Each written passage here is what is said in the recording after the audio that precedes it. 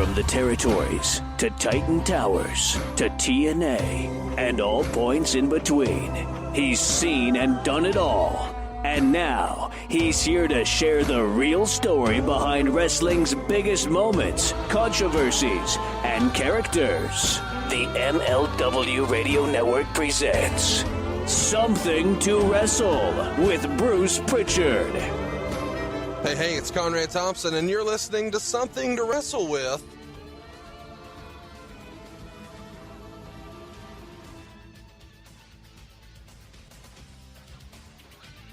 Bruce Prichard. Bruce, what's going on, man? How are you? It's a beautiful day in the neighborhood, by God. Coming to you live from the Conradison Studios here in Huntsville, Alabama. Man, I got to tell you, this is something I've wanted to talk about for a long time. The last Monday Night Nitro happened. It was March 26, 2001. Is this one of the highlights of your career, one of the top 10 moments? Yes, absolutely. It was history in the making, and I got to be a part of it. And it's kind of a cool story because it was a big deal at the time, but in hindsight, man, it's an even bigger deal because the wrestling business changed forever that day. And I don't know that people really grabbed I don't know that people grasped the gravity of the situation at the time. I mean, it was a big deal because it was the end of the Monday Night Wars, but I think people thought, well, something else will pop up. And nothing ever really did. I know TNA existed, but I guess it exists. You know what I mean? It's just, it's not the same. No, it's not. But at the time, it was an end of an era, and it was a situation that had come to a head like a big nasty pimple, and it all just popped. And then after you cleaned it up, you realize, wow, there's not much there.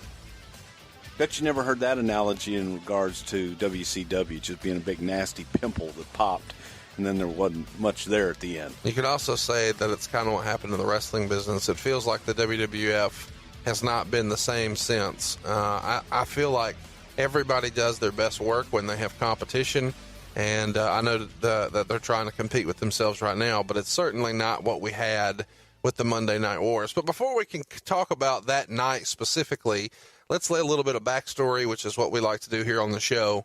Eric Bischoff was quoted as saying, towards the end of 1998, around August, it started to become very apparent to me that Time Warner and their conglomerate didn't really want WCW to survive. It was obvious to me because of the things they were doing to us, reallocating budgets that had been already allocated and cutting budgets that had already been approved 6 months or a year in advance. Bischoff would go on to leave WCW in the fall of 1999. And when he came back in the spring of 2000, he realized that WCW was just not going to survive this new AOL Time Warner merger. So he starts pitching Brad Siegel on selling the company, meaning if he didn't want to fix it, maybe he should sell it. So by late 2000, Siegel finally agrees, and Eric starts to shop for a deal. Who Bischoff found were Brian Bedall and Steve Greenberg of Fusion Media Ventures, and they founded the Classic Sports Network in 1995. And then sold it to ESPN a couple years later for $175 million. So these guys have some cash, and they're familiar with sports entertainment, and they're familiar with television. So Bischoff winds up raising $67 million with Fusion Media Ventures to purchase WCW, and this all happens at the end of 2000. And somewhere around here, a new wrinkle is introduced where Siegel wants 10 years of the programming for TBS as part of that contract. And Ted Turner is supposedly furious at the decision to sell and demands the programming does not wind up with Rupert Murdoch or Fox Networks. Of course, knowing that Ted Turner has a hard-on for Rupert, Bischoff reports meetings with Fox and FX, probably to just lock down the TV deal. Now, I'm freestyling that as a guess, but don't you think that would be the smart play here, Bruce, if you know for sure that Turner doesn't like Rupert Murdoch and you as Bischoff are wanting to lock down the TV contract? Doesn't it seem like something you'd float out there? Well, sure, I would float it out there anyway just to make the deal more appealing. Sure. But truth be told, at the time, Turner with AOL was on his way out. Absolutely. In 2000, WCW lost around $60 million, a significant amount of money, the most any wrestling company's ever lost in a year. Got to be, right, Bruce? I would think so. So they do away with house shows and combine the Nitro and Thunder tapings as a cost-cutting measure. It's worth mentioning here, Bruce, that they were averaging a 2.4 rating in the last quarter of 2000 and only doing a 2.1 towards the end. By the way, Raw this past week did a 2.97. Roll Tide. Wow, look at you. You've been in Alabama like long that, enough now. We're getting a little exactly. Roll Tide action. Roll Tide. We got to explain that one day to our viewers. No, they'll figure it out. Okay. It's worth a Google. 2.4. This is viewed as the death knell. Like, oh, my God, there's 2.4. Shut it down. Now, obviously, they're losing cash, too. But, I mean, we're at 2.97 now. Yeah, I know. But the landscape, the television landscape at the time was different. There weren't as many. There's still, it's hard to believe in 2016 years ago, we thought we had reached the limit of our channels for television, our choices for entertainment. And now you look at the choices for entertainment with Netflix, DirecTV, and all the different streaming services that are out there. And we thought it was bad back then. Yeah. So you had it was a different time and a different landscape in the television business. Let me save you the tweets. DirecTV existed in 2000. I understand that, but DirecTV, they have on demand now. Yes, and they're on demand. I knew what you meant. You knew what I meant. But thank you. Thank you for saving me the tweets. Some tweets, because my thumbs are fat and I'm old, as Conrad says, and every time that I mistakenly think I'm answering a message and I'm actually tweeting, and he will just look at me and say, "This is what happened when old men tweet." Yeah. Or email, or anything else. Or anything to do with, the new wave stuff. Well, There's this new wave stuff, email. One of the things I want to talk about with the television ratings here is because of the Monday Night Wars, and that's what I have to credit it for, so many wrestling fans are really enamored and fascinated with ratings as if it's the end-all, be-all indicator for business. And there's a whole lot of folks online who say, well, business is obviously down, talking about the current product, because the ratings are down. But God, I wish it was down back then as much as it is now. Oh, it's terrible. Good God. So let me just, let's just play this out for a minute. Why are television ratings significant? Well, television, then or now? Ever. Well, it gives you an indication of the size of your audience that's watching your program. No, come on. I'm talking about money. Oh, money. Well, advertisers, because that's what the advertisers, they base what they're going to pay based on the rating that your program is delivering. So the higher the rating, the higher the ad revenue.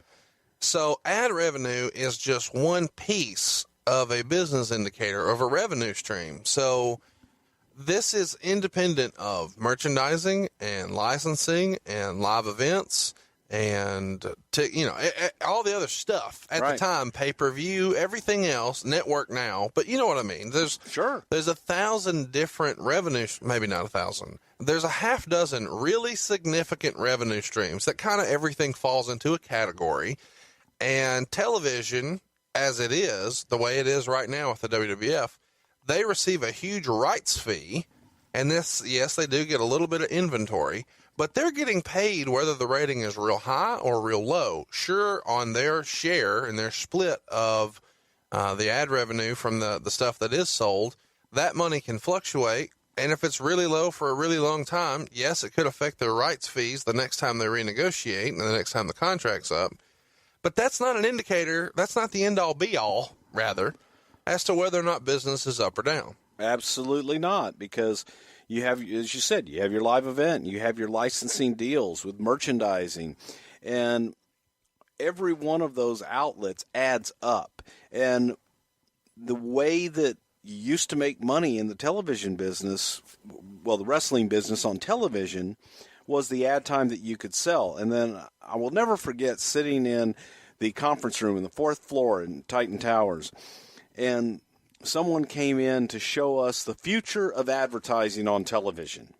And they took an Olympic program, and they took just feeds from the Olympics, and they showed us about how the 44-yard dash was brought to you by McDonald's. Citibank sponsors this replay, and every breath out, every as a sponsor line was a sponsor.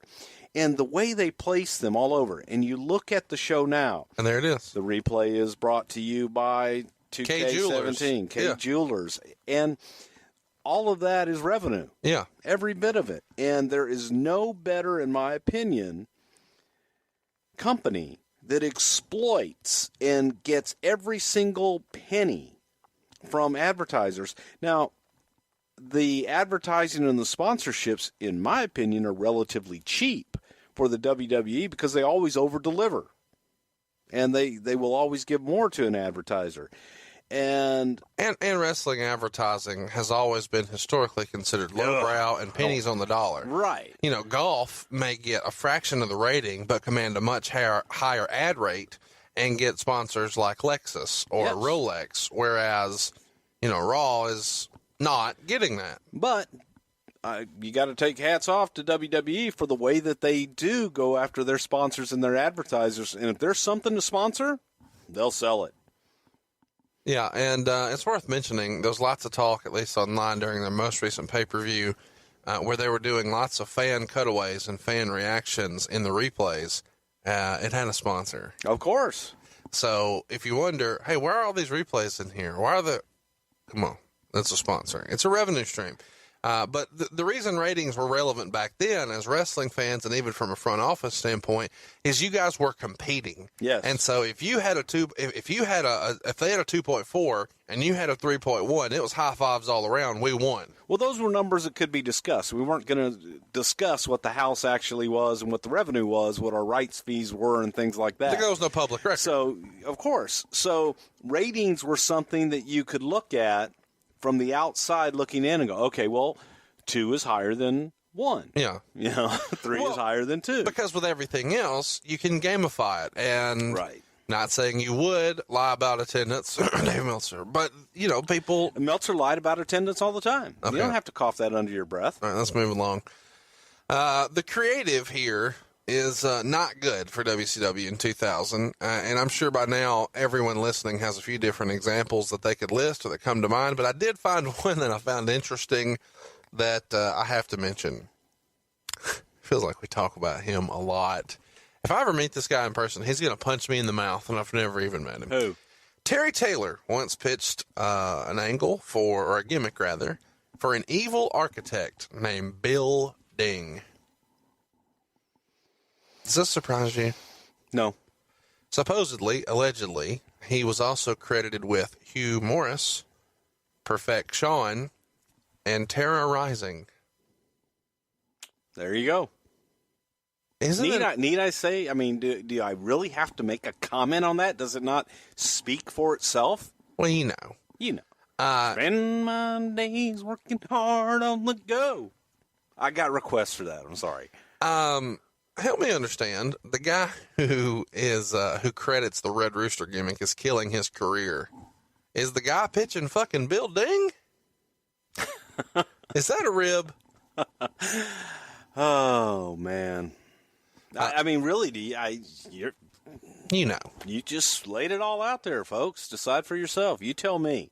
As a frame of reference for the popularity of WCW around this time, the WCW magazine has around 47,000 subscribers at the end. That seems like a lot for a WCW magazine. I didn't even know they had a magazine. Well, a lot of people didn't. So here we go. January 11th, 2001, Bischoff and Siegel host a 45-minute conference call to announce the deal, and Siegel says that Turner never planned to sell, but the offers poured in, including from the WWF. And that very same day that announcement is held, the AOL Time Warner merger goes down. One of the new demands from Time Warner and their side is allegedly a 12.5% stake in the company in terms of profit sharing, but no financial obligation should company losses continue to occur. What's your thought on that? Hey, if you do good, give me 12.5%. Give me some money. Yeah. Amongst the offers, beyond just the Bischoff one and the WWF, was a name that we've talked about quite a bit on the show, Mr. Jerry Jarrett. I can't. And this is kind of shocking to me. I don't know why, because a year later he would roll out TNA. But he's supposedly being funded here by the investment firm that helped take the WWF public a year prior.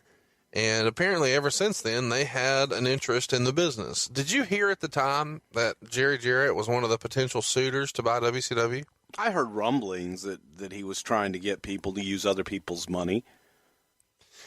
Hang on now. No, I did. That's what I heard. But you kind of said that in a shitty way. Did I? I heard rumblings that he was trying to get to use other Well, he people. wasn't going to use his own money because he doesn't have enough confidence in himself to spend his own money to go out and gamble on him running a company. I'm just curious. You know. How was WrestleMania funded? Hey, but they succeeded, didn't they? I'm not...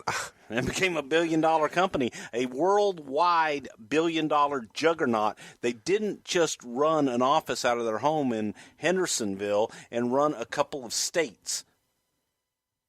How many states did the WWF run when Vince bought it? God, a bunch. You're just fucking ribbing me now. No, I'm not ribbing you. Why would I rib you? Well, because it's what you do. Okay, more than Nashville, Tennessee did. You're just going to be this way the whole show? You damn right I am. Okay. I got my pouty shoes on. I'm going to be pout boy tonight. We're talking about Jerry Jarrett. Are you going to give me something before we move on? Well, no, I just, we did hear rumblings, but it's laughable. It's laughable because we had already dealt with Jerry Jarrett. We had been around his expertise and his great mind. And the thought of him running it was like, oh my God, it goes from bad to worse. So the thought... Me saying, are you going to give me something, wasn't so I would get that. What? I mean, what do you want? I'm saying Had Jerry I heard Jarrett. rumbling? Yeah. I'm saying Jerry Jarrett. This is a cue for you. You know. If we were, if they were looking for a chicken salad recipe, maybe. Help me understand. What do you think if you were to have a conversation with Jerry Jarrett? Let's pretend I'm the investment banker, and you're going to call and ask for the money, okay? Okay. Ring. Hello, this is Conrad. Huh? This is Conrad. Oh, hey, Conrad. Hello, who am I speaking with, sir? Huh? This is Conrad Thompson. I run an investment firm here. Can I help you with something, sir? Oh, well, this Jerry. Jerry who, sir? Well, Jerry Jarrett, Mr. Jarrett, how can I help you, sir? We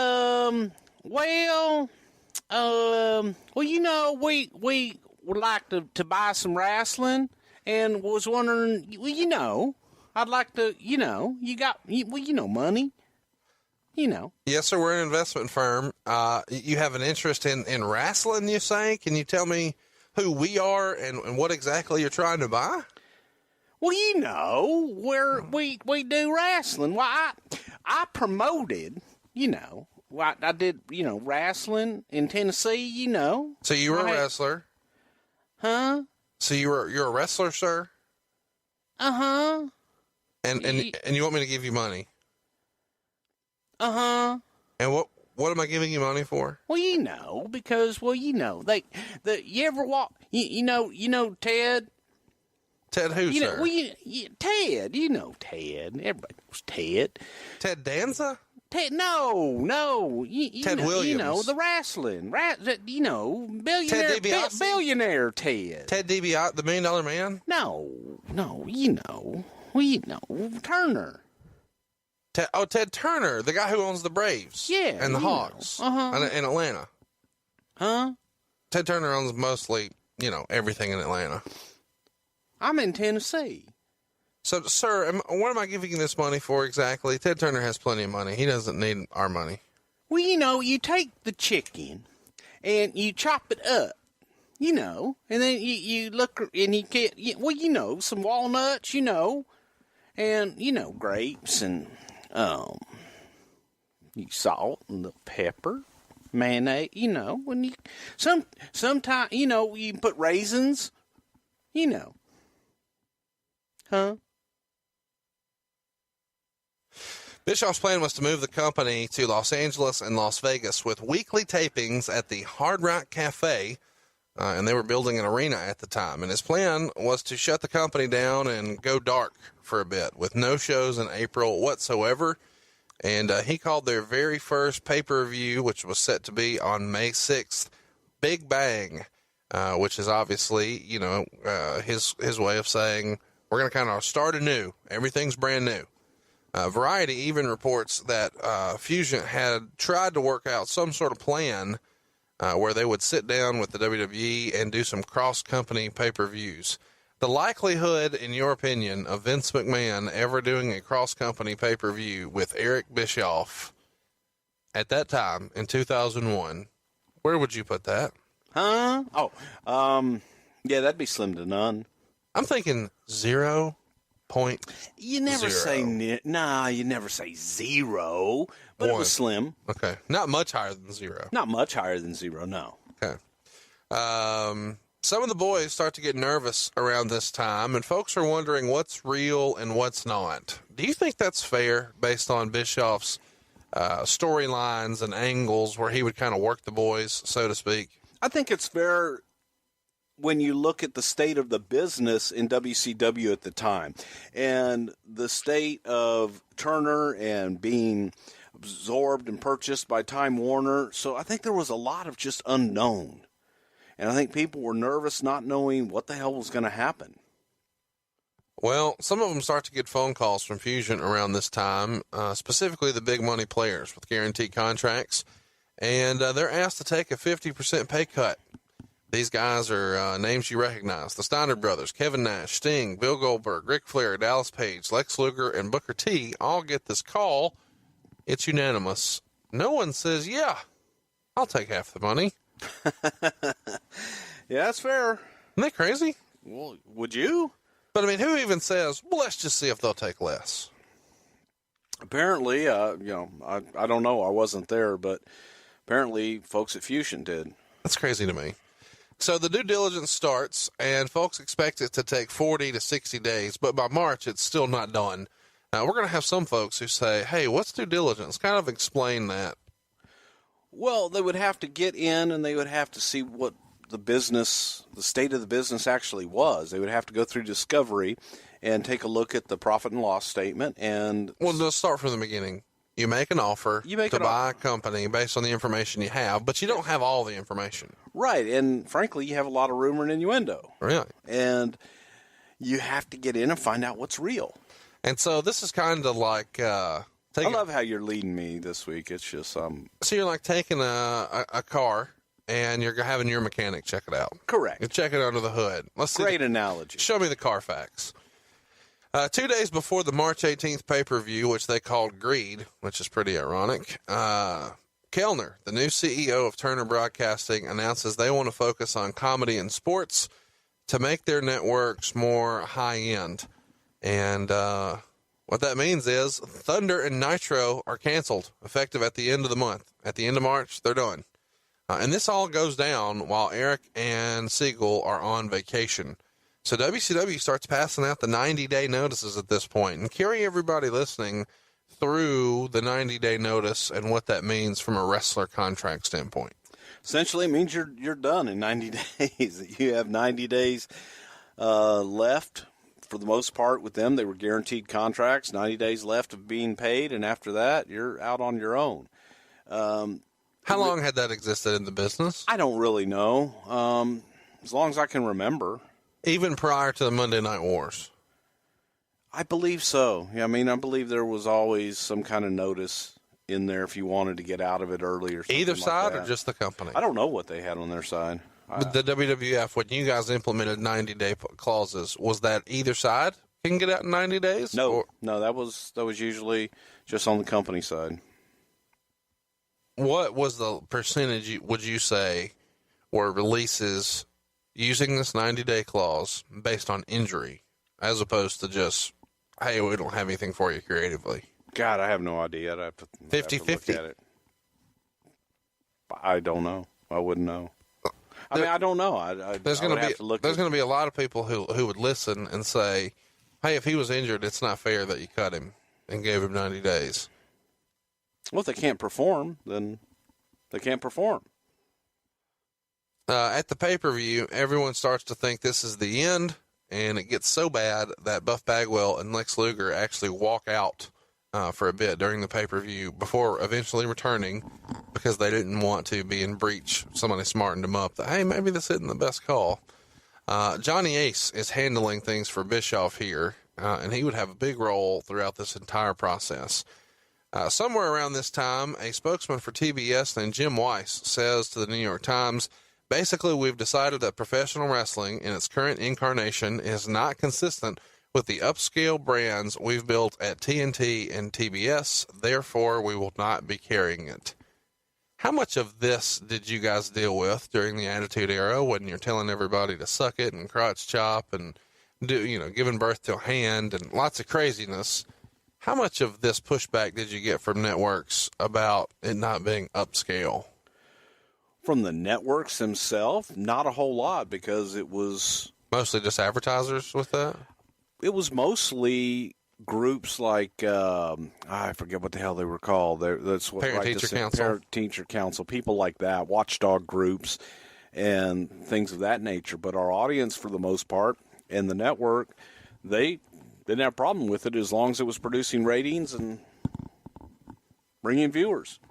The next day, after the pay-per-view on Monday Nitro, Bischoff calls into the show and says, quote, many of you may know that for the past 6 months, I've been working with a group of people whose goal it was and is to acquire World Championship Wrestling and to grow it once again to become a competitive, dominant wrestling organization worldwide. But recently, we've hit a couple of roadblocks that may be, in fact, brick walls. Do you remember seeing this episode of Nitro? I do not. Did you watch it at all at the time? Not a whole lot, no. So tell me, kind of at the time in the Monday Night Wars, the rumor and innuendo are everybody, you guys, and WCW have a monitor of their show. Is that in Gorilla? Is that just in the truck? Or where? No, that was only in the truck. We didn't have that stuff going on backstage. So at this point, because there's lots Vince might have had one in his office, but for the most part, that was just in the truck. Yeah. So it's not like, they also had NBC and every other network on too. Yeah. There's a talent viewing room at WWE shows these days. Sometimes it's separate from catering. Sometimes they just put it on the TVs in catering, and that's where the boys kind of watch the current product. Was there ever a time where any of those showed the other show too? Never. Okay. I'm curious because this feels like something you would have watched on TV. There's lots of reports that since they had a West Coast feed or a replay, that guys would perform on Raw and then get to the hotel and then watch the replay on Nitro just to see what the other show did. You didn't do that, or you weren't doing it at this point? If we were in town and we were at a hotel that had TNT, sure, I'd watch it.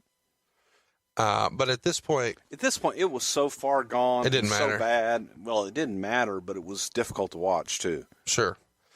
I'm just trying to get a feel for, during the Monday Night Wars, when you're in the front office and you're booking or your talent relations or whatever the hell you're doing, you're producing TV, what was your viewing schedule like to watch Nitro? If there was something to watch, I would, as you said, if we were in town and we were staying over and there was a hotel that had TNT, we would watch it in the hotel that night. Otherwise, when I would get back to the office, there were always tapes there. People that taped, that was before DVRs. So you would have somebody in production or in the studio tape it and then bring it to your office and you just watch it there? Yes.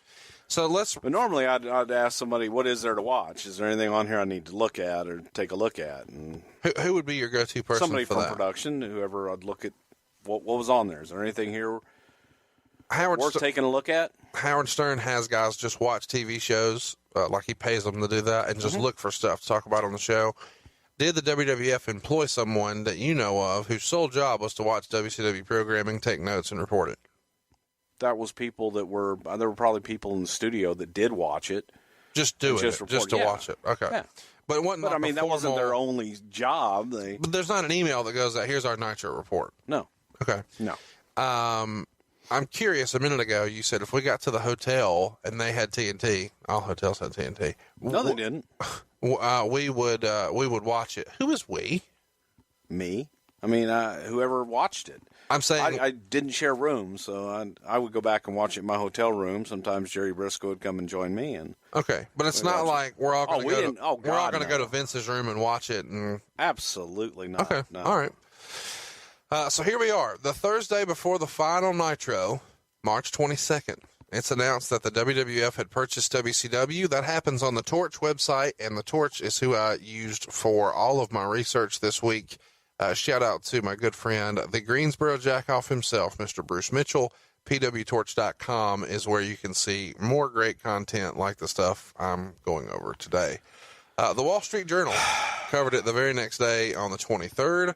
And supposedly, the executives and attorneys worked until the wee hours of that night on Thursday morning to get a short-form agreement in place. And the speculation at the time that was reported was that it was somewhere between $10 to $15 million. But in recent years, we've heard those numbers fluctuate, depending on who you ask, from $2 to $4 million. So before we talk about money, and you tell me we're not talking about money, tell me when you first knew for sure, hey, we're really a player in this thing, because it came out in January that you guys had made offers. But tell me about that, what you heard back then, maybe in November, December, January, and then when you knew in March, oh shit, this is a real thing. Well, I found out it was a real thing probably that Tuesday or Wednesday before it happened. What did you hear in late 2000, early January about Vince possibly making a bid? I don't remember hearing anything serious at that time other than there were feelers put out there, but there were ridiculous numbers that were reported at that time. 50 to 80 million. And he was not interested in that at all. Sure. I mean, there's no sense in it. No. The interest, just so it's clear, what we were interested in was if there was a possibility that it could remain on TNT, the time slot was interesting. Being on another network was interesting, and being able to take the brand and expand it on an already established time slot and already established network. So that was attractive at that time. When we found out that was not really going to be a possibility, it changed to the library.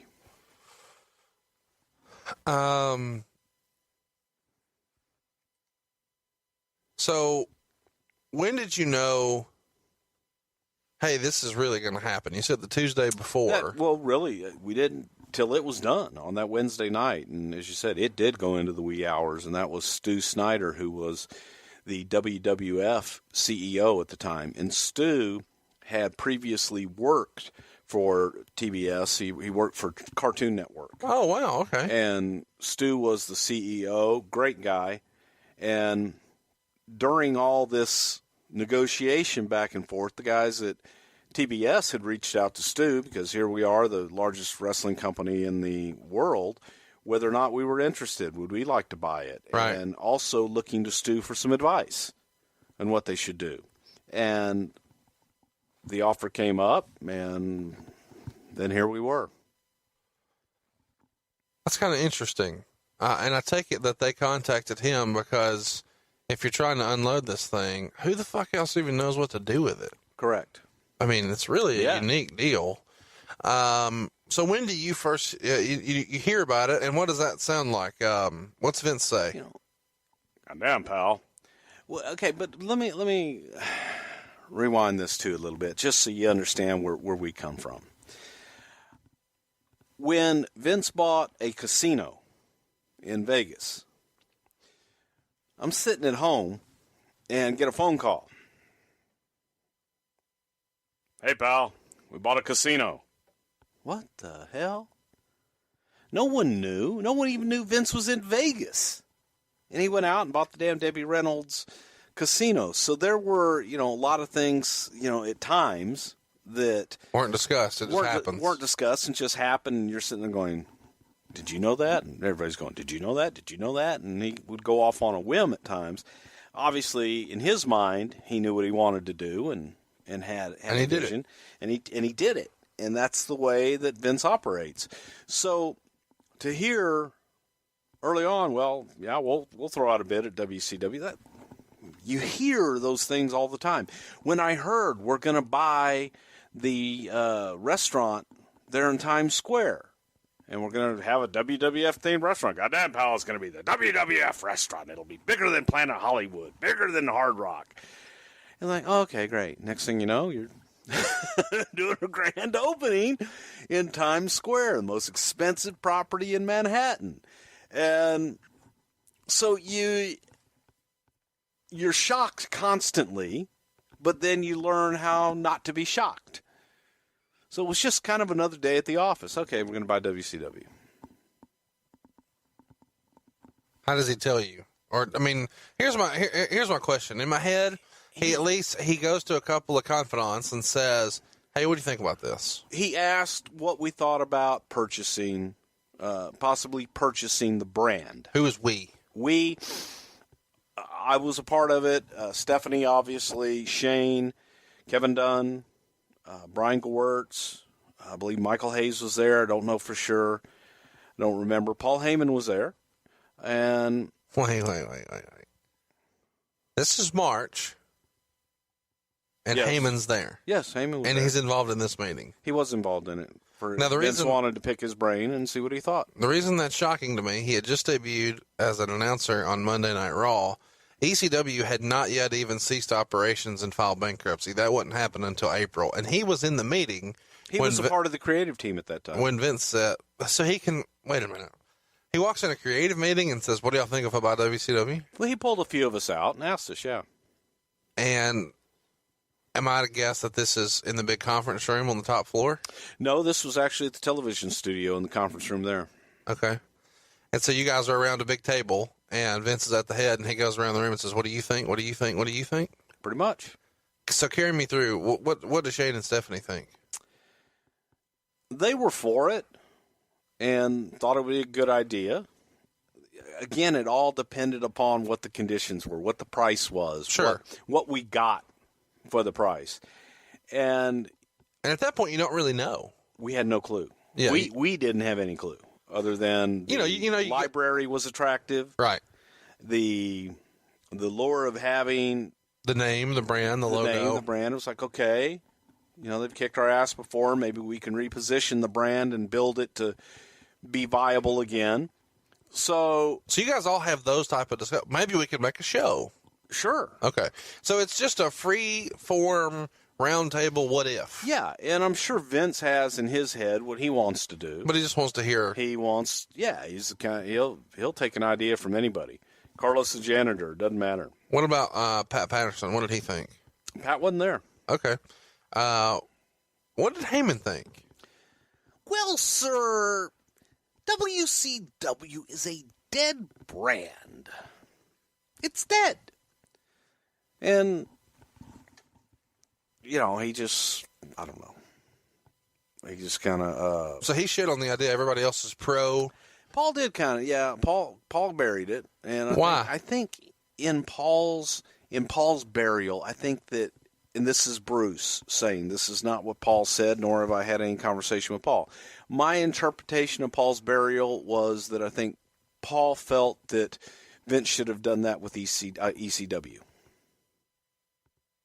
WCW is a dead brand, but ECW was a dead brand. Do what with ECW? Invest millions of dollars. Whatever money he was going to pay for WCW, take that same money, give it to keeping ECW alive. And that's my interpretation. That's my conjecture of what I kind of think that the underlying I'm a huge ECW mark, as you know, but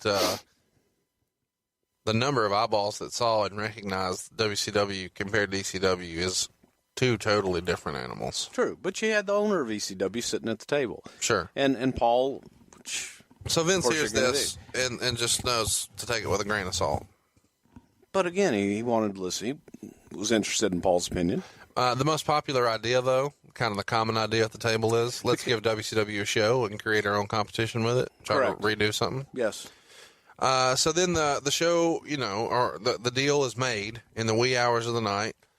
Is this something that we would have, there's the famous McDivitt. Would he have been involved in this, or is this not the group of attorneys that Vince would lean on for that? No, this was more the in-house attorneys. Jerry might have been involved in it. I don't know. But it was mainly Stu and I believe Frank Serpi. I know Frank Serpi was involved in it. Frank Serpe was the head of the finance. I think he was the head at that time. Might have been Augie, might have been Frank, but I know Frank was involved in the transition. Was there any gamesmanship to hiring a guy who used to work for Turner to be your CEO for WWF? Stu? Yeah. He worked for Cartoon Network. I mean, it wasn't like he was in WCW or anything like that, but he was a bright guy. But he's familiar with the inner workings of Turner Broadcasting. Yeah, but that didn't matter at that point. Well, I just didn't know. It was he was because he's not a wrestling guy. No, he had a hell of a resume for television. A hell of a resume, yes, without a doubt. I'm gonna ask because Roll Tide. The number that comes out at the time is 10 to 15 million, depending on who you ask. More recently, it's 2 to 4 million. Just nod up or down. It sure as hell wasn't 10 to 15. How you like that? See, I just talk numbers with you. Was it less than 4? Yeah. Okay. Was it more than 2? Not telling you. Okay. So it's less than 4. It wasn't nearly as much as everybody thought. When you hear the number, who do you hear it from? Well, we didn't hear a number. You know what? I did not hear a number till after the fact, and was shocked. I was shocked because you'd been hearing all these huge numbers. You've been hearing about what Fusion, like I said, the $60 million, $80 million. That's what I'm saying. And you're thinking, oh my God, how much did we pay for this thing? Right. And then when you hear what the actual number was, and you go, wow, okay, cool, Roll Tide.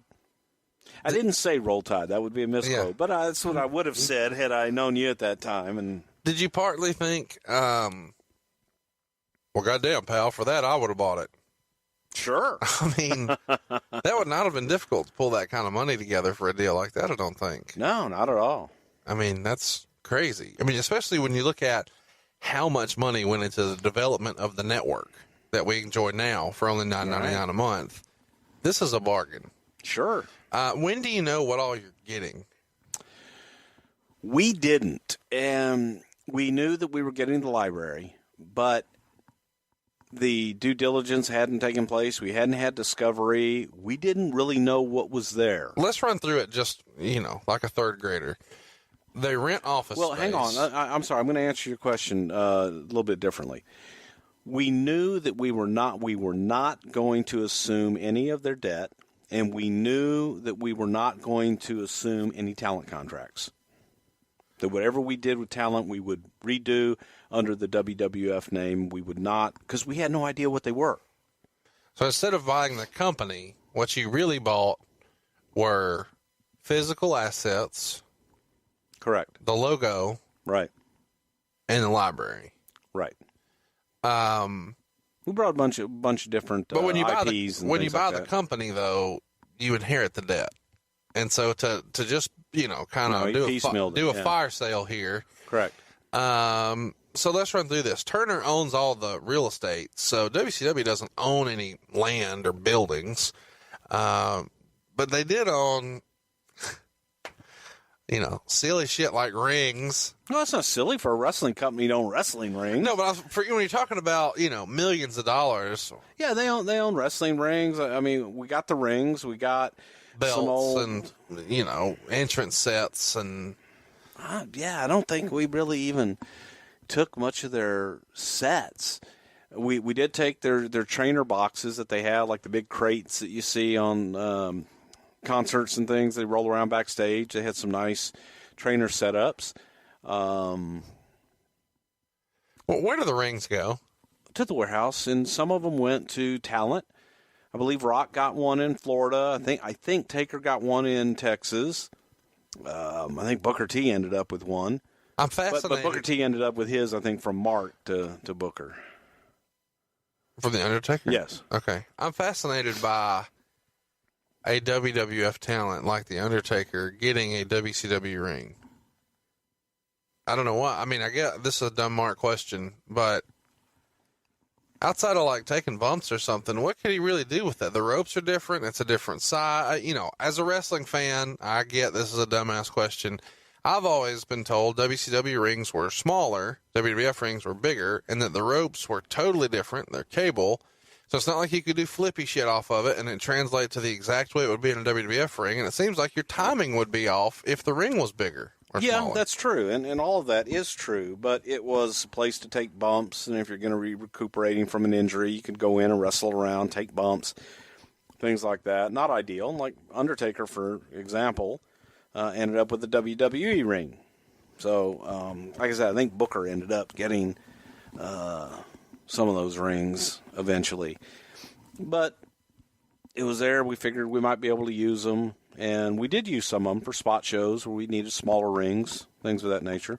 Wow. Use them for developmental, some of the places that had smaller venues. But I just mean in terms of a lot of, like if you bought a construction company, you're getting a bunch of machinery, you're getting heavy equipment, you're getting We got stuff. rings. You got rings. We got rings. Anything else you can remember you guys buying and getting possession of that you remember thinking, this is kind of cool or this is kind of silly? No, not that I can really remember. Do you, you've always been a title belt guy, like our great sponsor, Leather by Dan. Do you remember any of the belts you guys got and remember thinking, this is kind of cool that we have this? No. Okay. Honestly, no, they were. That's the only thing I remember being on TV that was really WCW. Aside from the big gold belt, there weren't really any cool belts. Yeah. And it's neat to see Shawn Michaels with that belt and The Rock with that belt. That's kind of fun. Without a doubt, that part's cool, but it was the rest of them were just belts. They're just props. Yeah. So Bischoff announces on this next to last Nitro that the final Nitro will be what he calls Night of Champions, and he invites all former champions to come to the final WCW broadcast on Turner, and the penny pinching at this point is out of control, and Brad Siegel insists on personally approving travel and talent for the final show, and they even lock down the office to make sure nothing is stolen, and there are reports of security checking briefcases and even frisking office staff as they left. Have you ever heard of some silly shit like this? No, but I can understand it. What would they be stealing, though? Who knows? Letterhead? Yeah, pins? I don't know. Who knows? Well, rumors are some folks still managed to get a workaround and wised up and just mailed stuff to themselves. That's classic. You can't leave the building with it, but, we'll pay for the postage to send it to your house. This is hilarious to me. Before the show, AOL starts offering, the final show rather, AOL starts offering guys who are on guaranteed contracts, a buyout. And let's kind of run through the money here, which obviously Bruce, wasn't privy to since it was an AOL deal. But allegedly, guys who were earning less than $500,000 a year would be offered 70 cents on the dollar as a lump sum. And guys who are earning between $500,000 and $1.5 million would be offered 40 cents on the dollar. And guys who made more than $1.5 million would only get 30 cents on the dollar. And the Torch notes that that's just where the negotiations opened. But the idea here is if you accept, you're free to go work for the WWF. So you kind of get paid twice. You get one lump sum right now. And if it goes according to plan, you'd make way more going to work for the WWF. Which I guess is probably a good strategy for AOL, but it doesn't really work out. Nash says that he's just going to ride it out and then kind of feel out the WWF in 11 months when his contract is up. There's supposedly no interest at the time from the WWF side in Luger or the Steiners. Can you confirm or deny that? Well, there was no interest in assuming any of those contracts. But in terms of outside of that contract, like if they got a buyout and they were available, Luger never came. It never got to that point because they weren't available and they weren't taking buyouts. Yeah. Yeah. And so a lot of those guys don't. And Goldberg specifically, go ahead. And frankly, we looked at it as we understood. The guys were making a sick amount of money, and they got to sit at home and do nothing and check the mail and get a big check. And there was no problem with that. Yeah. It's hard to argue. Goldberg had 2.5 years left on his deal. The year that WCW goes out, he was making $1.2 million. The next year, he was scheduled to make $1.7, and the third year of his contract, it was $2.2. So when he gets the call from AOL to make this offer, he very politely says, "Fuck off." How do you politely say "fuck off"? Well, I'm being facetious. Well, So here we are now. We're at the final Nitro, and Shane McMahon supposedly holds a meeting and tells the boys that there will be a WCW TV show in about 6 to 8 weeks, but all the details are not yet ironed out and to be patient. At the same time, in Cleveland, Vince McMahon is holding a meeting at TV to tell the WWF crew that this purchase would not affect their jobs. So you're not there in Cleveland, so let's talk about that first. Did you know that having a meeting with the guys to tell them, hey, everything's okay, this isn't going to affect your employment, was necessary? Oh, sure, because the talent, all they knew is, okay, wait a minute, they're buying WCW and they've got all those guys. Are these guys going to come in and take our jobs? You now have double the talent, perception-wise, that they're buying a company, so everybody thinks that they're buying the talent, buying the company, and all these guys are going to come in. What are you going to do with them? Right. So to reassure them and just let them know that you guys are all safe, you're good, and we really don't know what the hell we're doing yet. But the intention was never to thin the herd, if you will. Let's talk about the final Nitro. We're here. Tell us who went, when you knew they were going, what the plan was, what the directive from Vince was, and what your role was supposed to be that night. It's March 26, 2001.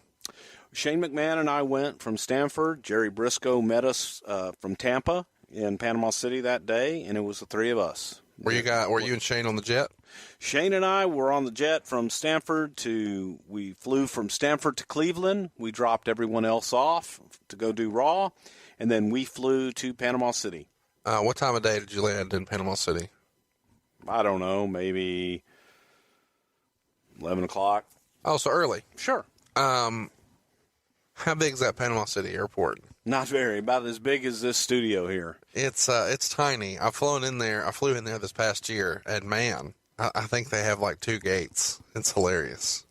Do they really? It's absurd. I thought they just had the one. It's tiny. Now, of course, we went tiny. into the private thing, but it was still like there's a damn difference. That's my point. I think it's all the same there.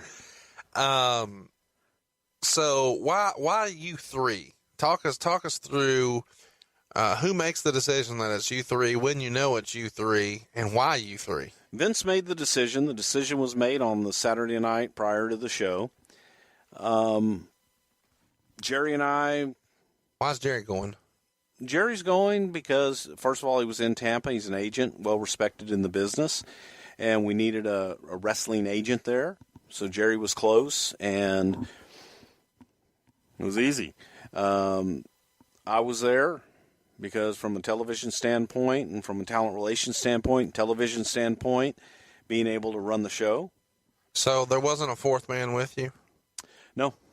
Oh, well, Tim Walbert. Tim Walbert was a director, and he was also someone who would sit in for Kevin Dunn as executive producer when Kevin would be away. Well, here's what I asked, because there's parts of this show that are simulcast, which to me means there's going to have to be a WWF rep in the WCW truck. And that was Tim Walbert. Okay.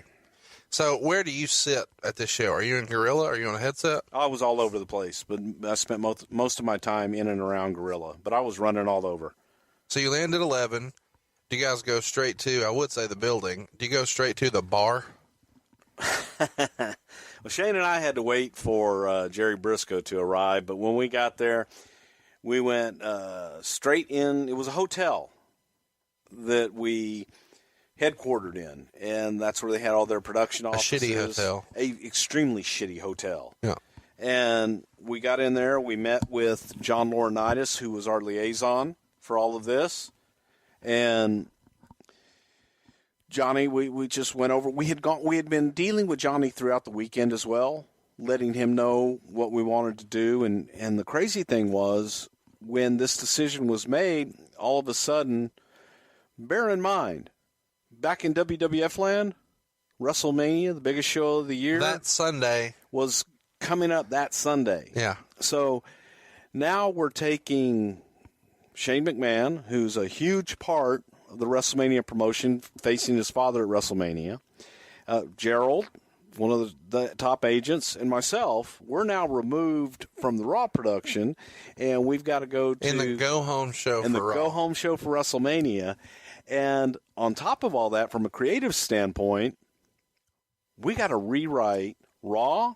We've got to rewrite SmackDown. And, oh, by the way, we have to write Nitro, too. So not only do we have to rewrite our 2 go-home shows for WrestleMania, we have to write the show of the people that we just bought. So it was extremely challenging from a creative standpoint and taxing in a lot of ways, but it was pretty cool. So you land, you get a rental car. No, we had a limo. Okay. We had a limo that. Where do you that find took those us in out. Panama City? It was there waiting on us. And you go in this limo to one of the shittier hotels in Panama City.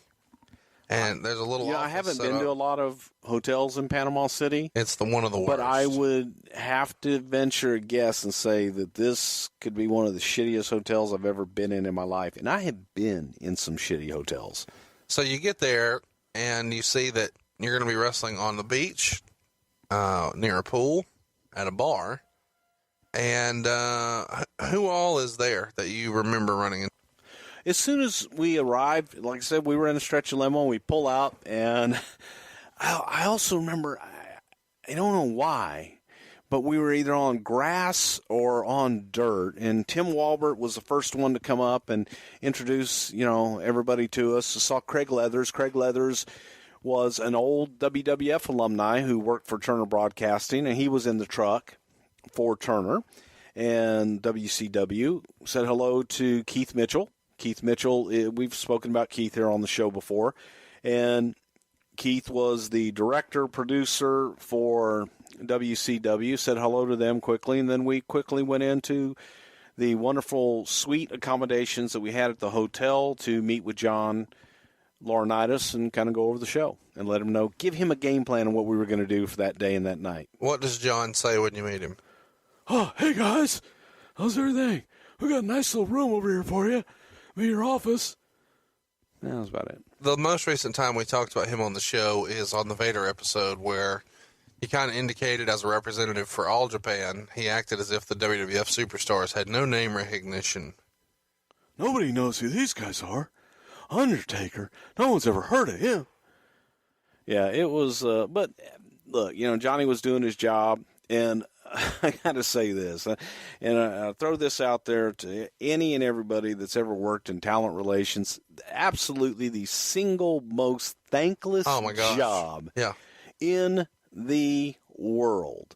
You get zero credit, you get all the heat, you're the biggest asshole, and nothing you do is right, and everything you do is wrong, and you're just a dumbass all the time. Should it be the best paid position in the office? It should be, because it is the most heat-seeking position in the office, without a doubt. What are your memories of Club La Vila? Try to describe that for our listeners who aren't familiar with the Redneck Riviera. You and I have talked about this off mic about, I don't remember a club per se. I remember the hotel. I remember a beach.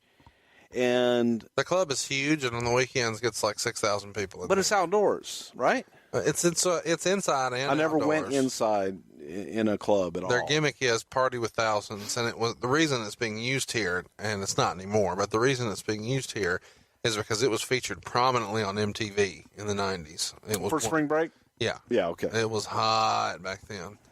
And by the way, a lot of fun to be had there in the 90s and early 2000s. Well, it was a drizzling shits that day, I'll tell you that. There's a shirt, drizzling shits. Hey, that's a thing in the business, too. That would get over it. So talk me through, on camera, Vince makes some sort of joke about how it's fitting that WCW's last show is in a redneck beer joint. Was that everyone's take on this? Well, it was obviously Vince's take on it. It was actually a shame, in my opinion. Absolutely. That the last Nitro is this shit. Is not in an arena, is not in a traditional setting. and that the last visual is on a beach with a couple thousand people in just a kind of crappy environment. And to me, that was a shame. And it was a shame for those fans of WCW. You want to remember it how it was at its heyday. Right. And its heyday was not on the beach at Club La Vila. Right. So that kind of sucked. When you know you're going to be at this show, I got to ask, is there anybody you're not looking forward to seeing? Not really, no. It's reported in the Torch that Shane McMahon had security. We were met at the airport with three plainclothes police officers from Panama City, and they came up, they introduced themselves and said, we're here, we're your security. And Shane was like, security for what? What the hell do we need security for?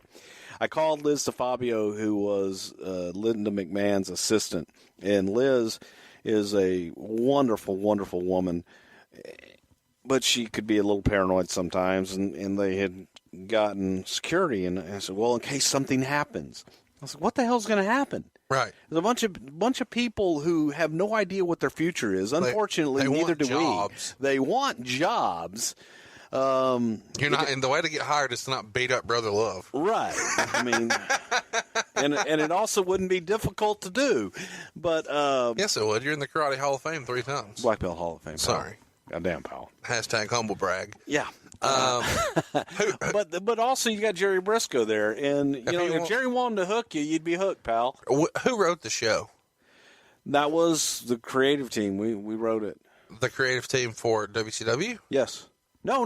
The creative team for WWF. Who from creative is there for WCW? Was Kevin Sullivan there? No.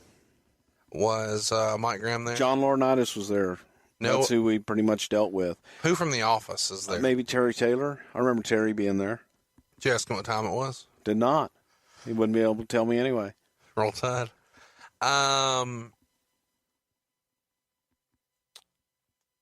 When you say we wrote the show, it's you, Heyman, Shane, Stephanie.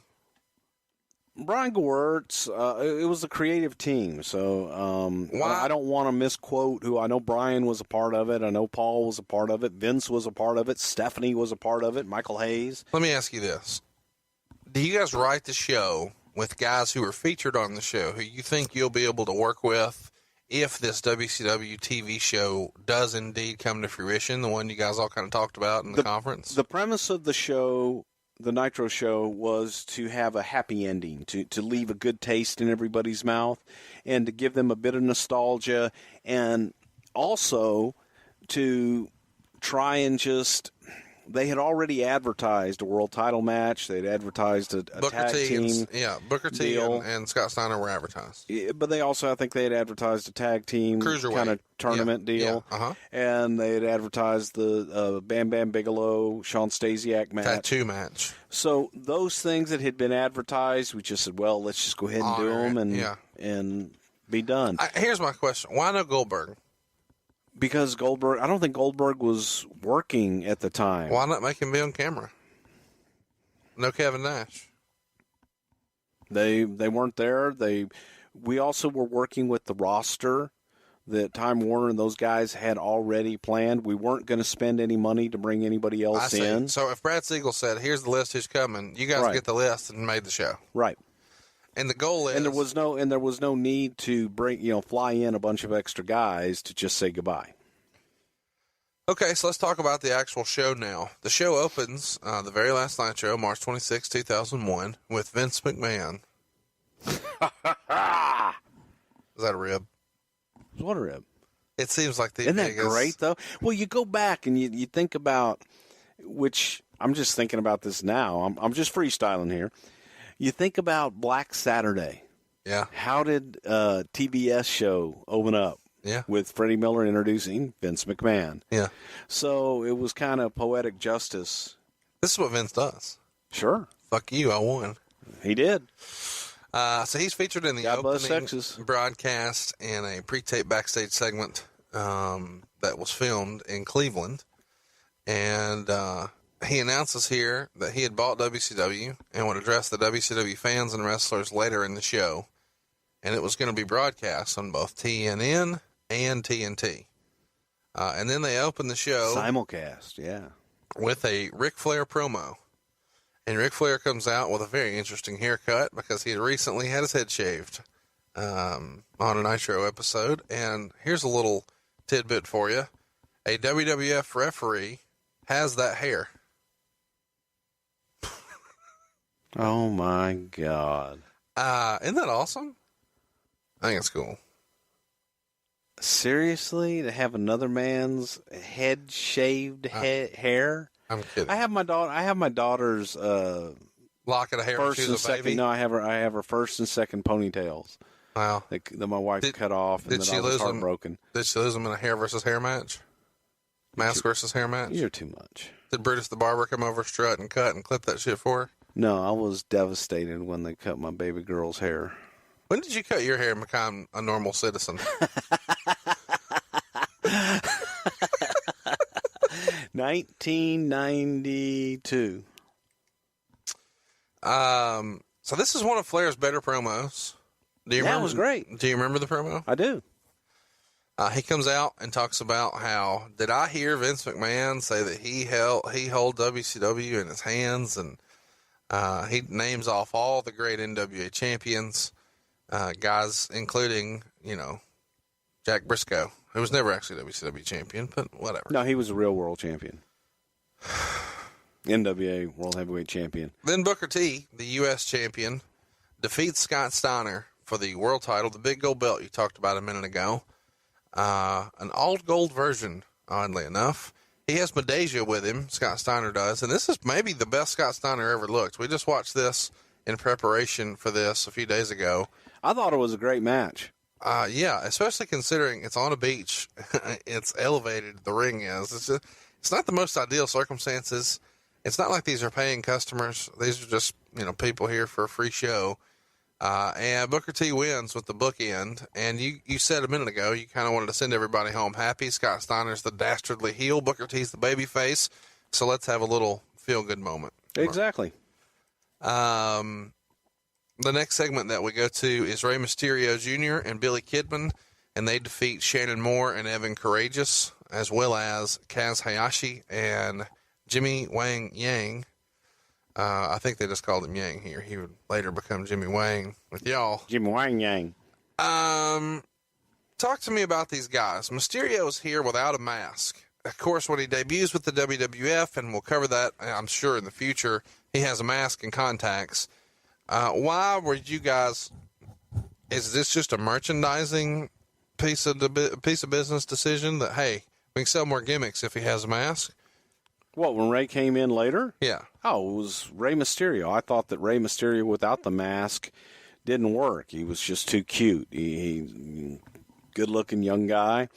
But the mask, there was a mystique about the mask, and that's who he was.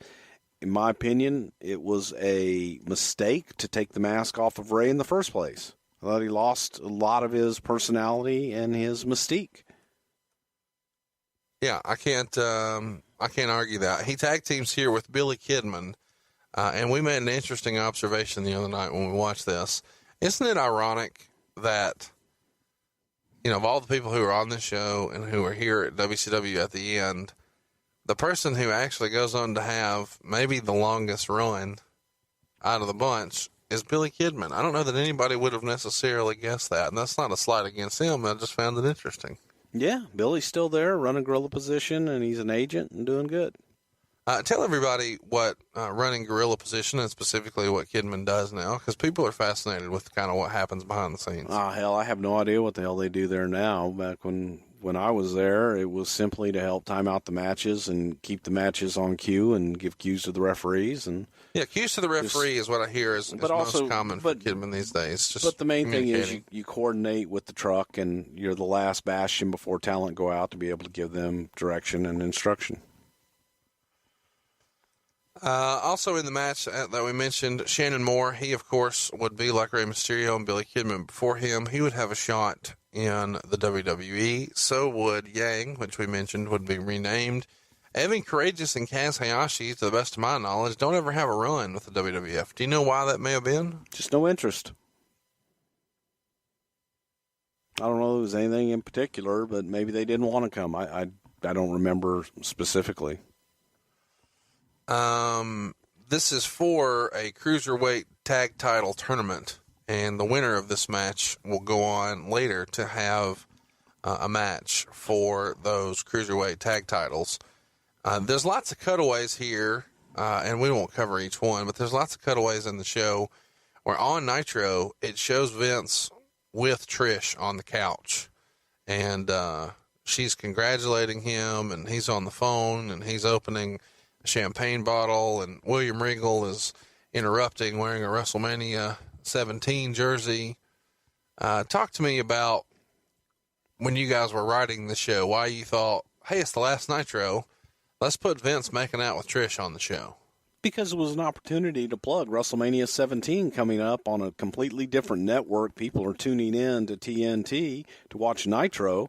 We now own it. We're going to plug our biggest show of the year coming up on Sunday. That's all. I'm not arguing that. But your method of doing that is showing Vince making out with Trish? That was a storyline. That was a huge storyline at the time. Why just that one and no others? Because you know what the culmination of the show is going to be, and you just want to get as much Vince on there as you can? Without a doubt. You want to build, the idea was to build the anticipation at the end with Vince.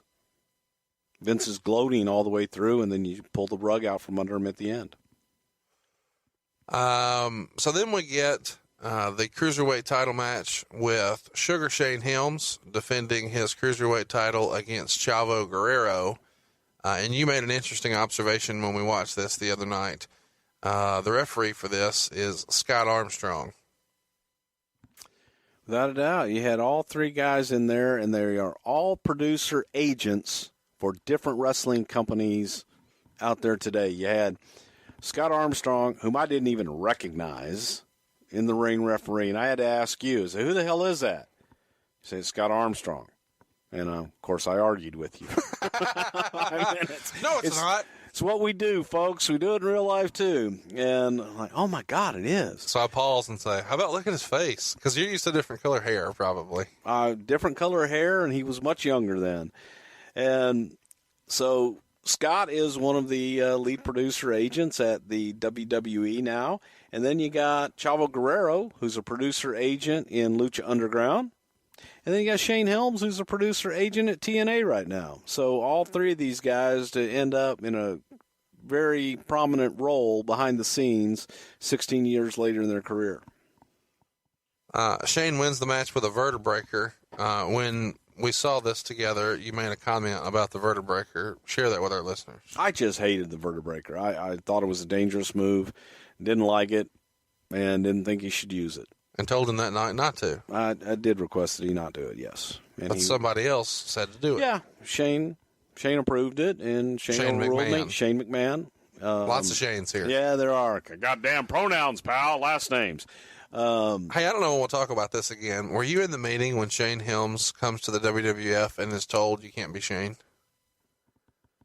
I don't know if I was in it, but I know that we discussed it. Yeah, I can't have two Shanes. It's impossible. God damn, you can't have two people with the same name. Change it. Well, I mean, it's confusing. What if we had Shane Helms wrestling Shane McMahon? Shane with an arm drag. Which one? Is that why you made him Dean Douglas, or just he owned Shane Douglas? Well, no, that was... it's pre-Shane being on TV. Yeah, it was...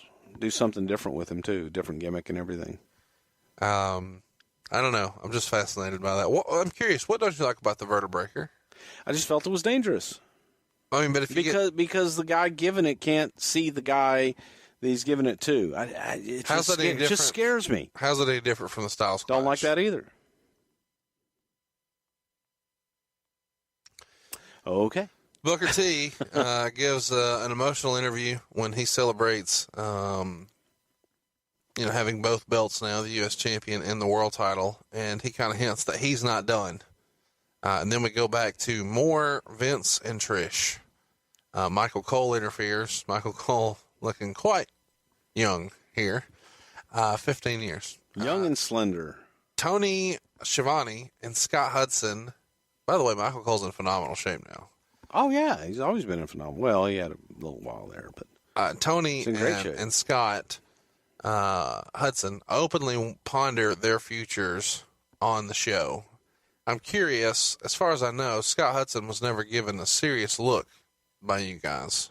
Was he? Yeah, we used him as play-by-play in the very first WCW I mean, Nitro Tony match. Schiavone, I'm sorry. Why would Tony have not? I mean, Tony is kind of the voice of WCW. I don't know. There wasn't a lot of interest in Tony. Vince was never a big fan of his work, even when he brought him in.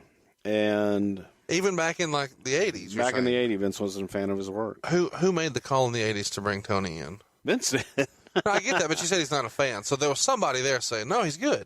Give him a shot.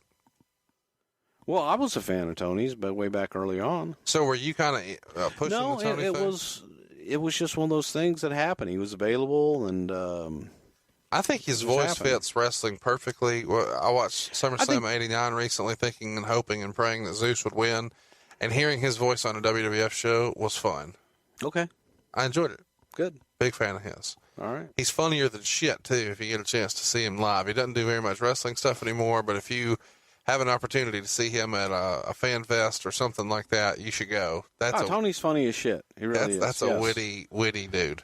Yeah, real life Tony's funny as shit. And he's a damn good baseball play-by-play guy. Lots of talk here and rumors coming out of this show that Tony went off script and kind of went into business for himself because he's got some pretty edgy commentary here. Is he on his own there? That doesn't seem like a Tony move. It feels like a directive from you guys. Well, it was a directive from us for them to be edgy, and we wanted to give that sense of uneasy. Like it's a hostile takeover? Yes. So, I thought he did a good job on it. He did a phenomenal job. I'm just fascinated that he never gets a shot. It feels weird that he just goes away. I don't know that there was interest on his part. I don't really remember. And he also had a contract. Maybe it was one he of just those. wrote it out. Yeah, maybe. Sure, why not? No, I get it. I'm glad to see he's doing some stuff with the network now. He hadn't done anything with there in a long time, and I think in the last couple of years he started to pop up on some just segments that, he belongs there. The next segment is also some rumors and innuendo. Palumbo and O'Hare are there in a tag team title match to face Team Canada, which is Mike Awesome and Lance Storm, who I'm a big fan of. Chat me up about O'Hare. All three of the others go on to have runs in the WWF, and O'Hare's there for a bit too, but lots of folks really saw something in O'Hare, and he never really becomes the main event player that a lot of people think he should have been. Why do you think that would have been? Sean, unfortunately, and I saw a lot in Sean O'Hare, but he was missing it. There was that intangible it factor that Sean was missing. We tried things. We put him with Piper. We tried a lot of different things with Sean, and he never connected with the audience. He connected here in WCW. He's a big dude. He's in great shape. He's doing the Swanton. He's got lots of moves. You say he connected, but he didn't draw money. He was a guy that did moves, a big, good-looking guy. But I don't know that he necessarily connected with the audience. He was put in a play. He wasn't put on top. Hypothetically, if they put him in a vest and gave him a Superman punch, could they make him look strong? We tried that. We tried a lot of things with him. I was making a Roman Reigns. I know what you were making, but again, it doesn't fit. I think Roman has more charisma. Oh, I'm not arguing that. I think Roman's tremendous. I'm just saying, you're saying Sean didn't connect with the audience. He doesn't. He didn't. He never made that connection with the audience. They didn't care enough to boo him out of the building. Thank you. They care enough to boo Roman out of the building. They care about Roman. Look, they didn't care about Sean. We don't ever talk about the current product, but real quick, have you ever seen a phenomenon like Roman Reigns in your life? I love it. Now, he's a phenomenal wrestler, and I think half the people booing him don't even know why they're booing him. They don't know. They just think it's cool. To do. Yeah. I mean, I'm just fascinated by that. But I go back to the same analogy, that at least they react to him. Half of my Smart Mark wrestling fan friends who tell me they don't like Roman Reigns, if I say, why don't you like him? They don't know what to say. Right. Boo, I just don't like him. Well, what don't you like? I don't know. Oh yeah, no, you know what we'll do one day, and I will talk about the travesty that is the whole Roman Reigns. Why people think they don't like him. Yeah, we'll get into that another time. I do want to state clearly for the record, Roman Reigns is a hell of a nice guy. I've had an opportunity to meet him a few times. He could not be nicer. Great family, great dude. Rick thinks the world of him. He's always been super cool to me. Hard worker. Gets a bad rap. Okay, so this match is over. O'Hare wins with the Swanton Bomb. And then we get a review of the Stasiak Bigelow feud. And Stasiak, in his corner, has the hottest property that you guys would get from this show, or from this match anyway, Miss Hancock, who would go on to be Stacy Keibler. Did you know when you met her that day, hey, this girl's money? Yes. What was it about her that stood out to you as being... She was beautiful and had legs that wouldn't quit. Roll Tide. And she was so nice, had a very naive air about her, but she was strikingly beautiful in real life with no makeup on or anything, and as sweet as the day is long. Bambam Bigelow here. This is a tattoo match. It's worth mentioning. Who booked this shit? I guess Russo and them were doing it at the end. I don't know. So that was one of those that we inherited. The gimmick is, if Bigelow wins, he gets the tattoo Stasiak, who was running around saying that he had the perfect body and blah, blah, blah. Bigelow wrestles in a t-shirt here. What did you think of this match, Stasiak and Bigelow? You know, it's sad because Scott Bigelow was a friend of mine, and I loved Bam Bam. It was sad to watch, and I really didn't remember it until I just watched it. And it looked like an indie guy trying to be Bam Bam Bigelow is what it looked like to me. Because he had the big T-shirt on. He didn't move like Bam Bam did. He was heavy. He was really heavy. And it just wasn't the Bam Bam Bigelow that I remembered. After this match, we abruptly cut to William Regal hyping up WrestleMania 17. And then Regal buries WCW, just wanting to make sure that Vince knows what he's buying and do you really want to buy it. When they come back, Schiavone makes a smart comment about Regal. That was scripted, right? Yeah. Okay. DDP gives an interview where he promises bigger and better things and thanks the audience for allowing him to be Diamond Dallas Page. It was a pretty cool segment. I'm glad that they allowed him the opportunity to speak to the audience because he was Mr. WCW there for a little bit. And then they run a really cool video package of all the former NWA and WCW world champions. I thought it was nicely well done. Do you know if WCW did that or did you guys put that together? No, WCW did it. Those packages, the WCW packages and all that, that was all on their side. Then again, we go back to Vince, and he lets us know it's about that time. And then we get another match. We get Elix Skipper and Kid Romeo tagging against Rey Mysterio and Billy Kidman for what is probably the ugliest set of tag team title belts in history. The WCW Cruiserweight tag titles shortly lived. They don't get a lot of play here. And the match doesn't get very much time either. Under 5 minutes here for this tag team championship. Elix Skipper, did he ever get a serious look by the WWF? I don't really recall. It was, I don't remember.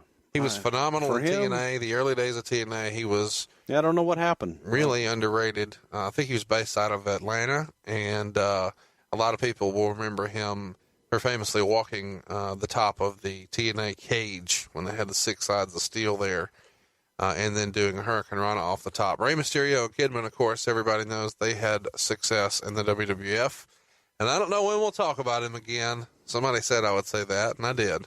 Kid Romeo. Your thoughts on Mr. Kid Romeo? Don't really have any. Me neither. Let's move along. And we will never talk about him again. I mean, I'm not burying the guy. I don't know when he'll come up. Like, he ain't winning a poll the whole time. Then we go to Sting, who does a backstage promo. He tells us it's showtime. Did you think at this point Sting thought this is his last match ever? I don't know if he did or not. Sting is an emotional guy, but yet very understated. And he's about as calm and cool a cat as you're going to find. How many times had you met Sting? I knew Sting when he was in the business 3 months in Mid-South, the old UWF. That's not what I care about. How many times did you talk to Sting when you worked for the WWF? A couple times. Okay. You talked to him in person or on the phone? On the phone. Well, both, actually. Okay. And so here, this isn't an uncomfortable meeting. Do you say, you think we can put something together? And he says, send it around my contract? Did not even discuss it. Really? Did not even discuss it. He's the biggest star on this show besides Ric Flair. Right. Would you agree? But we didn't know, again, we had to be very careful what we said. What we did say, what we didn't, what we could say, and what we couldn't say. And because the deal's technically not final. I mean, it kind of is, but it's kind of not. And I didn't want to say, hey, man, we'd really love to have you. When, after we look at everything, nope, don't want to touch that. We just had to be very careful what we could and couldn't say legally. And we were walking on eggshells.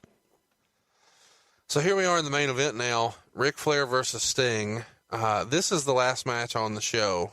Why this match last rather than the world title? I think if you look, and this was coming from a historical vantage point, if you look at going back to when WCW really took off and the two stalwarts, when you think about WCW, you really would think about two names, and that was Sting and Ric Flair. And back in 1988, for the first, what was it? Clash of the Champions. Clash of the Champions. When they had their first big match that was a classic, it was Sting and Flair. They had a legendary rivalry all throughout WCW, and we just felt that was a good way to kind of close the door on the old WCW with one more match. And here it is. It's kind of interesting. The first Clash of the Champions, the first Nitro, the last Nitro, and I guess this is technically the first Night of Champions. Ric Flair versus Sting. It goes about 7 minutes. Sting wins with a Scorpion Deathlock. Rick wrestles in a T-shirt. Yep. Rick's never wrestled in a T-shirt before. Why did he wrestle in a T-shirt here? Well, Rick had been in a different role up until that point, and Rick had not worked in his gear in quite some time. And he had been having matches in his suit and been going out and doing comedic skits and hadn't wrestled in a match in a long time. Hadn't wrestled in boots even at that point. He was doing a lot of stuff non-wrestling oriented. So Rick wasn't in the best shape. He wasn't in classic Ric Flair shape. And I don't think Rick wanted to go out and take his shirt off and people go, oh my God, he's out of shape. So he wanted to wear a shirt. And I didn't care what the hell Ric Flair wore in the ring. He's Ric Flair. Right. And no problem. Do what you need to do. And he was more comfortable that way. And we wanted everybody to be comfortable. And I'm certainly not going to dictate to Ric Flair what the hell he wears in the ring to go do what he does. So we didn't have a problem with it. Give it to me. What's that? There's an interesting Ric Flair story from the last Nitro. Oh, Rick didn't bring his gear. But the gear's there. So fill in the blank.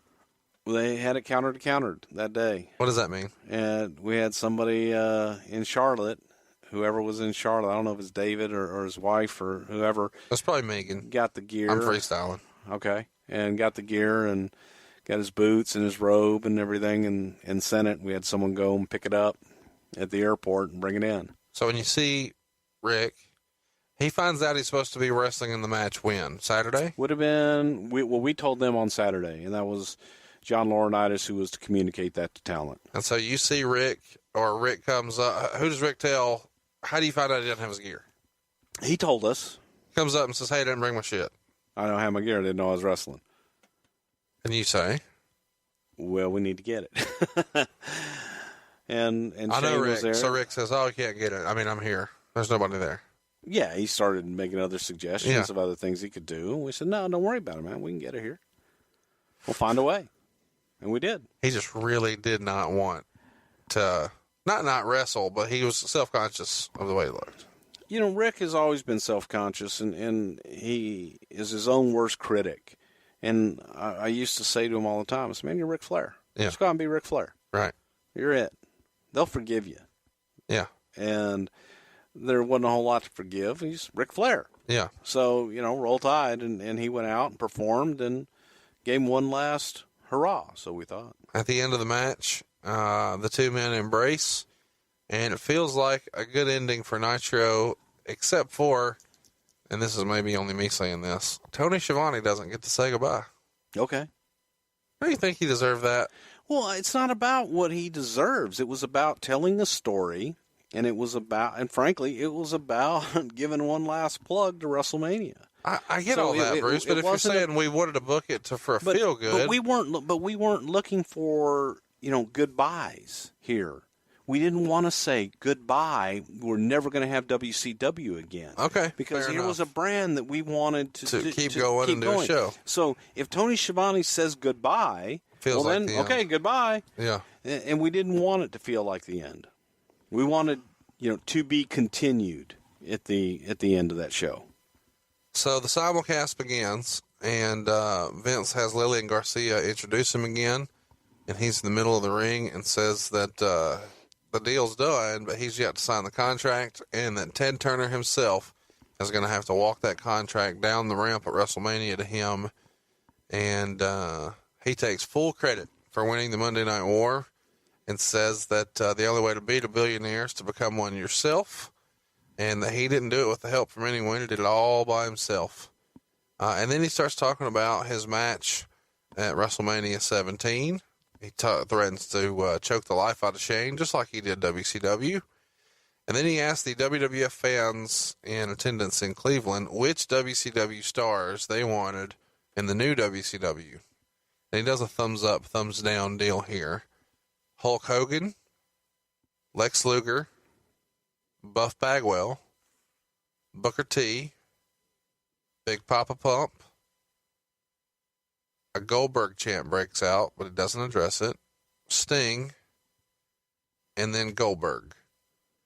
The crowd probably went the most insane for Goldberg, and given what we've seen here in 2016, makes a lot of sense. As he runs through the list, though, Hulk Hogan gets another shot. Lex Luger does not. Buff Bagwell is there for a cup of coffee. Booker T's there. Big Papa Pump's there. Sting eventually. And then at the end, he finishes by saying that he's firing everyone associated with WCW and claiming that WCW will stay buried. And then Shane's music hits, and he appears in front of the live Panama City crowd for Nitro. And this is a pretty big deal when this happens. And he says the name on the contract is McMahon, and that it is signed, but it's Shane McMahon, not Vince McMahon. And then they run a promo on both shows, including Nitro, for WrestleMania 17. I'm fascinated by this because, and I only learned this in doing my research here, Vince asked Siegel about this simulcast possibility and was supposedly surprised at how easily he agreed to this. When do you find out that the simulcast is an idea and then, hey, it's happening? Probably Thursday or Friday. So right after the deal's made. Okay. Yeah. Triple H was given credit for the idea of the simulcast. How fucking genius is that? Oh, it's a great idea. I don't know who came up with it. If he did, it was a great idea. Supposedly, Vince did not get permission to run this WrestleMania commercial at the end of Nitro. It wasn't agreed upon. But I guess at this point, he's bought the damn thing. What are they going to do? Right. Pretty slick. Well, you got to promote your show. The word on the street is that Shane was very down to earth and friendly to everyone. Just a good dude. Shane is a down to earth good dude. But even the WCW guys are reporting that at the time, and they were obviously nervous about that. Supposedly no intimidation or weird games or head games. And a lot of people have painted Vince with that picture over the years, but not the case here for Shane. No, Shane's a good dude. I mean, he is. Supposedly, Shane Douglas no-shows the show. That's what the Torch reports. Do you remember him being written onto the show? I do not.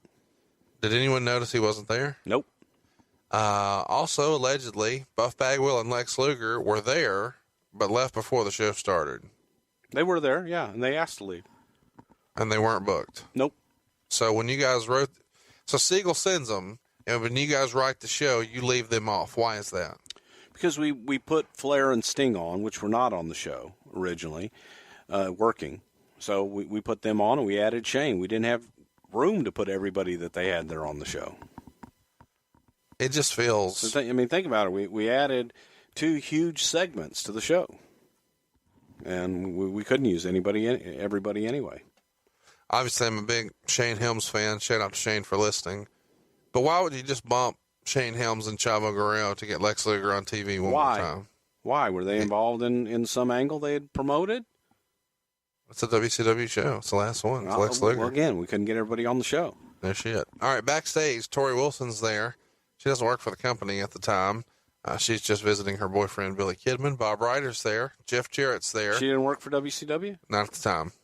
Oh. B. Brian Blair, Road Dogg. Wait, who else was there? I'm getting there.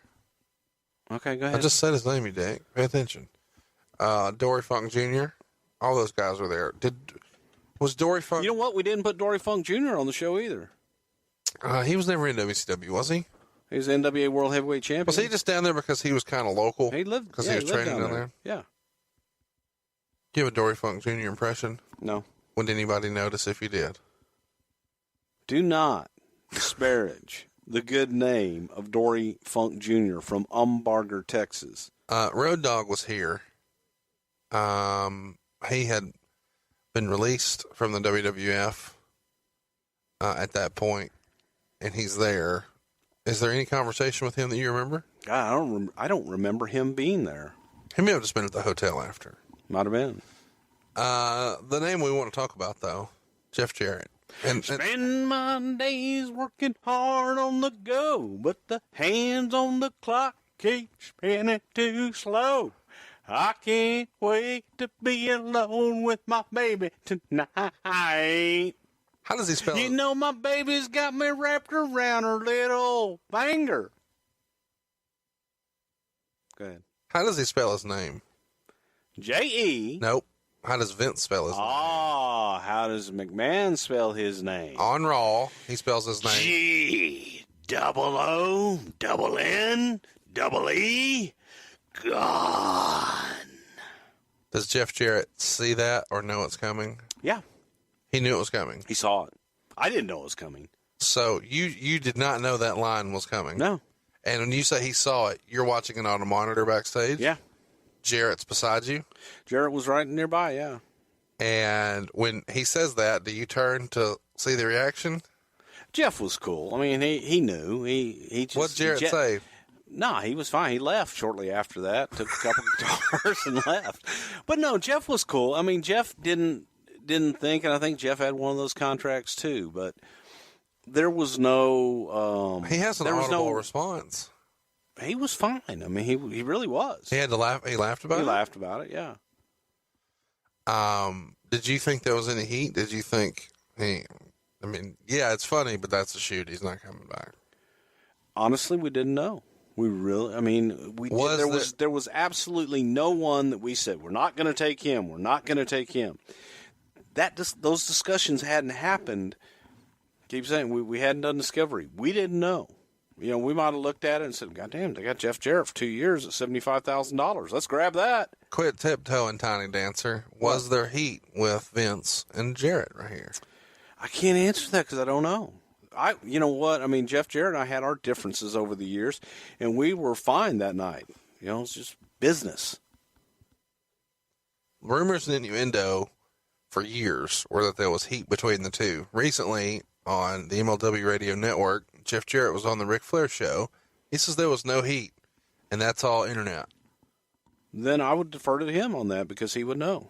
You're in the front office. Why are you acting like you don't know anything? Look, there was no heat. There was nothing from the standpoint of Vince saying, I don't want that guy, I don't like him. That didn't happen. So Vince only says the JOON just for humor.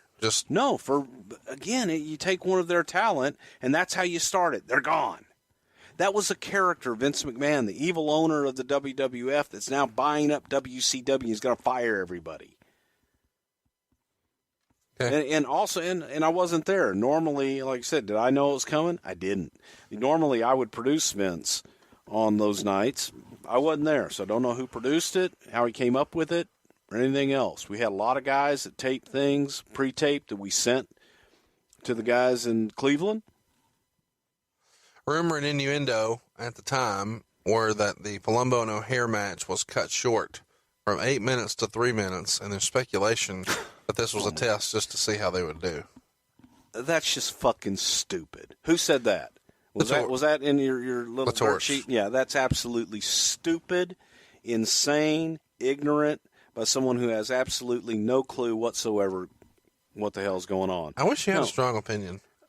But that's stupid. And I hate to say when things are, I hate to say something stupid. That's stupid. Every week. You say it every week. Well, that's stupid. That's because you bring up stupid shit. That's stupid.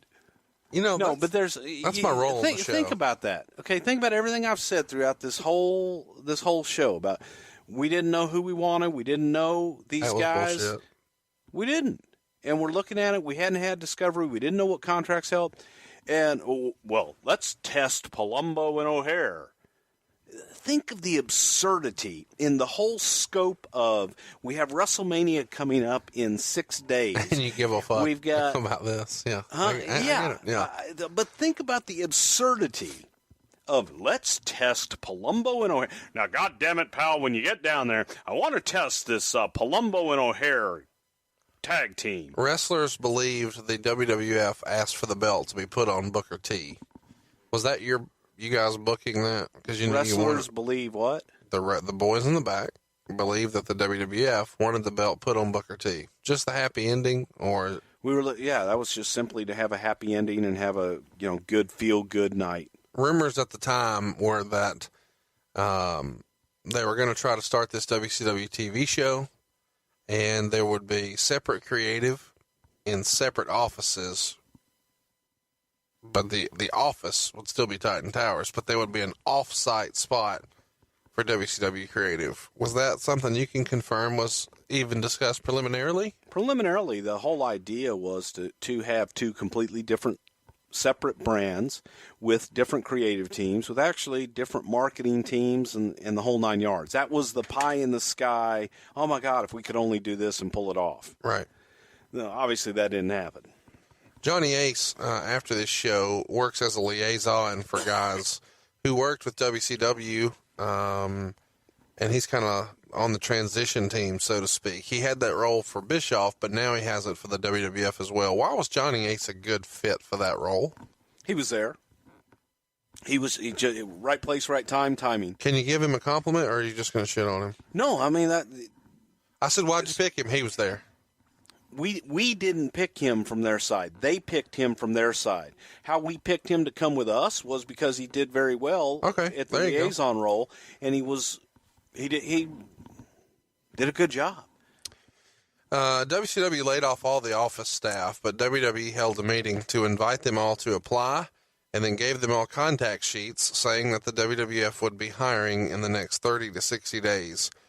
When the layoff meetings happen, and they call this meeting 2 days after the final Nitro, this will be the 28th, it's a Wednesday, Loretta Walker from Turner's Human Resources Department handles it, not Brad Siegel, which is what a lot of people expected. I don't know why they thought that he would be the guy to do that. Supposedly, though, Bruce, I want to get your take on this. It was a test to all those employees. That's what it was. They were testing them. As they're going through all the names and trying to pair everybody off with an HR rep to talk about their exit, everyone laughs when they read off the name Vince Russo, and then they booed.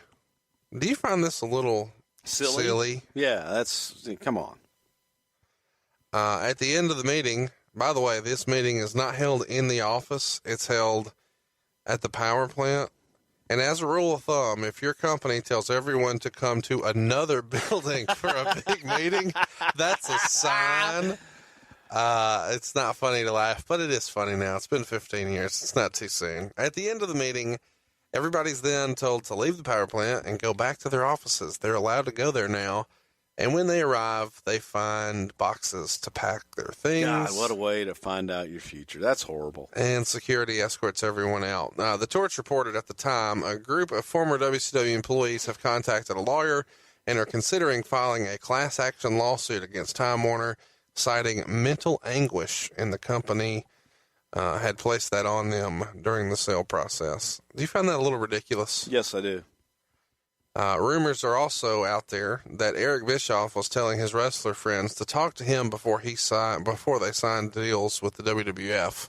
Do you think he was doing that based on, hey, I know how they negotiate, I can help you get more money, or I might still try to put something together, talk to me before you commit to them? I don't know. Might have been a little bit of both. Yeah. So that weekend, that's on Monday when Nitro happens. The layoffs happen on Wednesday, and now we're on Sunday, and it's WrestleMania 17. It's in Houston. Several WCW guys were shown in a luxury box. Sean Stasiak, Chavo Guerrero, Lance Storm, Mike Awesome, Mark Jindrak, Sean O'Hare, Chuck Palumbo, Mike Sanders, Hugh Morris, Miss Hancock, and Johnny Ace are all there and on camera. And the rumor and innuendo are that Stasiak already had heat by this point because he had done some sort of primitive form of a podcast and said, yeah, WCW guys are going to be there. We're on the show. Do you remember that? I don't, but if he had done something like that on Something to Wrestle with Bruce Prichard and Conrad Thompson, everybody would have known. The front office would have heard for sure. Holy shit. That's right. Then he'd really have heat. Not too long after that, about a week or so later, on April 5th, ECW's parent company, HHG, files for bankruptcy. It's official now that inside a 2-week span, no more WCW, no more ECW. The war between these three companies is done. The cheese stands alone. The same day, April 5th, the WWF holds a 3-hour meeting to deal with WCW, which Jim Ross called very productive. And the first WCW TV taping was supposed to happen on May 9th in Trenton, New Jersey. And the plan was to air it on May 12th from 11 p.m. to 1 a.m. on TNN. This is the WCW show that the WWF was hoping to put together. And then later they discussed taping on Saturday night and airing it later that same night live to tape. Why do the plans ultimately for there to be a separate WCW show? Well, there were a lot of plans discussed. There was discussion of having the Monday Night Raw slot be WCW and the SmackDown spot be WWF. There were a lot of different plans that were discussed, and obviously a lot of them scrapped and different things that came up. I really don't know what the hell the talk is of an 11 p.m. to 1 a.m. show on TNN. But it was, like I said, there were a lot of things discussed. So when you look at it, and we didn't have a lot of talent that we ended up taking from there that was marquee talent. If Fuchsia Media would have gotten their hands on WCW and that deal would have closed, their first pay-per-view, which we talked about earlier, was to be called Big Bang, and it was scheduled to happen on May 6th. Well, of course, the WWF winds up with the property, and on May 6th, no WCW pay-per-view happened. But the Big Bang everyone was looking for did arrive on May 28th, when Lance Storm jumped into a WWF ring to superkick Perry Saturn in the face, and the invasion had begun. So let's kind of put a bow on the very last Nitro, with the exception of what happened after. So we've talked about what was on camera. We've talked about the rumors and innuendo. We're not going to talk about the invasion. That's for another time. But what I do want to talk about is the show goes off the air. Nitro's done. You're in Panama City. Describe the feeling and the emotion amongst the boys there. And then more importantly, what I'm interested in is you, Briscoe, and Shane. Well, me, Briscoe, and Shane celebrated with some beers at the hotel. What kind of beer? I don't remember. Miller Lite. Miller Lite. Roll Tide. Coors Light. I don't know. Hey, if you're a beer sponsor, something to wrestle with at AOL.com. Please. And by the way, and we will drink it and we will support you. But we had a few drinks, but then we had to get the hell out of there. We had to get to pop another one for the working man. We had to get to Cleveland, pick up the Raw crew, and get to Detroit because there was a blizzard coming in to Cleveland, and we had to beat the blizzard. How high of a high are you on after this show is? We're about as high as you can get legally, and it was just a kind of a euphoria, and we couldn't stay there and enjoy it. We had to go. We had work to do, so we got out of there. How much beer did you drink before you left? A lot. Well, no, I say a lot. We probably drank maybe 6 or 7 each. Oh, it's not that bad. No, not. And then you get on the plane. What's on the plane? In my head, there's beer and wine. Oh, the plane's got a full bar. How big's the plane? The plane's 12-seater. And it was just me, Shane, and Gerald Briscoe. And you guys had just gotten the jet, right? No, it was a couple years old. Okay. When did you get it? It was a few years old when they first went public. because they liked the they get during the road money. show.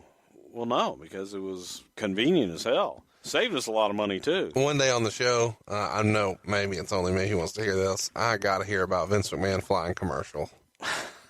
It's hard for me to imagine him standing in line, waiting in a ticket counter, being herded like cattle. He's just a man. I get that, but his life is so far removed from that now.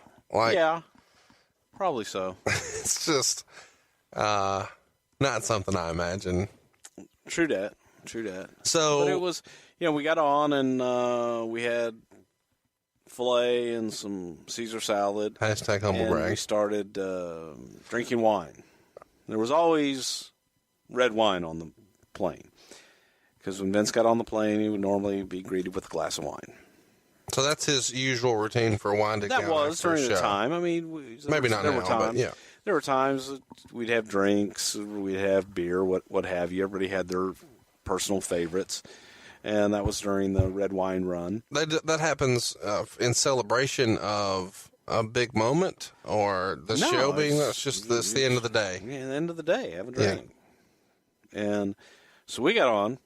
And we're flying from Panama City to Cleveland.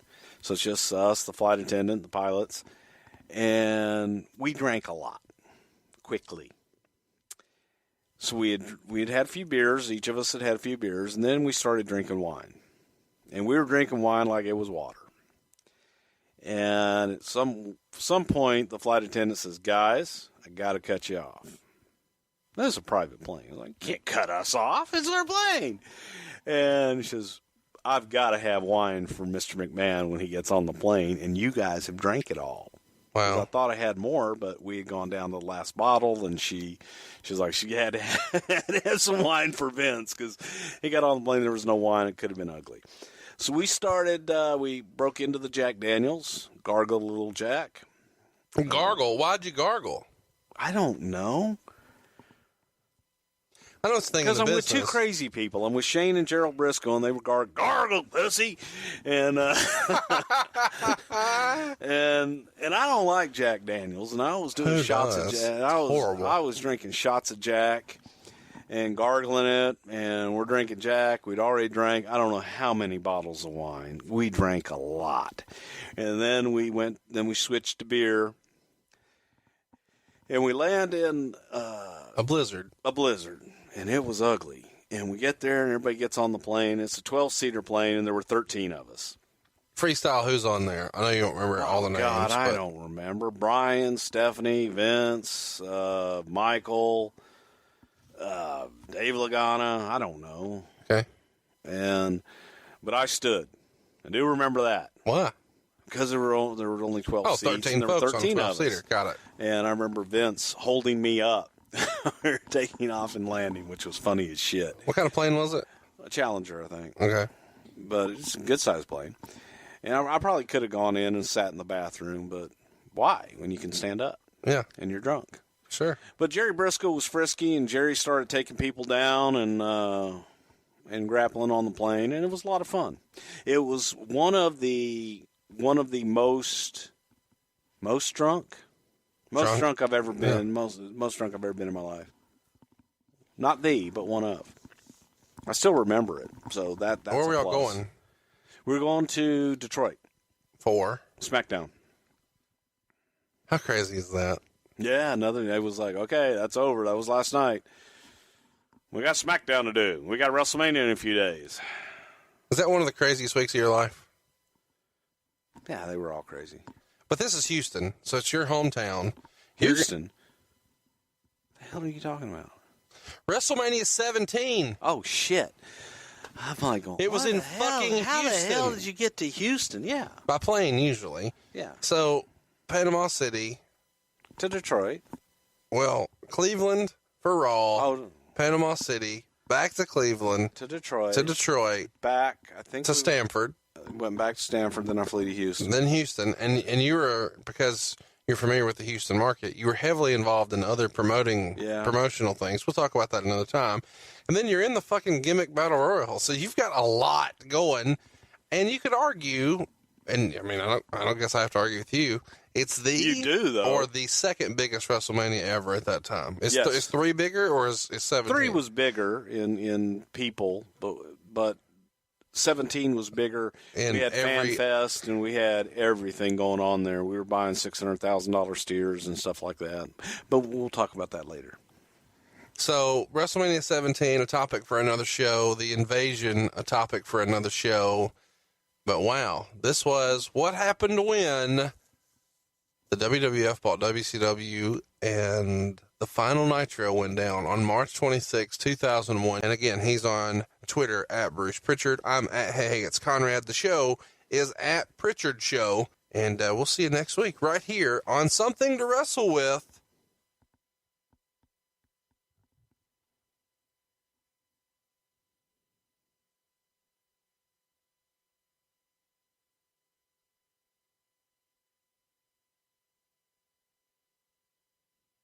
Bruce Prichard at BrucePrichard.com. Bruce, we have filibustered long enough. Let's talk about why we're here. Let's talk about the Invasion pay-per-view. Now, there's so much meat on the bone for the actual Invasion storyline. We're not going to be able to get to it all today, but we are going to cover the pay-per-view that went down on July 22nd, 2001 at the Gund Arena in Cleveland, Ohio. And the prior few months leading to this pay-per-view, probably the most important in wrestling history up to that point. Wouldn't you agree? Well, I think that it definitely was a period where everybody was looking at us going, what the hell is going to happen now? After the purchase of WCW, everybody wants to know, what are they going to do with this property now? Because the big stars didn't come. And we had to create and recreate a lot of things out of, well, I guess you could say we made chicken salad out of chicken shit. Pretty phenomenal what happens with WCW, leading up to this. Of course, in 98, they were averaging more than 8,000 fans per house show, a figure no wrestling company in history had ever done. And the WWF, riding that Austin 316 wave, manages to get up to over 10,000. And even though WCW's on the decline, they still have 23 consecutive house show sellouts. Ratings are booming, 4.47, slightly beating Raw at the time. But by the end of 98, Raw is winning, and WCW pay-per-view averages are like 0.93 buy rates. But by the end of WCW, they're down to 0.197. It's a pretty monumental circling of the drain. Greed, their last pay-per-view, only drew 5,000 fans, only 3,500 of them paid. You've got a gate for a pay-per-view of like 117,000. By comparison, if the WWE does a pay-per-view now, they can have gates in excess of $1 million. So, a 5 or 10x multiple compared to where WCW was at the end. Obviously the WWF had their fair share of tough times when you were there too, Bruce. You and McDivitt told stories about them taking the water coolers out of Titan Towers because they couldn't afford them. But there's never been a collapse the way WCW did, as big, as fast, as hard, right? No, there really hasn't. I can't think of one. There's been companies that have gone out of business. And just to be clear to everyone, I never, ever like to hear about companies going out of business, especially wrestling companies, because so many people in those companies, they all have families, and you want them to prosper. You want everybody to make money, because the more money that they're making over there, it should be you're making just as much over here. So it was sad that it came to an end, but they had run the business into the ground, and they ran as quickly as it rose. It fell just as quickly as well. So it was tough to watch. Well, let's talk about, you guys sort of stepping in, and I'm sure we'll cover this more in subsequent shows, but a memo comes out from Brad Siegel on March 16th to the entire WCW staff. And he's pushing that WCW programming is going to go into a hiatus starting March 27th. And they're going to review the plans and blah, blah, blah. And they've got a big meeting for everybody on March 28th. Well, the end of that very same day, they announced they're canceling wrestling. And that is the end of a 29-year run of professional wrestling content on TBS. And this happens because a TBS spokesperson says, quote, "We've decided professional wrestling in its current incarnation just isn't appropriate for the high scale, upscale brand that we have built on TNT and TBS Superstation. So we are no longer interested in carrying the product." They were on TBS before you were even up there. Before you're in the WWF, there's wrestling on TBS. When you first hear that that's no longer going to be a thing, just as a wrestling fan, it's kind of weird, isn't it? Well, what was weird about it was Ted Turner's love for professional wrestling, and Ted Turner's involvement specifically in professional wrestling and having wrestling on his station. It was something that he built WTBS on, and something that he himself loved. So for Turner not to be having wrestling on his station anymore, that was truly monumental. And it was also something that we looked at. We were hoping in purchasing WCW that would continue. However, Time Warner, AOL Time Warner, they had a different idea. They didn't like wrestling and felt that it was going to upgrade their product by taking wrestling off of it. Well, of course, the guy who makes the decision to pull the plug is Jamie Kellner. And it's a name that is synonymous with the end of WCW. Did you ever meet Kellner or have a conversation with him ever in any walk of life? No, never met Jamie. Those guys, so many of those higher ups at TBS, there was really no reason to meet them, nor did they feel that they needed to meet anybody in wrestling. Of course, I think a lot of people know that Eric Bischoff had found a group of investors, and they were calling themselves Fusion Media Venture. And they were supposed to be buying the company. And they had originally offered somewhere in the range, according to the Observer, 70, 75 million. But once they actually get a chance to do some due diligence and see the actual financials, they realize the sad state of affairs the company's in. They back it down to 48 million and change. But in the end, they just say, screw it, we're not putting it on TV anymore. And really, the deal has nominal value at that point. And this happens just a year after Time Warner was allegedly trying to sell the company for $600 million. So when you find out that this is not going to happen, and I mean, even when Fusion had supposedly a bid in there for like $5.7 million down, and then $2.15 million per year in payments over 20 years. So it's a significant upfront, and then millions of dollars a year for a long, long time. And then you find out that's off the table and Vince McMahon has bought it. What's the reaction amongst longtime employees? Is it high fives all around, a sigh of relief? What do you remember? It really, at first, I think there was some confusion as to what the hell are you going to do with it? And it was viewed by some people as a dead brand. But listening, as you got into it and listening through what the hell was going on and hearing all of these astronomical numbers, and Vince was scoffing at those inflated numbers the whole time, going, the hell's it worth? It's not worth $50 million. It's not worth $20 million. It's not worth $10 million. So as you go through that, Vince had very clearly what he was looking for. He was looking for that library, and he was looking for assets, and didn't think that there were a whole hell of a lot of assets at WCW, but felt that really their only alternative was to sell to us and to sell their library and some of the rings and what have you. Wasn't a whole lot to sell. So let's talk about the actual amount of money that's been rumored that Vince McMahon buys it for. But before we do that, because I know you've got a great anecdote from this past weekend when McDivitt dropped a line on us I'll never forget. But I do want to ask about the end of 2000, because it makes the dirt sheets that Vince McMahon was close to buying WCW at the end of 2000, not March of 2001, but the end of 2000. Do you remember him, that even coming up in any of the meetings, or is this something he was playing close to the vest at the end of 2000? No, we were talking about it, Vince. When WCW announced and was fishing out there that they were looking to sell, there was always, God, his last name escapes me, but Stu was a gentleman that was our CEO. And Stu had worked at TBS, and he had worked for the Turner organization before coming to work for us.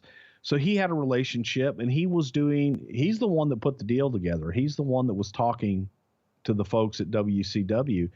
And yeah, I mean, as soon as it was up for sale, Vince, we all knew that he was interested in it, was thinking about purchasing whether or not the whole company or just, different parts of it. Let's talk a little bit about the amount, because when the deal actually closes, the rumor and innuendo is that Vince paid somewhere in the range of $2 million for WCW and all of its intellectual property and all of the videotape library. And what I found so fun about our visit with McDivitt this past weekend is when someone brought up that he was sort of the guy who had the idea. Why don't you just make another Razor and Diesel, which was the genesis of fake Razor, fake Diesel. And it was all born out of you guys suing WCW that, hey, Scott Hall and Kevin Nash are in here, sort of portraying themselves as working for us. And you guys landed a run sheet, and they're actually listed on the run sheet, the format for the television show, as Razor and Diesel. So in the end, years later, Turner has to write a check for like $2 million to settle this case with Vince McMahon. And Jerry quipped, and then later we used that money to buy the company. Exactly. How great is that? You gotta love it. Well, it's just justice in the end. I remember when Vince sold, he purchased Georgia Championship Wrestling. He got control in that by getting Jerry and Jack Briscoe to sell him their stock. He gained control. That was Black Saturday, and everybody went nuts when the WWF product was on TBS in the 5:05 time slot. So when Jim Crockett bought the time slot and bought that Georgia Championship Wrestling back from Vince made the same comment to him. I'm going to use this money to kick your ass. So years later, he actually got Time Warner or WCW to pay the $2 million and just use that money to buy him a little while later. Poetic justice. What do you remember about Hulk Hogan being in the discussion? I ask because it was in the Observer that Hogan was trying to send out feelers here because he felt like maybe he had a little bit of leverage if there was going to be some sort of acquisition of WCW. Of course, he had been on the sidelines for WCW for a while because he's in litigation with them and Vince Russo. But if there's going to be a change of ownership, it's going to be a payday for Brother Hogan. What do you remember about Hulk Hogan's name coming up around the time of the acquisition? First of all, Hogan's name always seemed to come up when his contract was coming up, and he was sending out feelers to see if there was any interest. At this time, it was one of the few times where Vince wasn't really interested. He was thinking if we would have gotten the deal done maybe a month or 2 months earlier, maybe he might have considered it. He might have thought about it. But during this time, there was so much going on with the XFL and just our company exploding in general that, there wasn't a whole lot of interest in Hulk at that time. He figured he could wait, let Turner do their thing, and maybe it'd be good for Hulk to sit out for a little while.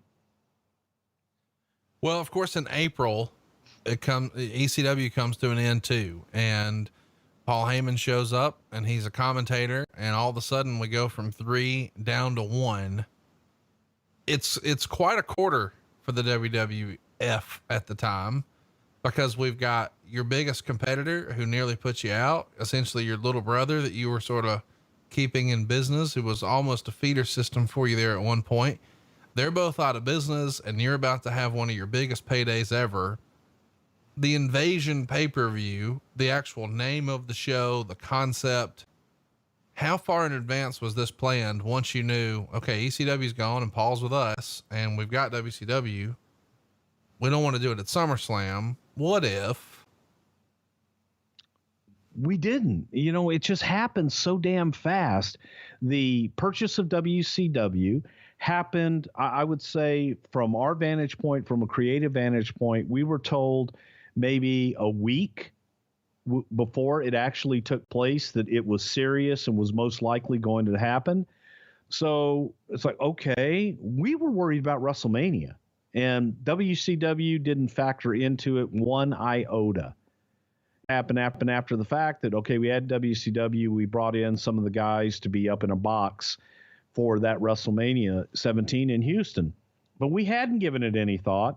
ECW was dead. We had no designs whatsoever in doing anything with ECW, the brand, in any way, shape, or form at that time. Paul was working for us. Paul was working for us in a creative capacity at that time, and we hadn't even, he had just started as a color commentator, but that even just happened kind of by happenstance. It was nothing that was really planned out. So it just, as it developed week by week, it got more and more, but not really by design. So let me ask you this, the idea of a wrestling network, you even talked about on the Table for Three, that when you first came to work with Vince McMahon, within a year of working there back in 87 or 88, he was saying, one day we're going to have a network. And of course, at the time, pre-internet, people probably thought this was a cable channel. Well, this is sort of rumored again, to the point that it would be in the Observer, quote, both Vince and Linda have said they have no plans to do a 24-hour wrestling channel, which would make use of the extensive video libraries of the WWF, WCW, and presumably ECW, which they may have rights to through their recent deal with Paul Heyman. Of course, we know eventually they would get the rights to that contract. Now, he's denying it here, but that means somebody somewhere was suggesting it. Do you remember the idea of a wrestling channel being suggested back in 2001? Well, Vince was always talking about having a network, not necessarily a wrestling network, but having a network. And much like USA and everything else, yes, wrestling would be a huge part of that network, but he wanted to be able to produce other shows, entertainment shows, have other sporting events on the network. At this time, that was his thinking. Those of us in the wrestling side of it are thinking how great it would be to have a 24-hour wrestling channel where you get to utilize all of the footage that we have for all those years, going back however many years of Wrestling Challenge and Superstars of Wrestling Prime Time. We had enough footage and content that we felt that we could do a 24-hour wrestling channel. So that wasn't Vince's intent. That was just us talking amongst ourselves. But I don't know that was ever Vince's intent. It was more of having a network, and then later on the network became the streaming service it is now. Let's skip ahead. Let's go to July 19th. There's a conference call with the media, and JR does admit that the plan once upon a time was to make Raw a WCW program, but that was no longer on the books, and quote, we're back to square one at this point. I think a lot of people picked up on this on an older episode we talked about. The idea that Raw may have moved to a different day or may have moved to something else, and the focus on WCW been a Monday show. Talk to us about, if the WCW show was a Monday show, would that and Raw have aired back to back, head to head? Would Raw have moved? What were the plans that obviously didn't happen. Raw essentially would have become the WCW branded show, and that would have been a WCW show. The original, we started talking about purchasing WCW was we wanted that time slot on TNT. Right. TNT. And that we were going to do Raw on Monday nights and then do SmackDown, which would be the WWE branded show on, Thursday or Friday nights, whichever it was at the time. So that was just the original working idea. Well, let's talk about where we're headed next. You guys are going to be combining some writing teams, and we've discussed this in long form before. There were ideas about running 2 different creative offices, one in New York, one in Atlanta. But eventually it comes to be, we're going to make this a storyline, and Shane McMahon is going to take the helm. And McMahon, of course, is who showed up on the March 26th episode of Nitro, the very last one, said something like the name on the contract was McMahon, but it wasn't Vince McMahon. When you guys first do this and you have this angle started, what did you think at that time the payoff would be? I think that, the idea would be to run separate shows with the WCW brand and the WWE brand, getting us to WrestleMania once a year for the big Super Bowl. And that would be the one and only time per year that the WCW superstars would face WWE superstars. And that would be the only time that they would clash. You would still have your monthly pay-per-views. We'd probably alternate back and forth. But again, it happened so quickly that so much of this was ideas just being thrown out of left field and everybody trying to figure out, not knowing what we had and what we didn't have. We bought the damn thing. We were at Nitro. We had no idea what talent we were going to keep, if any. So it was just a very fluid situation and constantly changing, just almost seemingly every hour. When did you guys, this is an era where all the pay-per-views were named something different. When did you guys settle on the Invasion pay-per-view and this classic poster that has even been spoofed in our cover art this week, where originally, of course, it was half Shane, half Vince McMahon. This week you're treated our fucking faces instead.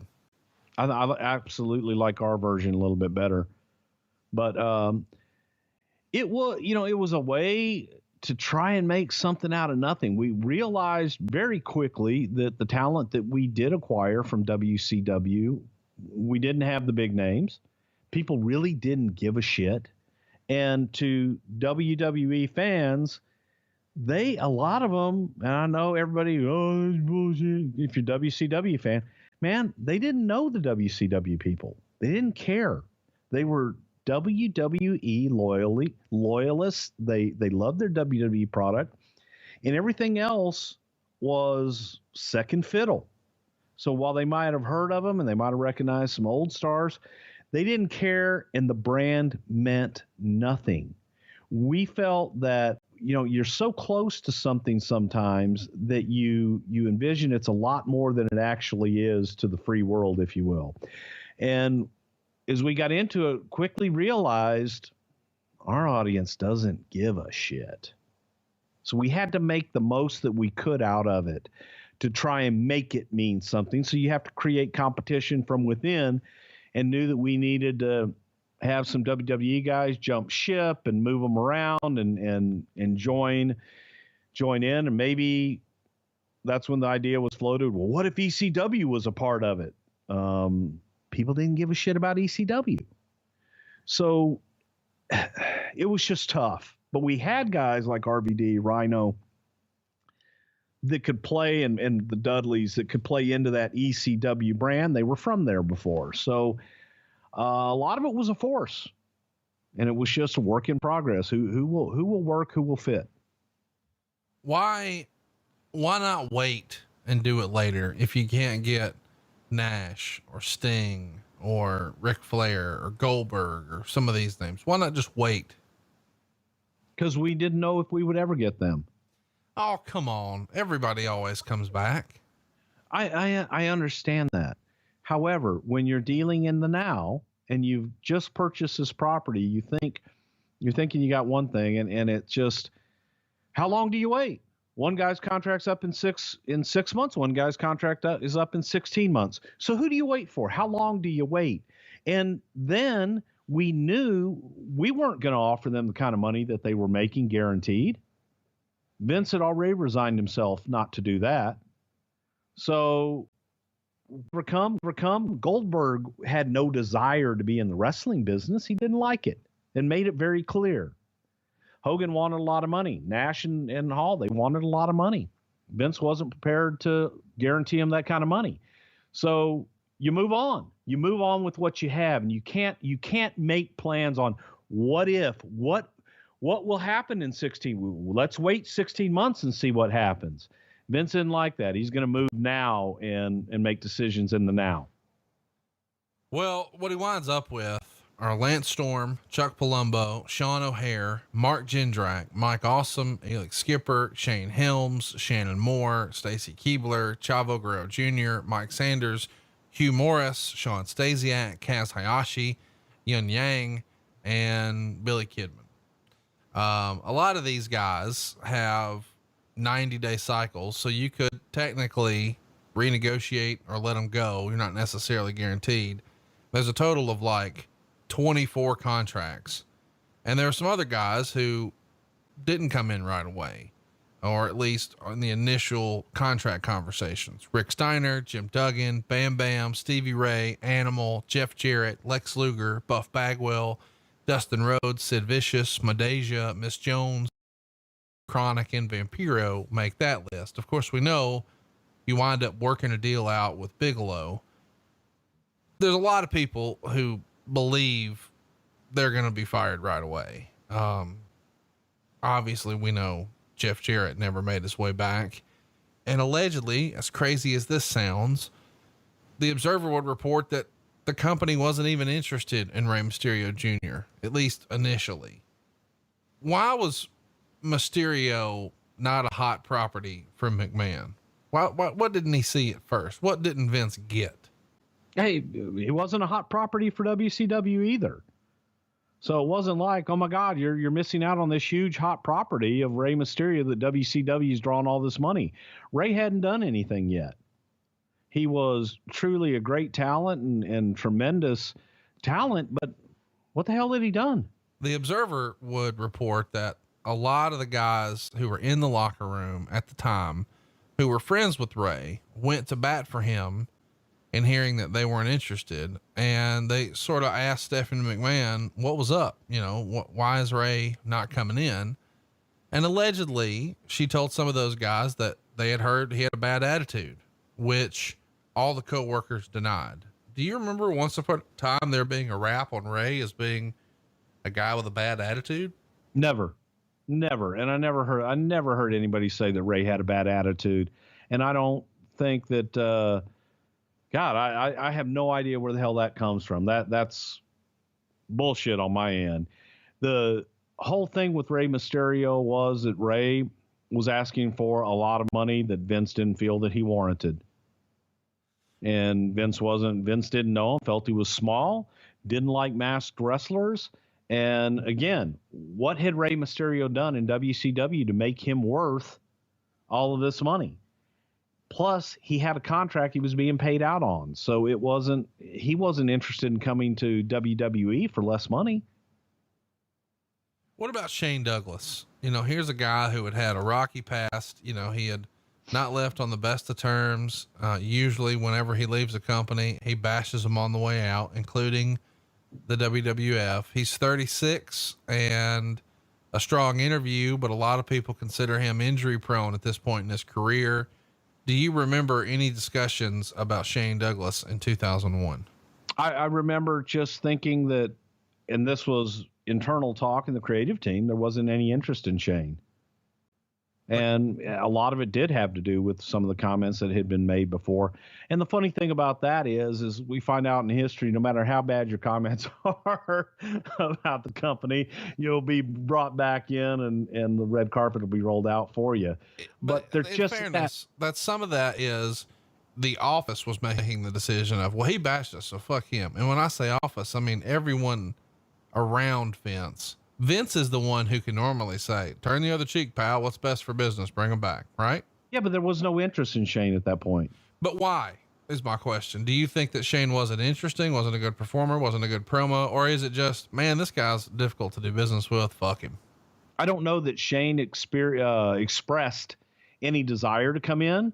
Well, and I don't know what's that? Of course he wanted to come in. Did he tell you that? I don't think he did. Well, what would he prefer to do? Make shots in fucking Philadelphia area indies? No. Some guys do. Some guys do prefer that. But again, it wasn't, out of the guys that were available to come in, we got most of those guys that were available to come in. I don't know where Shane landed on that list. I remember a very brief discussion as to whether or not Shane Douglas was somebody that we wanted to go after, and nobody seemed to have anything for him. So we moved on. What about Road Warrior Animal, Bagwell, Luger? Obviously Bagwell did come in. He winds up getting a look, but originally the reports were you guys weren't necessarily sold on him. Is that based on the perceived heat, or he didn't think you guys would want him? Of course, most recently we had seen Bagwell and Luger sort of packaged together for WCW. Did anybody think that maybe, hey, this guy, he's got to be a shit disturber? Or what was the rap on Bagwell? A lot of times Bagwell had a bad rap, first of all.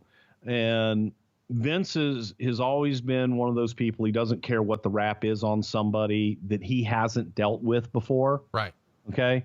Shane Douglas was someone he had dealt with before. So take him out of that equation when I say this. But if there's someone, Randy Savage had the worst reputation in the wrestling business, and Vince took a chance on him. And it was like how Randy dealt with Vince. So Bagwell was somebody that I don't care what his reputation is. I don't care what his rap is. It may have been a bad reputation based on the atmosphere that he was in there. And it's going to be a different atmosphere here. So Vince has always been willing to take guys. And yeah, Bagwell had a horrible reputation, but we took a chance on him and, brought him in. As far as Animal, the attraction was the Road Warriors, and it was the tag team. And I don't think that Vince saw a whole lot of value in using Joe as a single. So there was no interest. Plus, again, I don't think that Animal expressed any desire to come in. So again, it works both ways. A lot of these guys, they were happy either getting the hell out and being able to go out and do their indies and do their other stuff, or they had contracts that were still paying out when they chose to continue to get the payout on their contract and not work. That goes for Luger, Vicious, Bigelow, all those guys. Those guys had contracts that were getting paid out. Yeah. Okay. And there was not really any interest in Bigelow. Wasn't a whole lot of interest in Sid at that time. Why I think that he felt there was a lot of rehash there. Okay. I understand. All right. Well, let's get started, man. It is an interesting time in the wrestling business because people have sort of talked about these dream matches. What would happen if this guy took on that guy? And a lot of times, those are matches that people still talk about today. I mean, one of those dream matches that people put together all those years ago, or what if Sting was to wrestle The Undertaker? When you guys first start talking about an invasion angle, are there dream matches that you'd like to put together? What do you remember some of the potential matches looking like when you first discuss it before, you really have the invasion pay-per-view nailed down? Well, I think, again, without all the particulars, the first match that comes to mind was Austin Goldberg, and to have that matchup at some point, be able to build to it. Same thing with Undertaker and Sting. There was thinking of, okay, do you do Hall and Nash, and do you bring those guys back and put them into the fold? There were a lot of what ifs, but it all becomes mental masturbation at that point, because with the exception of JR, I don't know that there was anyone that had really dealt with Goldberg, and Goldberg showed zero desire, nil, zilch, to come in. He had his deal and it was going to be paid out. He didn't want to come in. So the fact that he didn't want to come in, we sure as hell weren't going to go after him. We didn't want anybody that didn't want to be here. So let's talk about, the April 1st, 2001 is the day of WrestleMania 17. And you see a bunch of WCW guys sitting in a luxury box watching the show. At that point, do you guys have a real idea of what you're going to do? Or is it more of, hey, we don't know what we're going to do, but we're going to do something. So let's just get everybody talking and stick them in this fucking box.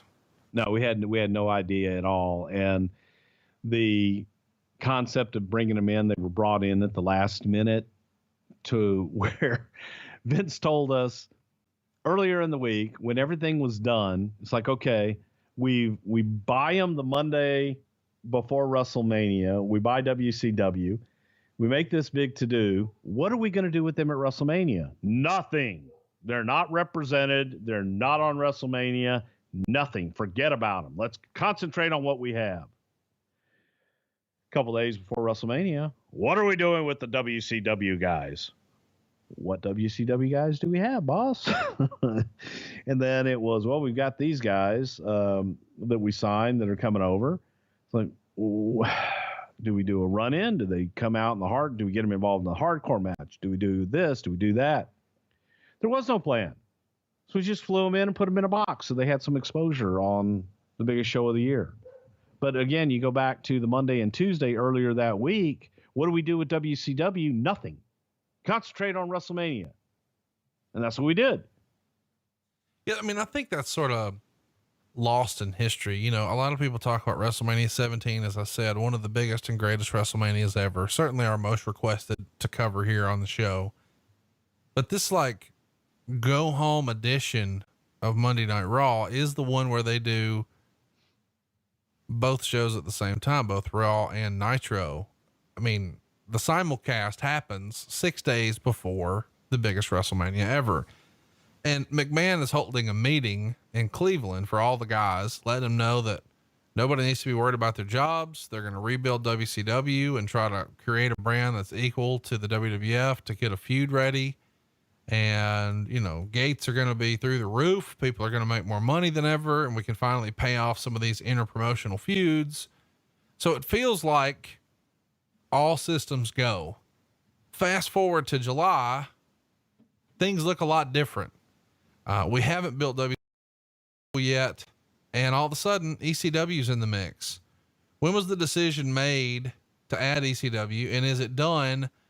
Because the reality is you don't have all the big star power that you probably need to do it right. Well, that was the reality. When you look at the roster at the end of the day and you're going, okay, WWE side, WCW side, Sean Stasiak, Sean O'Hare, Mark Jindrak.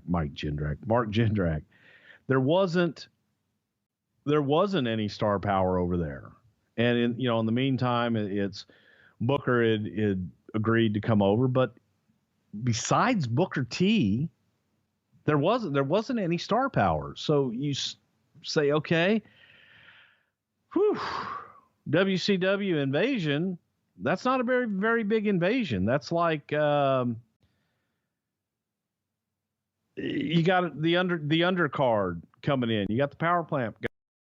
Nobody cared. And we tried with the Raw in Seattle and we tried the thing with Booker and bringing in a WCW announcer and tried Arn Anderson on color, and nobody gave a shit. And I know everybody said, why didn't you do it a week later in Atlanta? Frankly, it wouldn't have mattered. It didn't matter where we did it. No one gave a shit nationwide on television. Oh, come on. It wasn't Bruce. about that. They didn't. I'm with you on that, but you guys plan a lot of stuff, ahead of time for cities. I mean, if it would have been in Atlanta, it certainly had the potential to be warmer. I'm not saying that it would have, but it had the potential to be a better reaction. It sure had a potential to be a better reaction, but if it was going to be a good reaction, regardless, it wouldn't have mattered where it was. Well, listen, I get that. If you're over, you're over. I mean, I understand, but I guess what I'm driving at is this is what feels like to me the second time we've had a conversation about this today, where it feels like Vince McMahon is a little impatient. And that's not normally, a character trait that I would assign to him.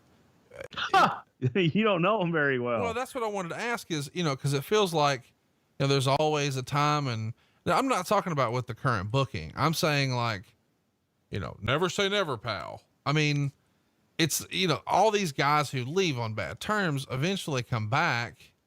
So it feels like he's got to have a great deal of patience for that. But when I suggested patience, you sort of laughed it off. So was it a matter of, cause that does feel like a Vince McMahon line. If they're not over in Tacoma, they're not over anywhere. What a fucking sentence that is. Why not do it in Atlanta? Is nobody jumping up and down saying, boss, don't do this. We got 1 week. Let's give it the best shot we can and wait 1 fucking week. No, because no one, and frankly, I don't think that anyone thought it would matter. No, I don't think that there was a lot of confidence in the first place. Keep in mind, if we didn't do it then and it didn't get over, it wasn't going to get over in a week. And I don't think we had Scott Hudson. There were so many pieces of Scotch tape on that to even get it to Seattle, to get it up and get it going, that it was like, okay, do it. Let's go. Let's get it done. Let's get it up. Let's get it out there and let's get it done. Vince is extremely impatient and he wants something. He wants it yesterday. So when he wants something, he's going to get it and he's going to have it and he's going to make it work. This just didn't work. It didn't work for a number of reasons. The match was the shits. The call was the shits. People are turning it off. And again, you look at the numbers and people are turning it off. It sucked. It was not good.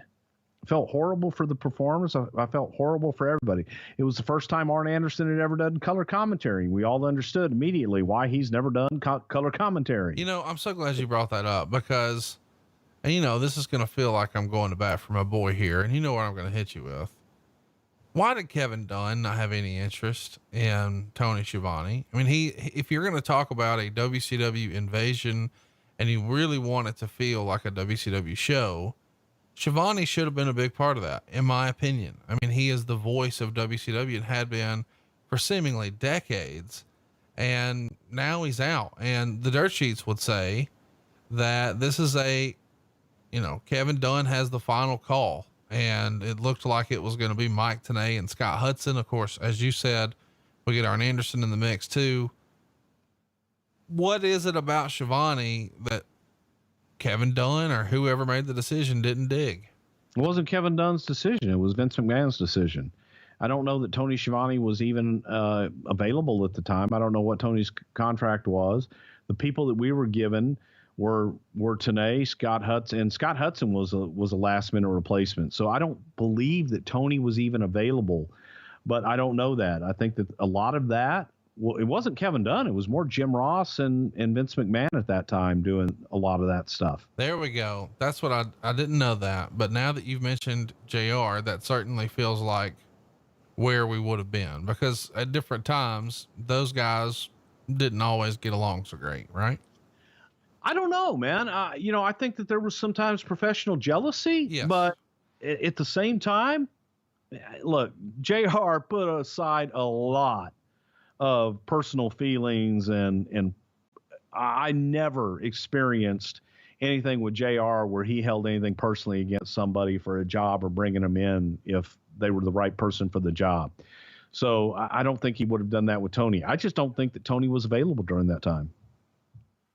Okay, let's talk a little bit about, and we're sidebarring a lot here, but that's why this topic is so fun.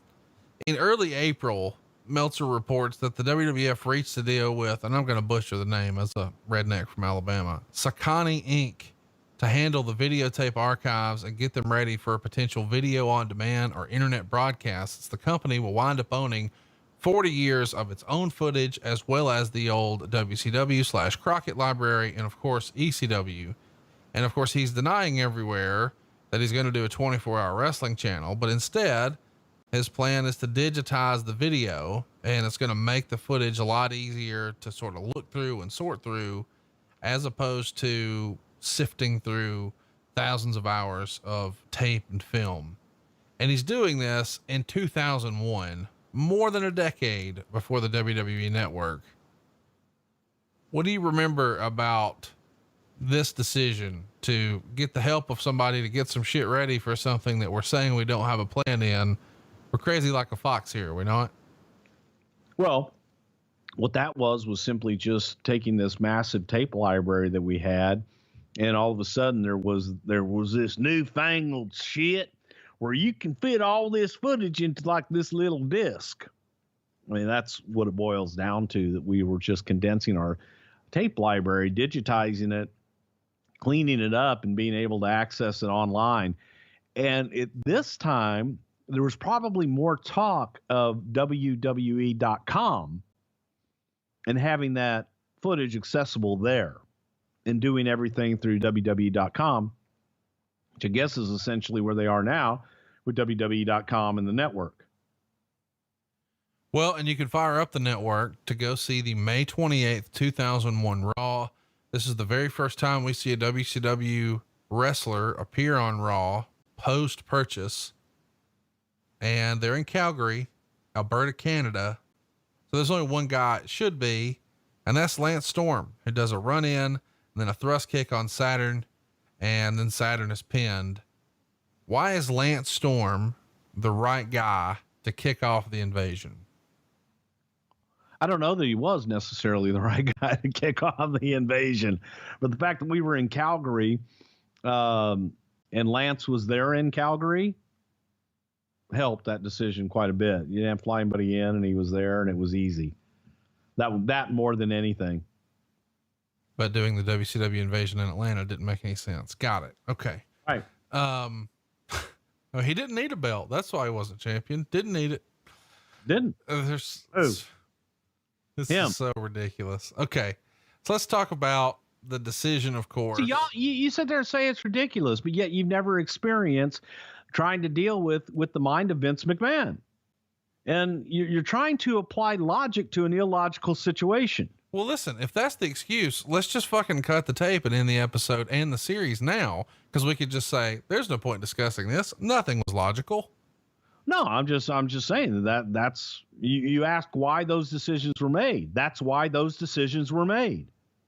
Well, goddamn, pal. Of course it's got to be Lance Storm. We're in Calgary. Vince, let's make sure we do the WCW invasion in their hometown. You know, where we took, and tried to invade their office and all that. You remember the CNN Center? Goddamn, what's wrong with Tacoma? Booker's not from Atlanta. Amazing. It's amazing. Well, okay, but again, using your logic, neither one of those guys were from Atlanta. I understand that. You're saying save the whole invasion to Atlanta? No, I'm saying the match should have been in Atlanta. Using the same logic, then Lance Storm should have been the first one to come in Atlanta. No, that's not true. Listen, let me just tell you, if I'm booking the invasion, Lance Storm's not the guy who kicks it off. No disrespect to Lance Storm, big fan of Lance Storm. But to me, when I think of Lance Storm, I don't think, oh man, that guy's got WCW all over him. Okay. Who did? Oh my God. Are you fucking serious right now, Bruce? What? There was only one, to me, there was only one big star in the initial deal, and that was Booker T. Well, why not do it with him? Wasn't ready for him yet. It's not a real answer. It is a real answer. We weren't ready for him yet. You got to build. You don't start off with your damn main event. Tease him, get him in. Oh my God, it's Lance Storm. Do you realize how dumb what you're saying sounds? What? It was Lance Storm. What's wrong with Lance Storm? Well, it would be like if, 10 years ago, hey man, we need to tease something with the Indianapolis Colts. Oh, let's send Peyton Manning. Fuck that. Get Jeff Saturday. What? What are you talking about? Like when you think of WCW, why would you do it on Saturday? See, I know I said a sinner's name and you would have no idea who that was, but you're right. my bad analogy for you. I'm just saying, like, Booker T was Mr. WCW, but Lance Storm had a run in ECW and people knew him from there. And then of course, more people knew him from, don't make that face at me. They knew him from ECW. That's where I first discovered him, but he had been through Smoky Mountain and Calgary and everywhere. But Booker T, he is sort of a Mr. WCW guy, if that's the guy you're going to bring in, or DDP or whoever. But in the end, of course, none of that happens. The June 18th Raw is where DDP makes his debut, and he debuts as the stalker of Undertaker's then wife, Sarah. Of all the ways to debut DDP, I mean, he could have slid the ring and diamond cut somebody, but no, we got Lance Storm doing a thrust kick. So instead, 3 weeks later, he debuts as a stalker for the Undertaker's wife. Who booked this shit, Bruce? I did. Why did you? This is awful. Why would you even brag about that? I did. You should be ashamed. I did. And it wasn't awful. It was, again, when you look at a fish tank and go, oh my God, look at that big, beautiful fish. And that fish is huge. And then you throw that fish in the ocean, you realize, oh, here comes a big bad shark, and the big bad shark eats them up. It was a different arena. And in WCW, I think that there were guys that were really great in WCW for that. And then you put them in a different arena and they weren't the same and they didn't fit in as well. I think that was the case with DDP. Bringing DDP in, like he says, oh, well, if you put me in with The Rock, then by God, that would have been different. Sure, it would have been different. I'm sorry, putting you in with The Undertaker, it doesn't get better than that. So you make it what you can, and we made it a personal issue. We really tried hard with it and trying to do something different with him. That's it. It's an attempt to introduce a new character. It's an attempt to introduce him to our audience. We were seeing that people, again, they weren't responding to WCW characters. Yes, later years they responded to Goldberg. Okay. There are exceptions to the rule, but we tried something different. Didn't work. But beyond that, did DDP work in the character that DDP came up with, the motivational speaker and doing all that stuff? Those didn't work either. And I think that DDP coming up had a great run in WCW. It didn't transfer over. That audience didn't come over to our product. Our audience stayed with us, and they didn't like those guys. So you just don't think Vince McMahon was, and your writing team was talented enough to get over DDP? No, I don't think the DDP was talented enough to get over new creative. I think that he was able to do DDP doing DDP, and when you asked him to do something else, that he couldn't do it. So why wouldn't you just let him do DDP? What got him over? Because I don't think it was going to get over with our audience. See, this is exactly what you did with Goldberg. You brought Goldberg in, fucked him up, and then you bring him in. Goldberg came in and didn't get over. Yeah, because Goldberg came in and couldn't get over. He didn't get over because you wrote shit for him. But great shit. I'm sorry, coming in and having a program directly with The Rock. No, I understand what you're saying. Shit. It's a matter of knowing how to showcase. Shit is.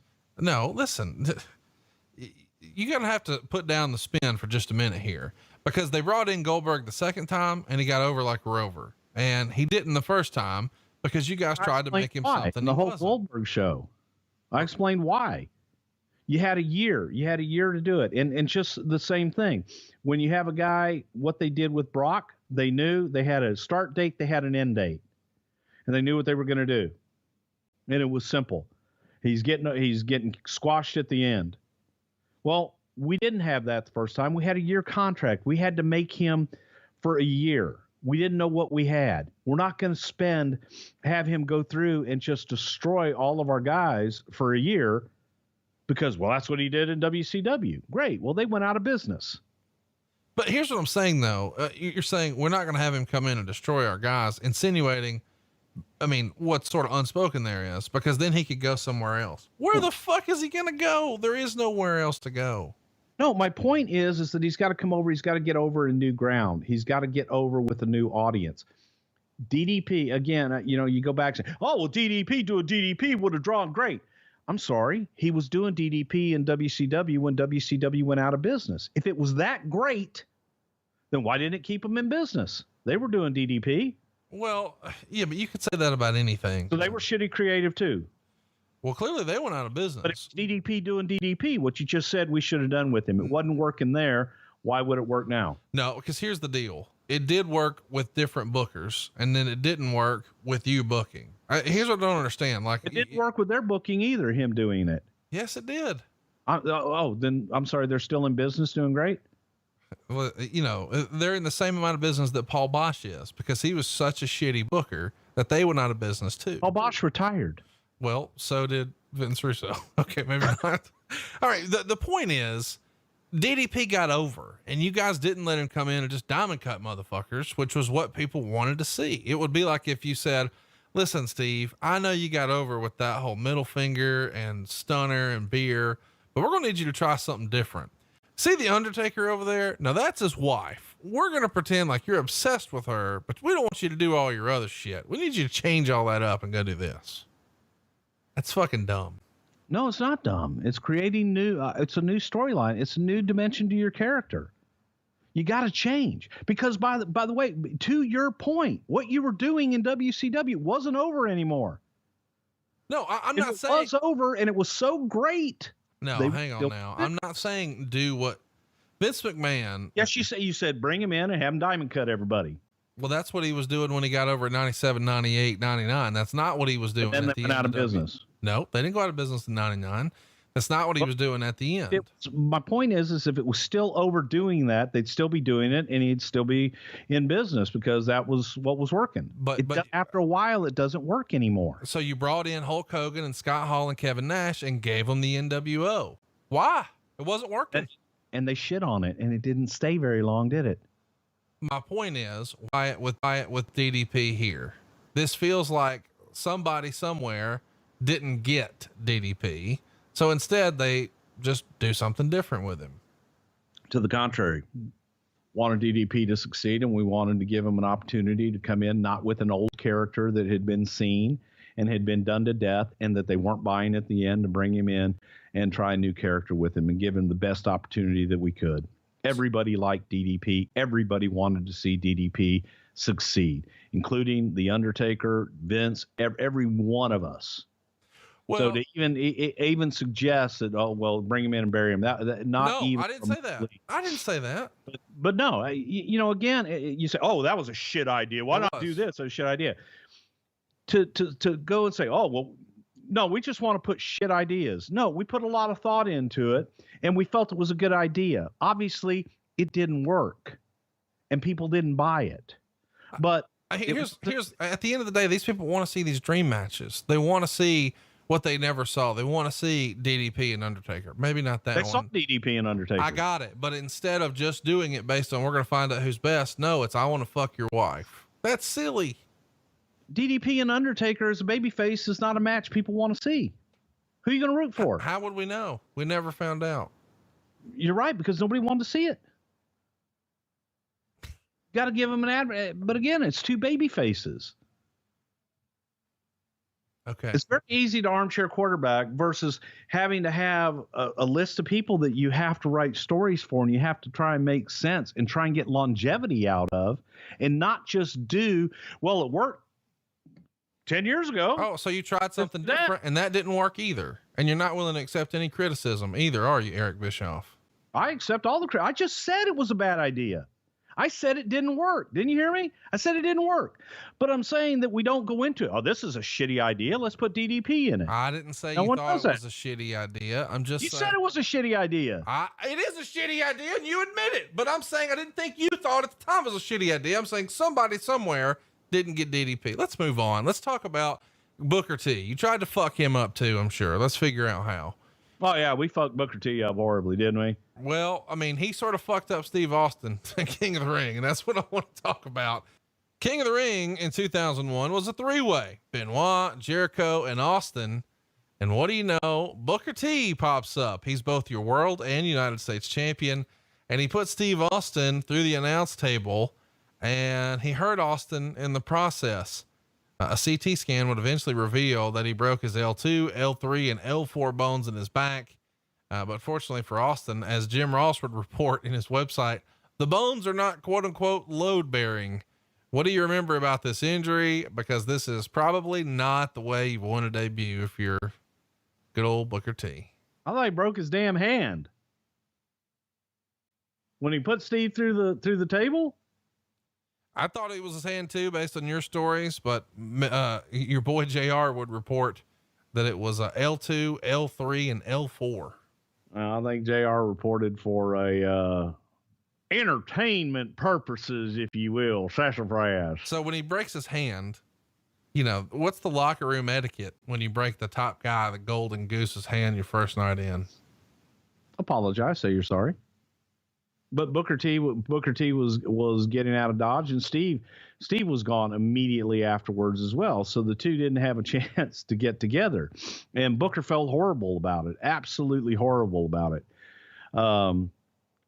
Steve was pissed off about it because Steve got hurt, and he was pissed off about it. So the infamous story that has been told, you know, many times, different versions of it and what have you, was I get a call from Vince McMahon, and for whatever reason, you know, I met Booker for the first time when we did the Nitro there in Panama City. So Booker lives in Houston, Texas boy, one of my best friends now, but I didn't know Booker before this.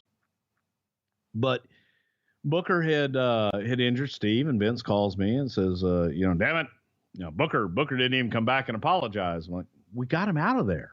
And Steve left. You know, there wasn't a whole lot of time for them to talk. He says Booker needs to call Steve and apologize. And by God, if I were Booker, I would be at Steve's room, find out what time his flight is, help him pack his bag and carry his damn bags to the airport. Okay. So Vince's like, call him and tell him, you know, he needs to make it right with Steve. Do you know what he said when he called him? What Booker said? Well, I know what he said. He said, guys, let's talk about sex. Do you remember the days when you were always ready to go? Well, with Blue Chew, that's blue like the color, you can increase your performance and get that extra confidence in bed. BlueChew.com brings you the world's first chewable with the same FDA approved active ingredients as Viagra and Cialis. So you know these things work, and since they're chewable, they work up to twice as fast as a pill. You can be ready anytime, day or night.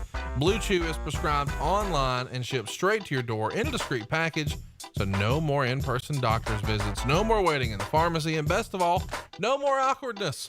Blue Chew is made right here in the United States, and it ships direct. So it's even cheaper than a pharmacy. Right now, we've got a special deal for our listeners. Visit BlueChew.com and get your first shipment free. Can't believe they're doing this. That promo code to get this free shipment is WRESTLE. All you've got to do is pay $5 shipping. Again, that's BlueChew.com, and the promo code is WRESTLE. If you'd like to try it for free, that's BlueChew.com. And of course, you know how to spell our promo code, WRESTLE. Blue Chew, the better, cheaper, faster choice. So once Booker dropped the knowledge about how he could give Steve Austin's gimmick the hot tag with Blue Chew, what'd they talk about?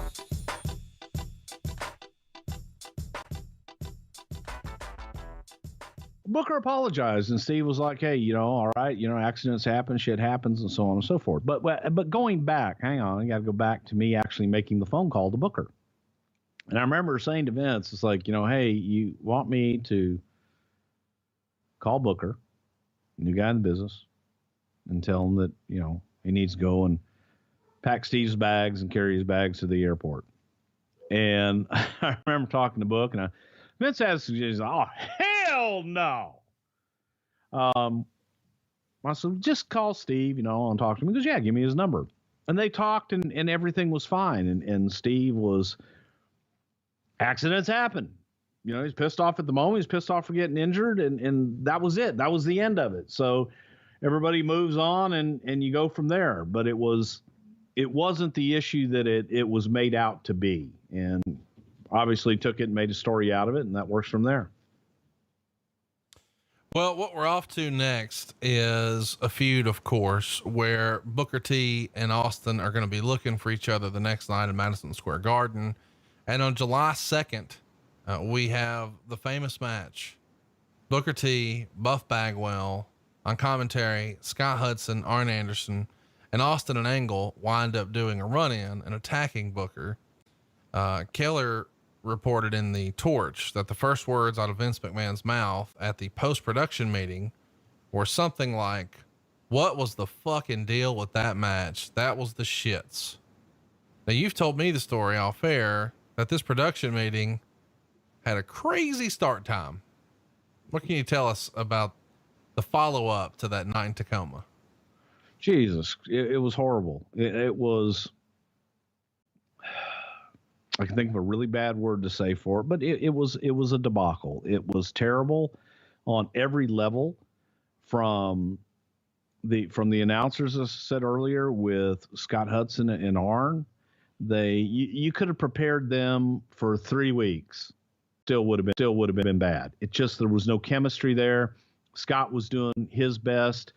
He was just trying to get through it. And Arn is a great promo, but a lot of times great promo guys just can't do color.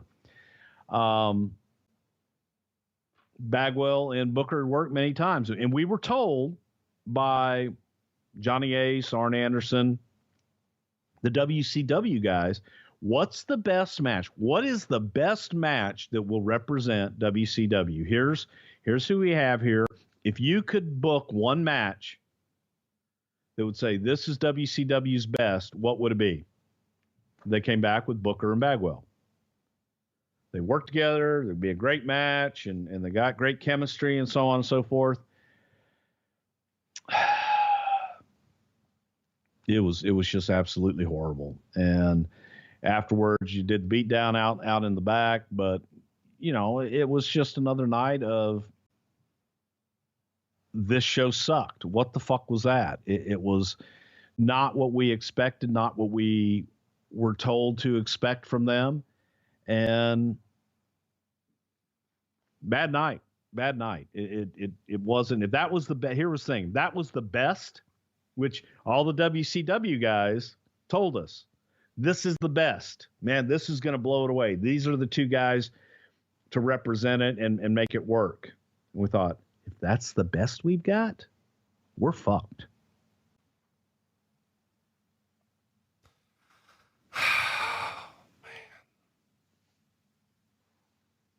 So what changes, at this production meeting? Vince McMahon's going off. He doesn't like Scott Hudson's appearance, apparently, according to the Torch.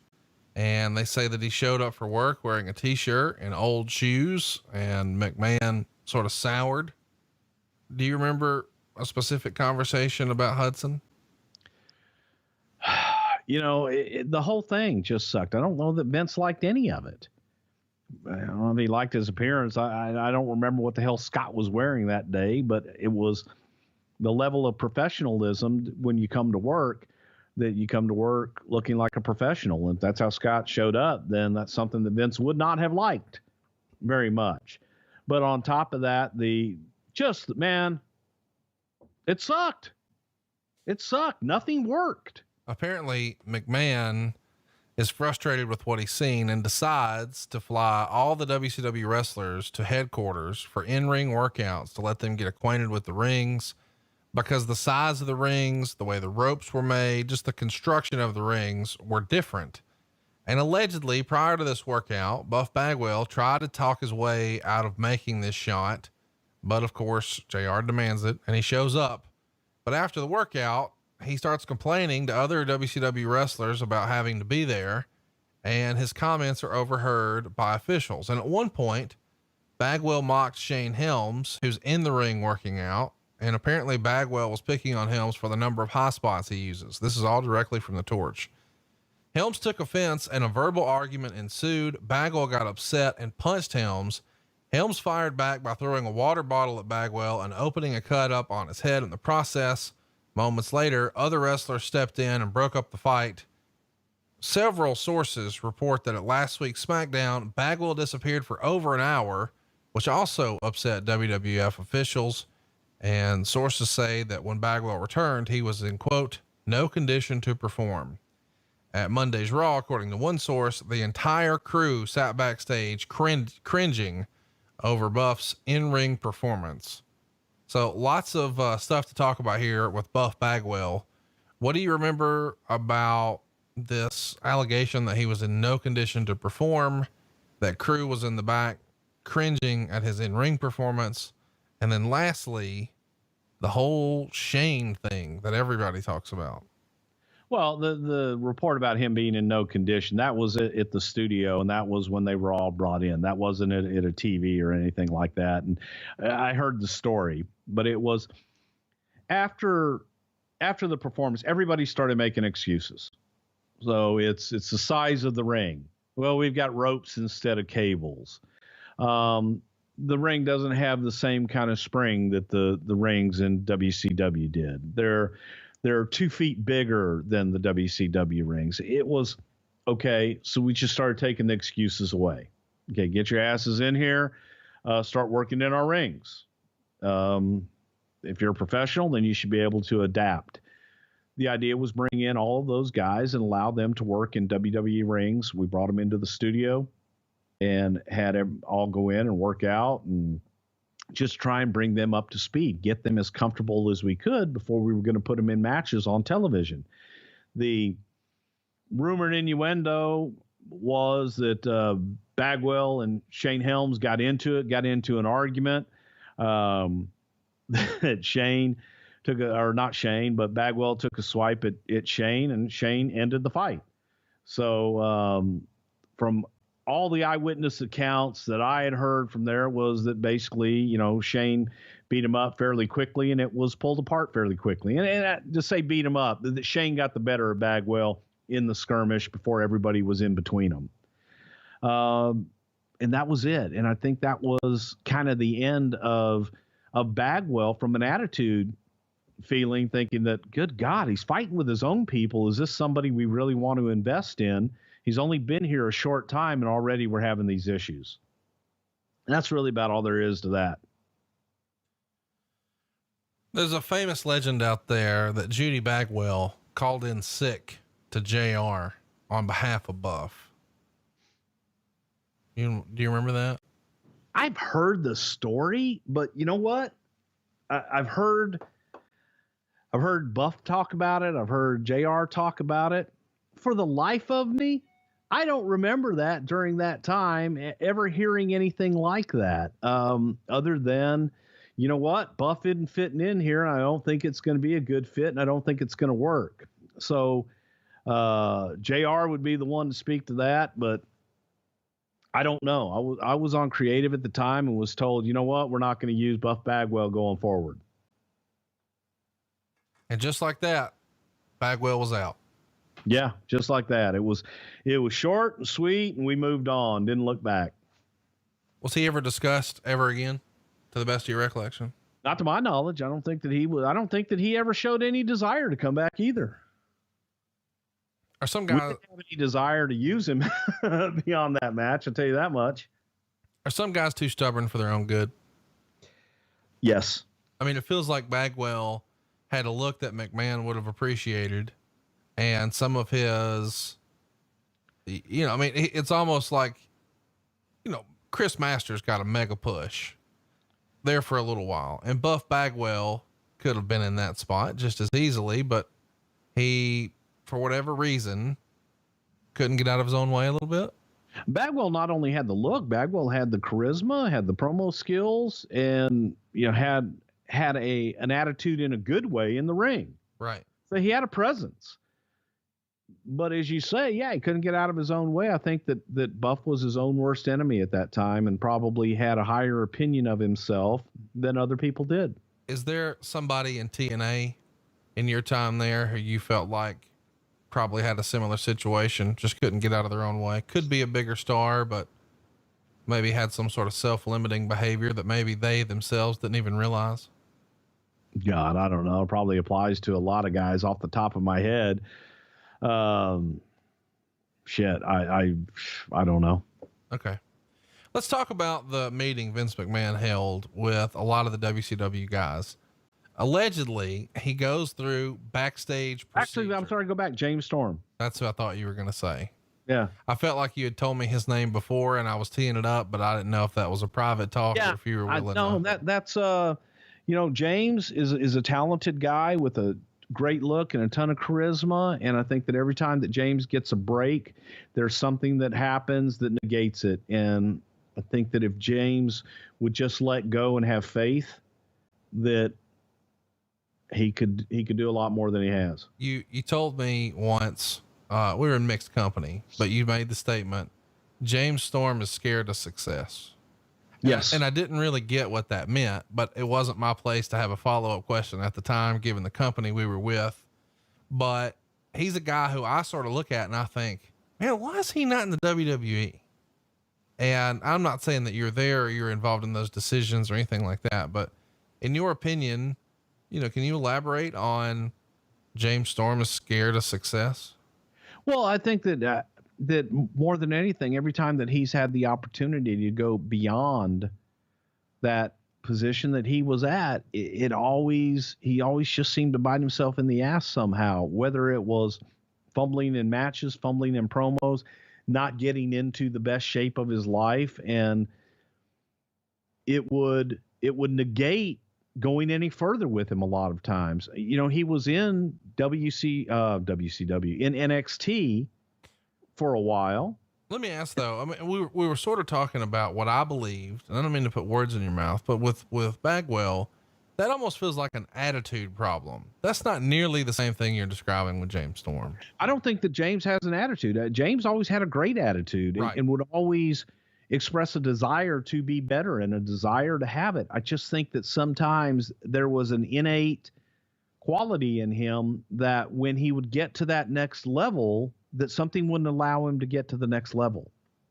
Because you look at him and I say, I want that guy, because he's got a great look and he's got charisma out the ass. He can cut a promo and he can go in the ring.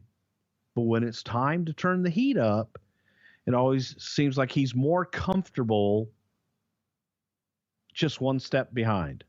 Well, I'll tell you what, you're going to be more comfortable thanks to our friends at Bird Dogs. You see, Bird Dogs make gym shorts with a built-in silky soft liner, so you don't have to wear underwear.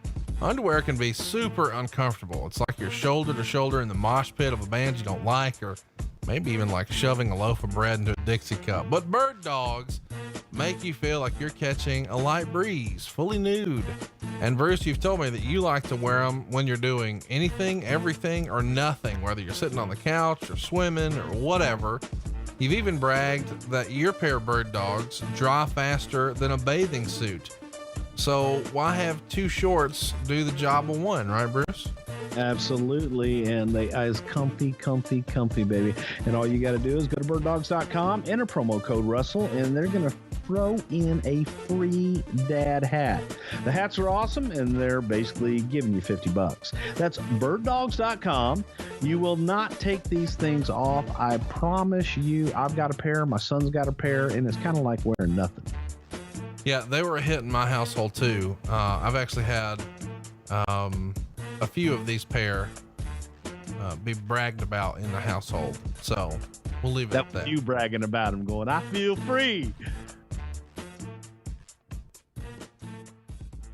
Let's talk about what we're doing next here. We've got Vince McMahon holding a meeting with the talent, and he's discussing backstage protocol and procedure within the WWF. And he's encouraging the WCW talent, go talk to some of our wrestlers, engage with them, fraternize.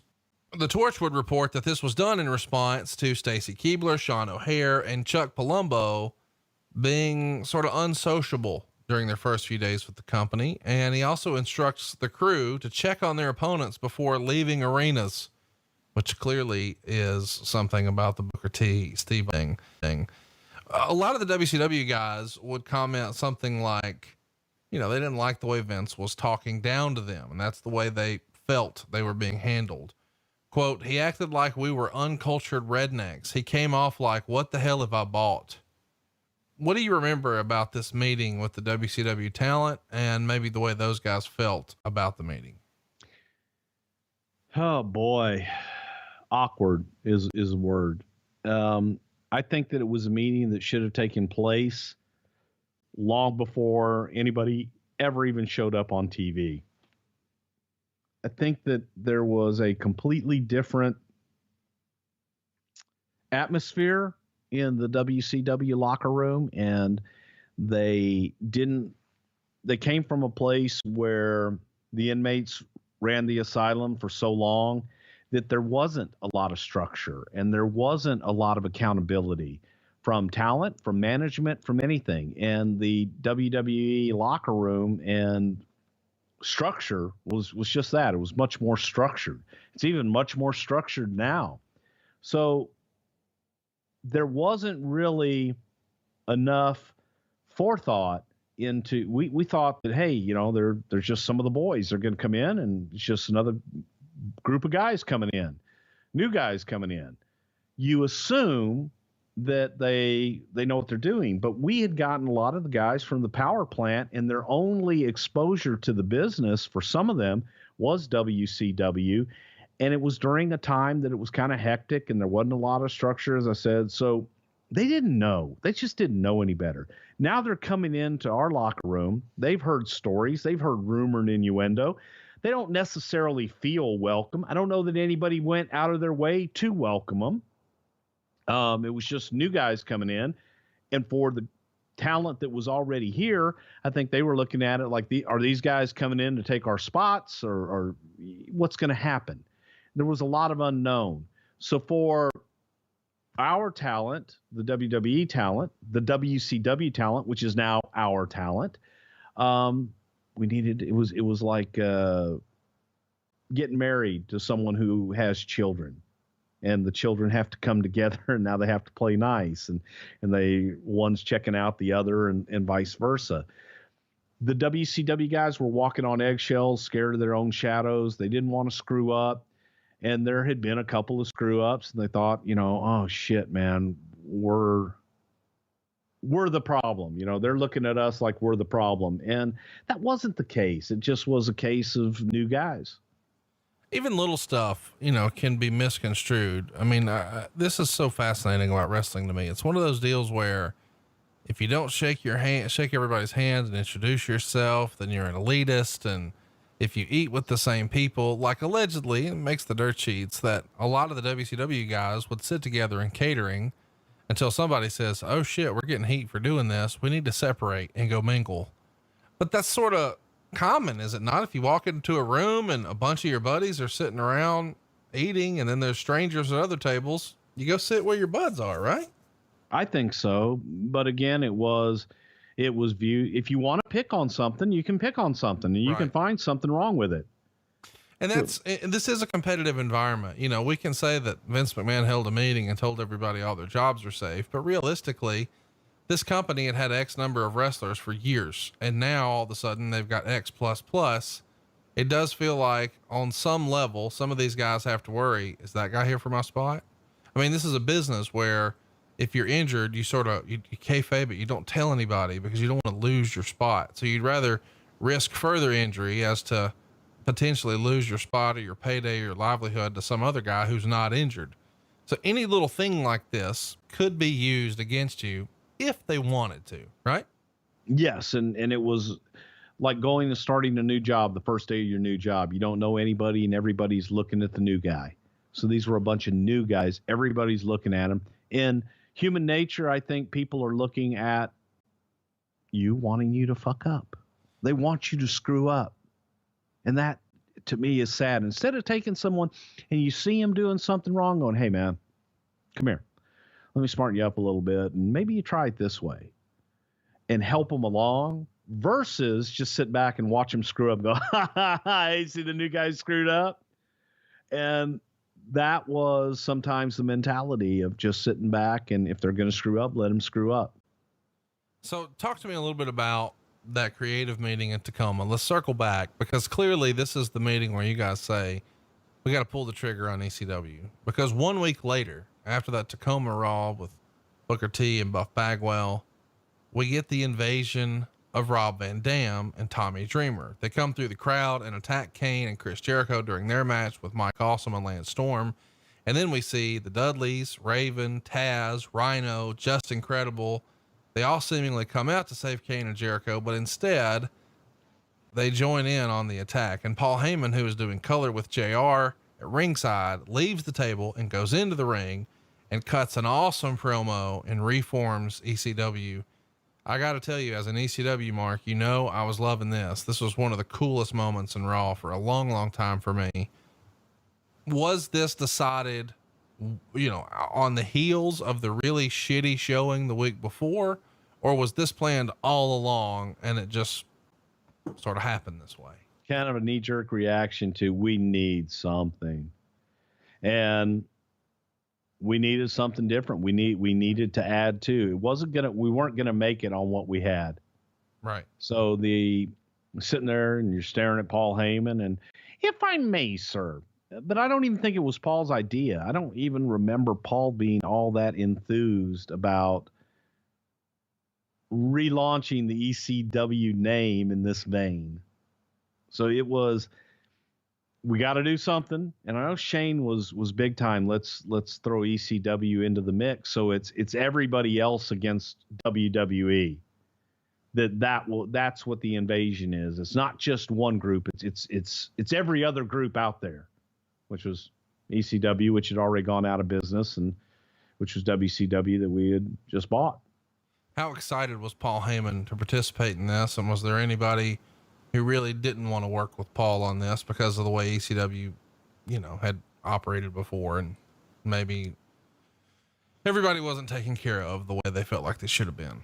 I think that the guys that were coming in on the ECW side, there was in the back of their mind, well, Paul had this planned all along. This was Paul's end game. This is what Paul was doing. He's going to go into WWE. He's going to be a commentator. He's going to bring us all in. And it wouldn't surprise me if it wasn't Heyman. Here is the plan. I have been working covert operations, and I am going to bring you all in now. I know you were a little confused. I couldn't let you know then, but now I can let you all in. I'm not saying that's what he did. I'm just saying I wouldn't be surprised if there were a few phone calls that went along that vein. Oh my. It has been my idea. I have been working on this proposal for over 9 months. We are about to give birth to the revolution. Now, when he's making this pitch, does he say, and your leader will be one Stephanie McMahon?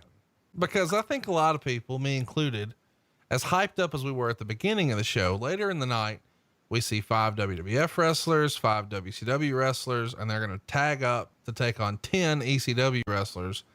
And then, of course, we know what's coming. We get all the McMahons sort of squaring off. Shane celebrating with Heyman.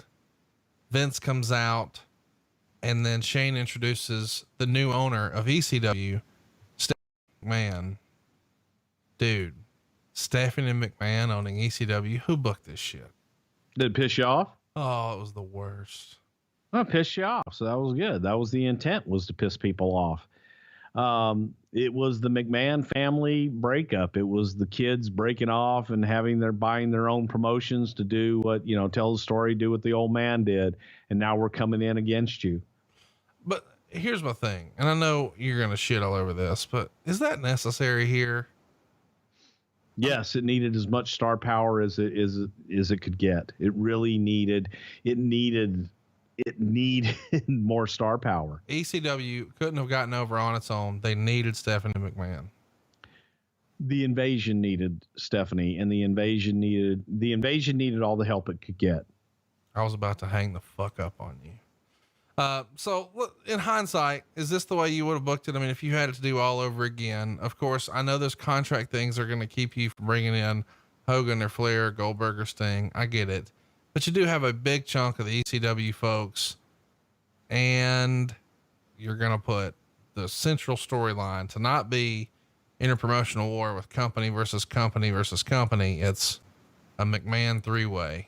All these years later, that's still the way you would have done it. I frankly wouldn't have done any of it. What would you have done differently?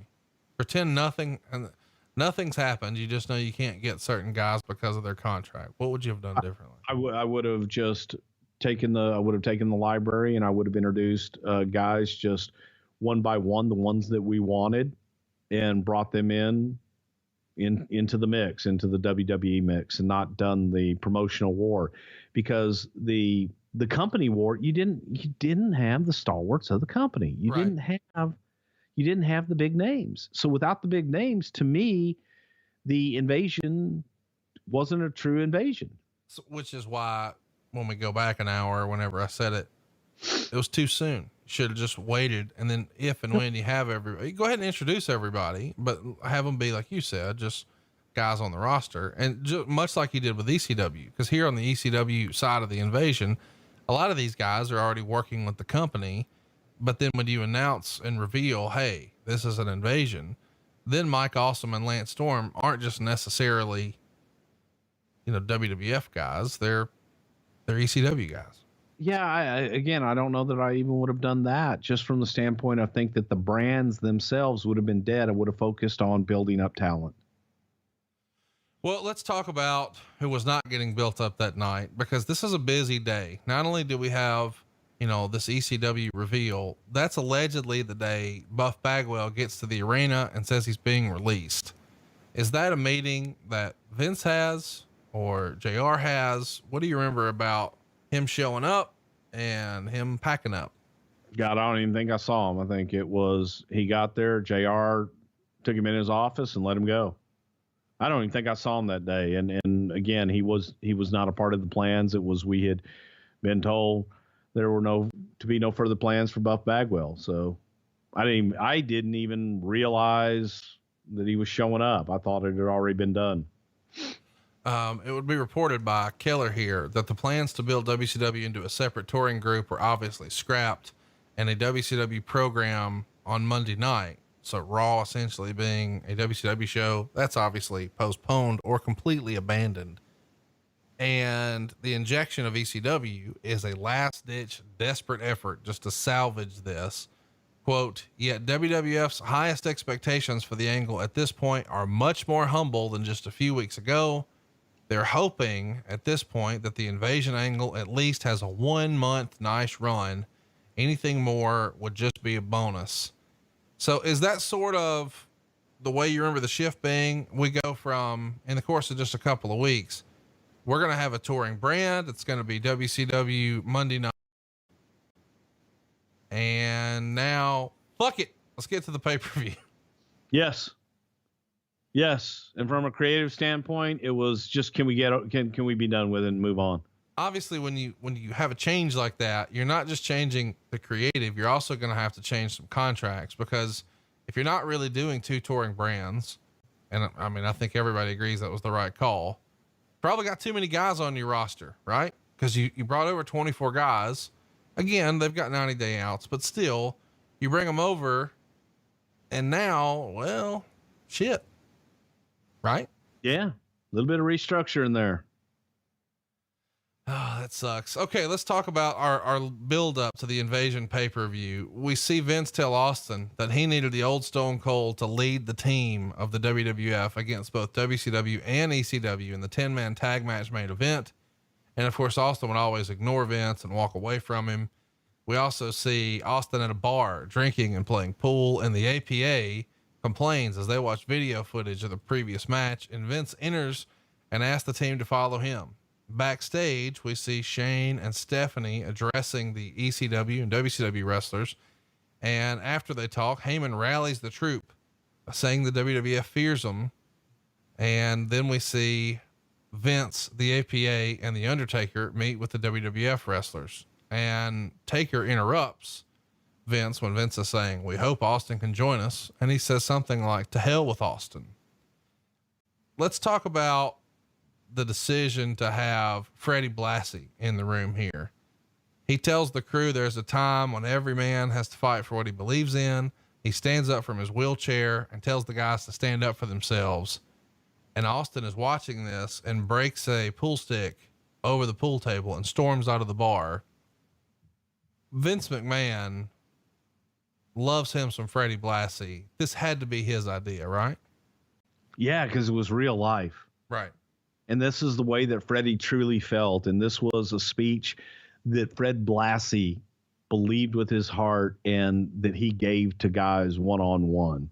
So to be able to capture that and have Freddie come out and address the locker room, to Freddie it was a shoot, to Vince it was a shoot, and it came across that way on camera.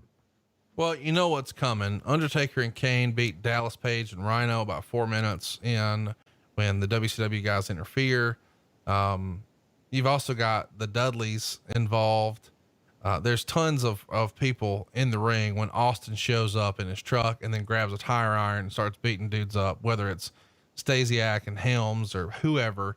He gets in the ring, stunners all around, and backstage, Lombardi is trying to wheel Blassie out of the building in his wheelchair, but Shane and Stephanie stop him and they mock Blassie for the speech.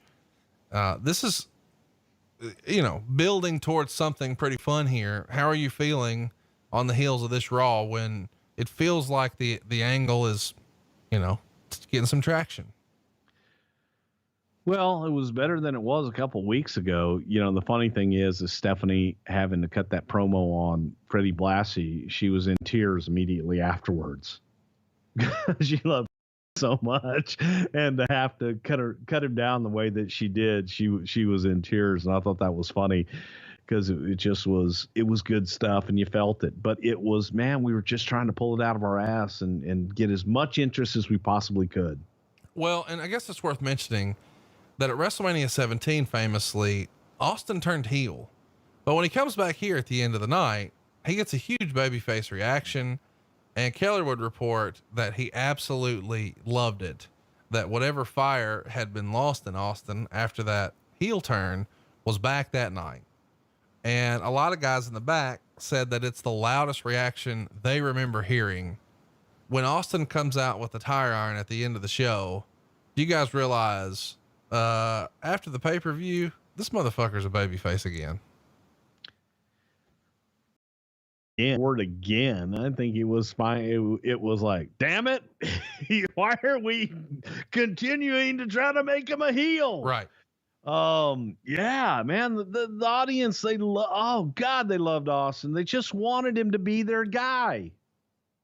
So it was kind of just more proof in the pudding that you can tell him he's a heel all you want. They love him. The heat continues. Let's talk about backstage for a minute, because Stacy Keibler allegedly gets some heat from the locker room for laying out of some house shows so she could go to the beach. And she even addressed it online. Quote, "I had these plans for a while with a bunch of people to go down to the beach last week, and I got the sheet last Tuesday afternoon and I had to work the house shows, but I was supposed to leave the next day to meet my friends. So I was thinking, oh my God, what do I do? They didn't think we were going to be doing house shows at this point. So I talked to JR and told him about my prior plans, and he said it was okay because they were going to announce the bra and panties match the following week. And that way we can put you on the house shows the following weekend so you girls can work together." But some of the guys, of course, think, fuck that. If we got to work, she does too. How much heat was on Keibler for this? I don't know that there was a whole lot of heat. I think it got blown out of proportion big time. And there were probably some guys that were saying just that, but, and this is where things get blown out of proportion because she had plans and it was different. It was a new environment, and JR told her it was fine. He understood and said, okay, we'll move on. But then people tell the story and make it bigger than it actually was. It wasn't a big deal to anybody else except for probably some guys that were jealous and wanted to make something out of nothing. Let's talk about somebody else that I know you enjoy talking about. Your boy Johnny Ace makes the torch, and I think you'll appreciate this. Observers say that WCW agent Johnny Ace has been, quote, so obviously kissing everyone's ass, it's embarrassing, end quote. Yet it's working, since he's largely well liked by those within power he's playing up to. Friends of Ace say he realizes the politics in the company could cost him his job, so he is attempting to not rock the boat at all and befriend as many people as possible. Hypothetically, what type of things do you think Johnny was doing to sort of kiss ass? Well, boss, I just want to say that if you could pull those pants down a little bit, I'll get skin on skin. God, your arms are vascular today. I think that Richie might have missed a spot Can I get some oil on that?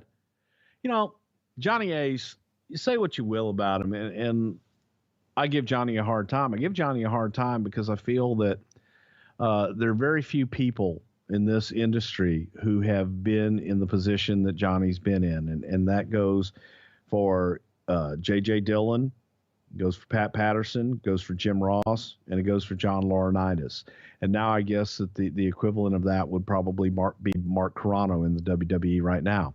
Until you have been in that talent relations spot, you don't judge him till you walked in his shoes. And Johnny worked his ass off, and Johnny was good for that spot because Johnny was very good with detail. He did what needed to be done, and he got things done. Also, Johnny was a pretty damn good finish guy as well. So John, while people looked at him as an ass kisser and different things, Johnny was just doing what needed to be done, and he was good for the job. So it's the toughest job. Everything you do is wrong. Everybody hates you. You got to fire people. You're the deliverer of bad news. So it's a shit position to be in. And Laurinaitis, I mean, he did it well. He went in there and he fought, man, and he did the job. And it's not the most popular job in the world. So as much shit as I like to give Johnny, and I like to give him a lot of shit, I feel that I can because we understand we've both been in that position for a long time. Let's talk about a story that came out of One Wrestling. It comes out that McMahon had to sort of send out some sort of memo saying, hey, don't say that Stephanie purchased ECW anymore because ECW is in the middle of a bankruptcy and the court is apparently unaware that the company is using those assets as part of a storyline, and they don't really want to get involved with the bankruptcy. What do you remember about that? Because, you know, they still use ECW, but they certainly changed the language a little bit. Well, yeah, we did because people were taking it seriously, and people that's why when I said earlier, I could hear the conversations with Paul Heyman. I have been planning this for, I could hear those conversations. I think people, even in ECW, thought that it was real and that it was a shoot, that Vince had bought it at that time. And it was during a time that Paul and the company had filed for bankruptcy and they were going through a lot of legal issues. So Paul had represented some things to the company that weren't exactly accurate. What? I know it's hard to believe, but Paul would say, no, I own this or I have that. That's all taken care of, when it wouldn't have been. So we found out through the courts and through different people, and that's where we backed off on how we presented it. I feel like we should mention here that the WWE does go ahead and reach a temporary agreement so they can use the name, and they have to make a deal with the trustee of the bankruptcy courts, of course.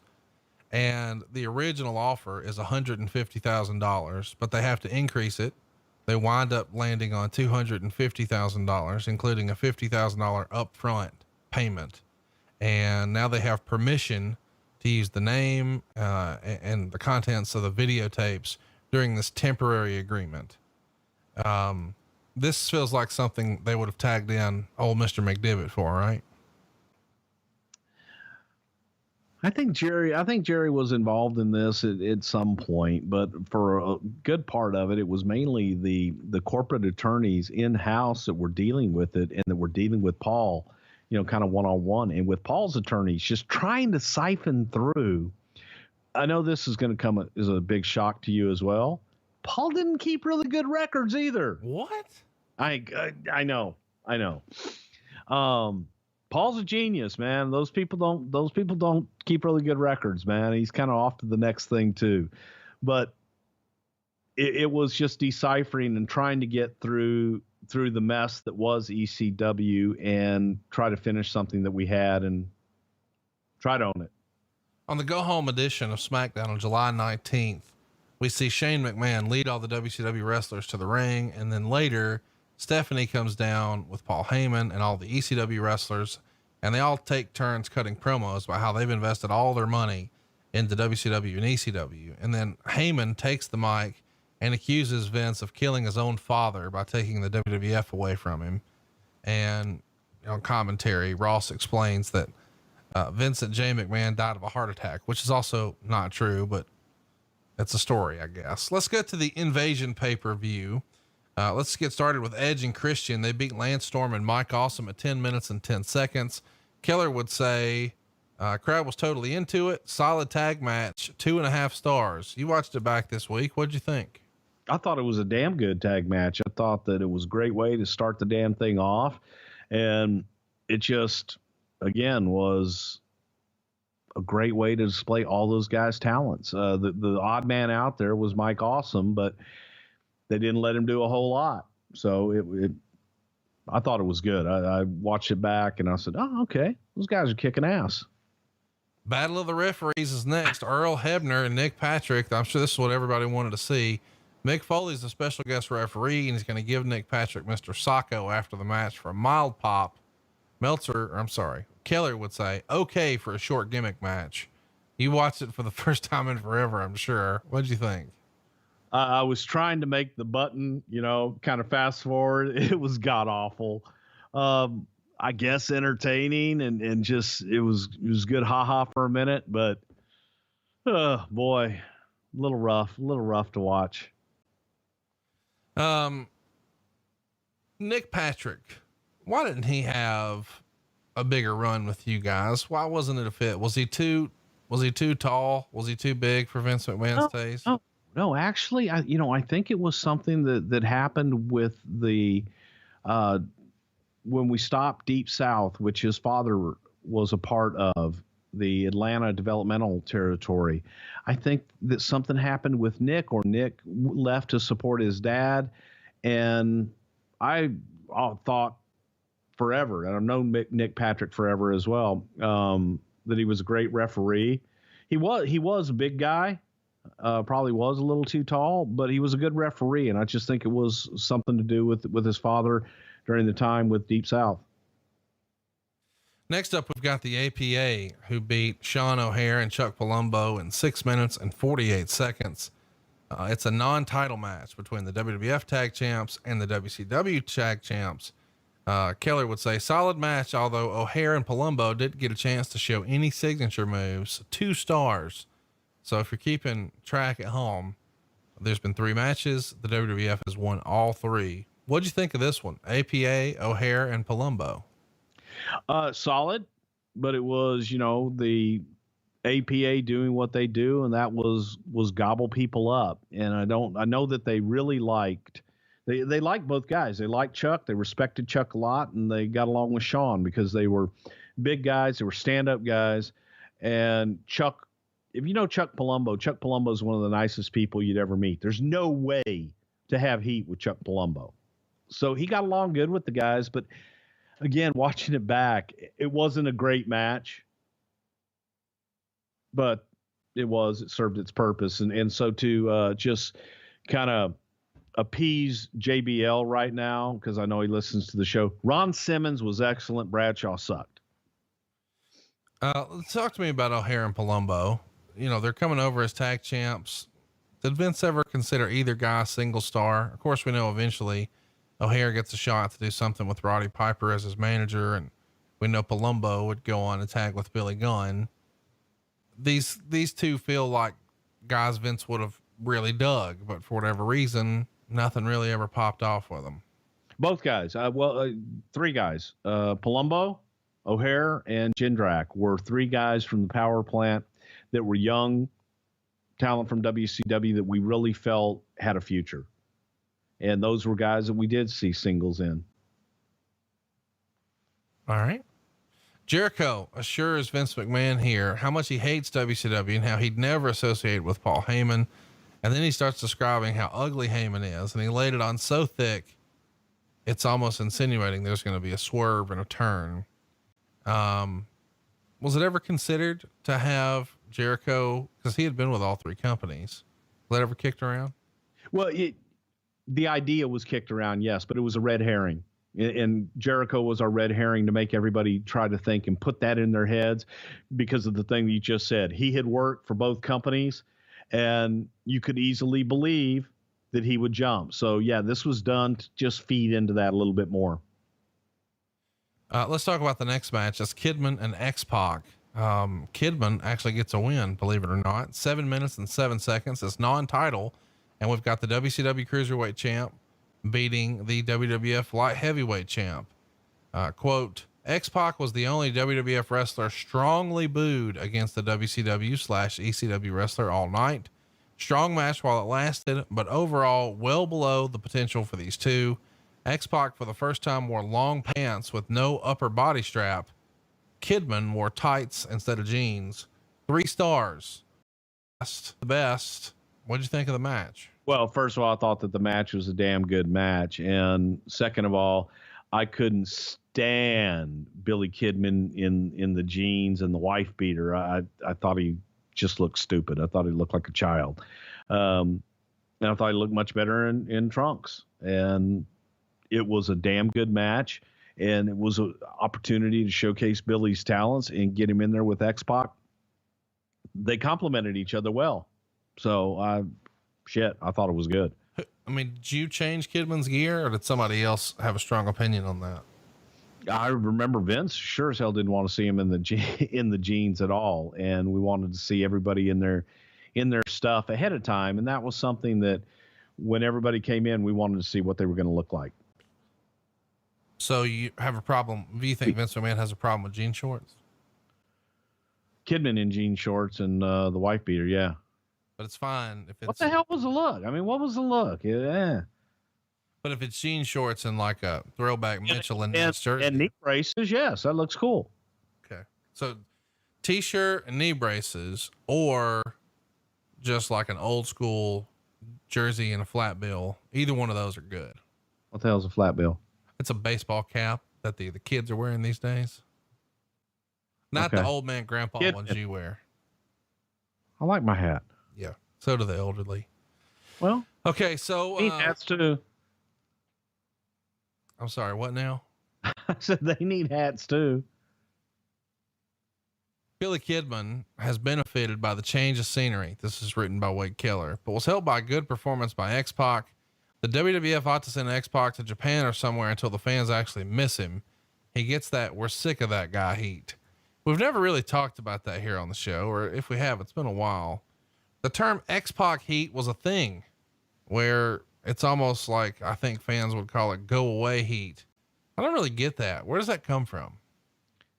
I don't get it with X-Pac because I thought he always busted his ass and was always performed. You never got a lazy match out of him. So I think it was just more of a feeling that he was tagging along on other people's coattails. And that was a feeling, but at the same time, his work was better than whoever he was allegedly tagging along with. That's my point. I think that he always held up his end. He always went out there and busted his ass.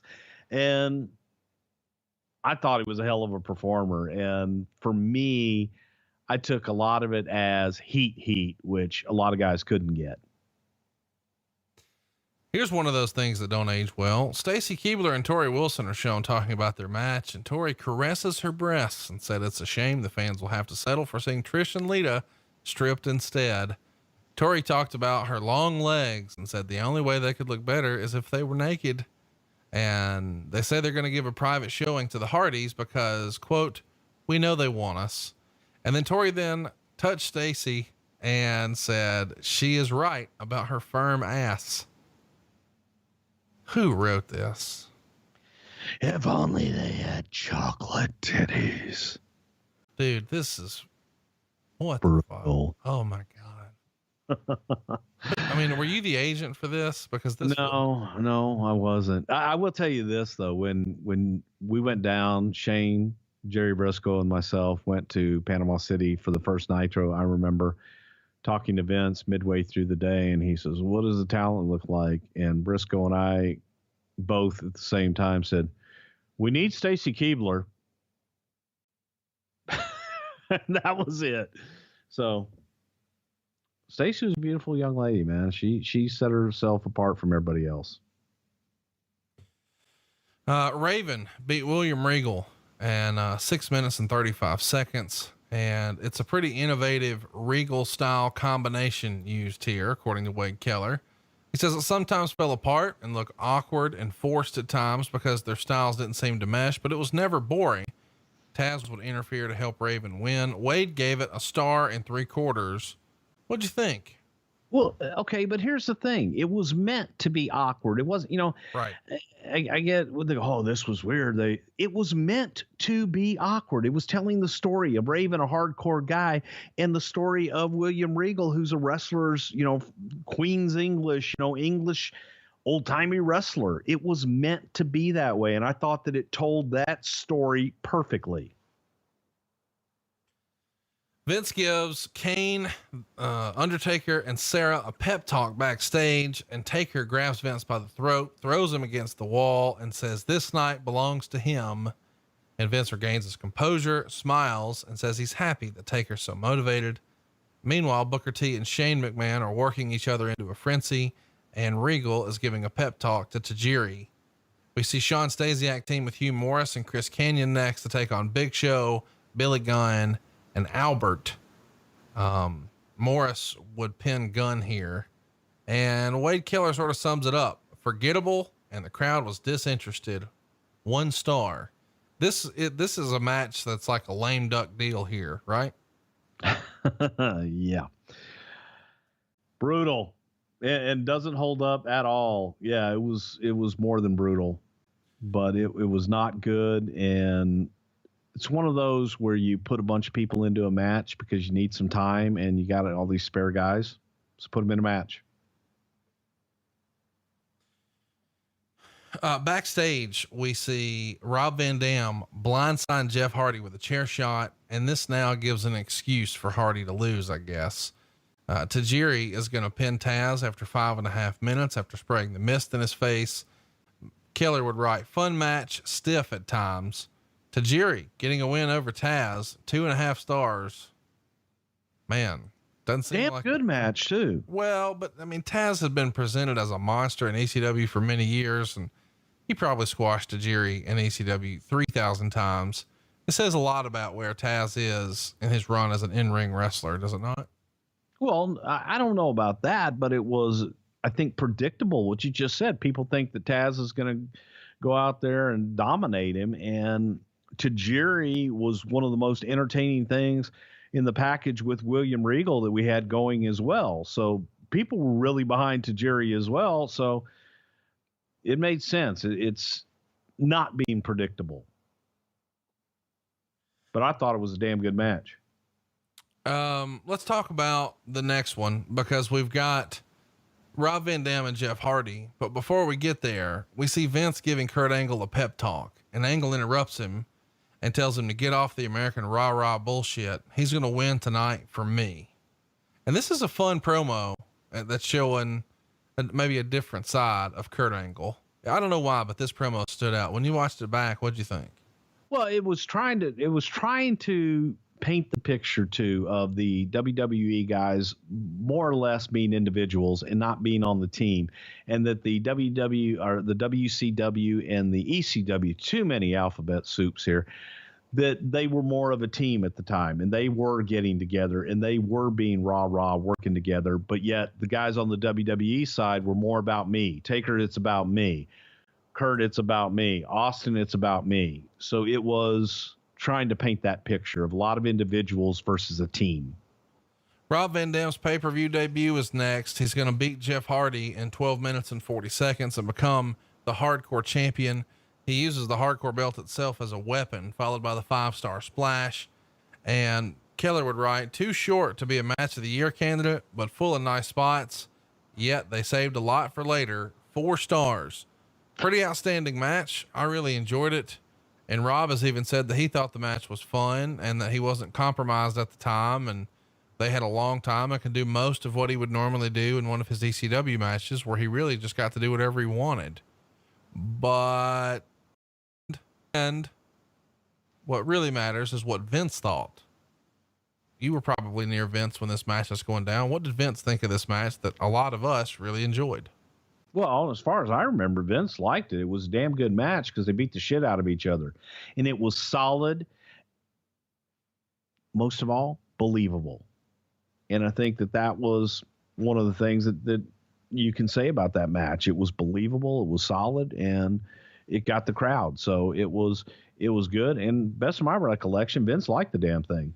Keller said what stood out most about Van Dam here is his self-confidence. He was brash and self-assured, something that even the most seasoned of the WCW imports haven't been able to muster since debuting on the WWE roster. Is that fair to say?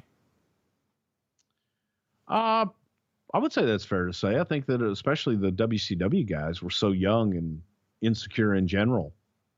So yeah, they were all walking on eggshells. I don't think Rob gave a shit. Trish and Lita beat Stacy and Tori in 5 minutes and 3 seconds in a bra and panties match. Quote, not embarrassing, with enough titillation to satisfy the crowd. Of course, Mick Foley was the ref. Trish is still relatively new in her wrestling career at this point, and they're trying to build a storyline here for Tori and Stacy with the Hardys, and they're sort of teasing that Lita is with Matt, and that could cause some sort of friction if Trish and Jeff were to have a relationship and somehow Stacy and Tori were in the mix. What'd you think of this? Boy, Tori and Stacy were just greener than grass. But roll Tide. Oh God, all of them are beautiful. Yes. But whereas Trish was working and learning to get better every single day. And I think Lita was there as well. So you had two girls that had a lot of working experience against two girls. I don't think Stacy had done really anything in the bump arena, and same thing with Tori. They hadn't done any of that stuff. So it was really, really new to them, and they were learning kind of on the job training and just learning as they go. And they didn't sign up for it either. I mean, they weren't, when they came in, they weren't coming in to be wrestlers. And they tried and they busted their ass and they got out there and they learned. They got to the buildings early and they worked out and they did the best that they could. But I just forgot about how damn green they were. Let's talk about, and I think this is maybe one of the highlights. We get another pep talk with Stephanie, Heyman, and Shane. And then we see Steve Austin telling Vince he doesn't want a pep rally. He wants to kick ass. But in this segment, I thought it was kind of cool to see a glimpse of one of those Paul Heyman pep talks we've heard about over the years. What'd you think of the skit? And have you heard Paul do one of these in real life? I don't know that I was ever there when Paul did one in real life. I saw the one in the movie where it is us against them. It is us together united as one in a front to destroy our enemy. And make no mistake about it, sir, they are our enemy. And we will prevail. If some must die for others to live, then we shall lay our lives upon the line, my good sir. Yeah, it's just kind of stuff like that Paul could do. And if Paul Heyman were here right now, I said, Paul, inspire me. He would just go off and without even thinking about it. I mean, the guy has a talent for it. You have to admit. No mistake about it, man. Some bitch can talk. Well, it's time to stop the talking. It's time for the action, the main event. It's what we've all been waiting for. The dream match is finally here. It's WCW and ECW taking on the WWF. The WWF is represented by Steve Austin, Kurt Angle, The Undertaker, Kane, and Chris Jericho. Hall of Famers all the way through. And challenging them, Booker T, Dallas Page, the Dudleys, and Rhino. To be sure, all former world champions are Hall of Famers on both sides, but still it does feel a little lopsided to me. But the Alliance gets the win when Booker pins Kurt Angle after 29 minutes and 5 seconds. Keller would say, okay, action without anything spectacular. In the end, Austin attacked Angle as he had Booker in an ankle lock, but then put Booker on Angle for the win. 2 3/4 stars. What do you think of this? I thought it was a hodgepodge. Really. I also wasn't in favor of sending Steve to the other side. Yeah, it's logical. You know, you had that big reaction. It's just weird because he gets this huge babyface reaction after he's turned heel, and it feels like, you know, a lot of people are watching Raw these days and they're saying, damn it, why won't they turn Roman Reigns? And I don't want to get on a sidebar here, but it feels like this is one of those examples where when Vince is like, damn it, they're not doing what I want them to, I'll show them. So he makes him a bad guy again. Yeah. And they didn't want it. They didn't want it. Steve made the most out of it on the backside, but still it was an uphill battle. It was an uphill battle that we were fighting every step of the way. Aside from him walking out, is this the biggest misstep of Austin's career, do you think, the heel turn after 17? Because it does feel like he loses a little bit of momentum and doesn't get it back. And whatever reaction he had on the buildup for Invasion here, it's lost again on this night, right? Well, the way that it was executed, yes. Had it been executed the way that it was originally pitched. Let's hear that. Let's hear that. Well, the original pitch was for Steve to turn heel and Hunter to turn babyface, and for Hunter to chase Steve as a babyface with Steve as a champion. So when they wanted to do the 2-man power trip and just beat everybody, to me, that's what kind of stagnated it a little bit. If there had been a fresh new babyface to go after Steve, then I think that it would have meant a little bit more. And Hunter was red hot at that time. So it was, and then you give them back their red hot babyface that they've been clamoring for in Stone Cold Steve Austin, and they're happy and they're, oh my God, yes, finally I've got something to believe in again. What the fuck? And that was the reaction. So I think that and really we didn't turn him babyface. The audience was just happy that he was on the right side for them, and they were happy to cheer him again. And then you take it away from them. I didn't think it was, I didn't like it, put it that way. Keller would say of the show, the pay-per-view was never boring, but not one undercard match had a strong storyline or even a passionate, focused interview leading into it. This was a mildly entertaining show 95% of the time, and the dazzling and emotional, riveting 5% of the time. That's enough for a mild thumbs up, but the WWF should strive for more. You watched it this week for the first time in a long, long time. What'd you think? I hate to say I almost agree with it, because there wasn't enough, with the exception of the last match. There wasn't enough us against them. I didn't feel that. Right. I didn't feel that deep down, oh my God, one side has to win. It was more about the personalities in the matches versus us against them, which was the theme of the whole night.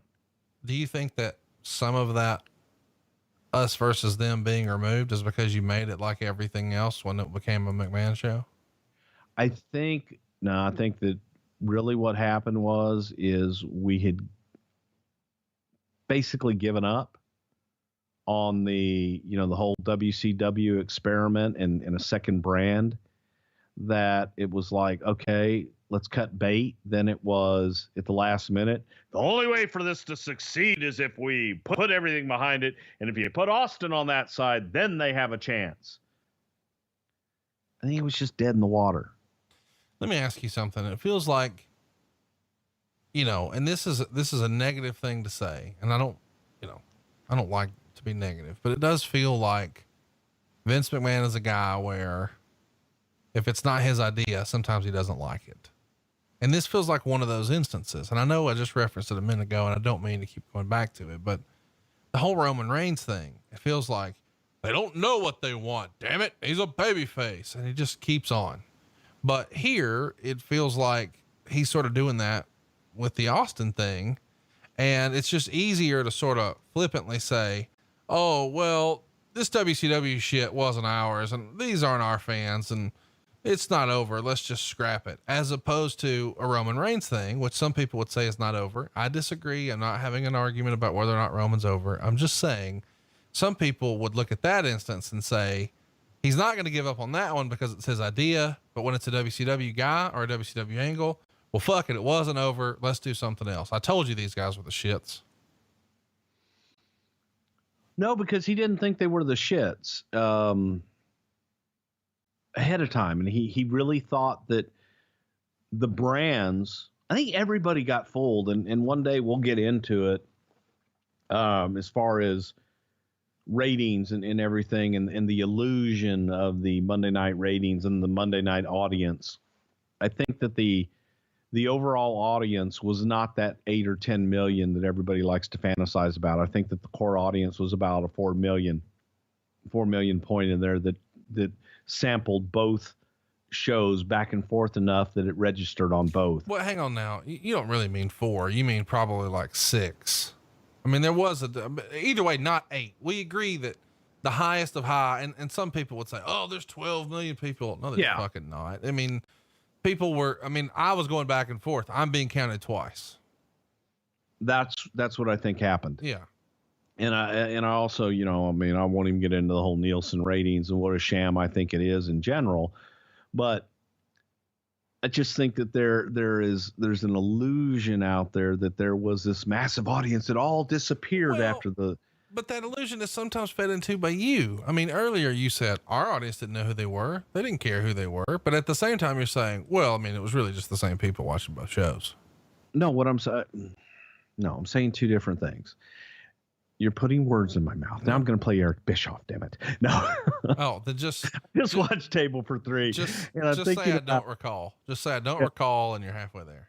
No, you will know this. You know what Eric hates the most? What? Is when you interrupt him. Oh, and I do it on purpose now.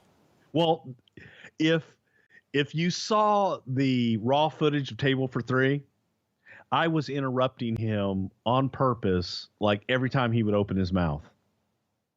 So at the end there's especially when I hit him with the Eric Bischoff spin.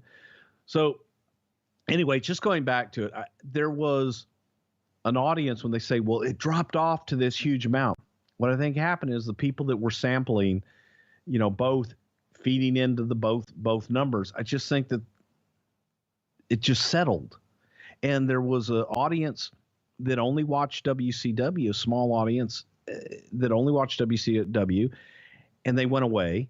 But I think that the people that only watched WWE didn't give a shit now. They didn't give a shit about WCW. They weren't sampling both. I don't know. It just wasn't. Look, it didn't work.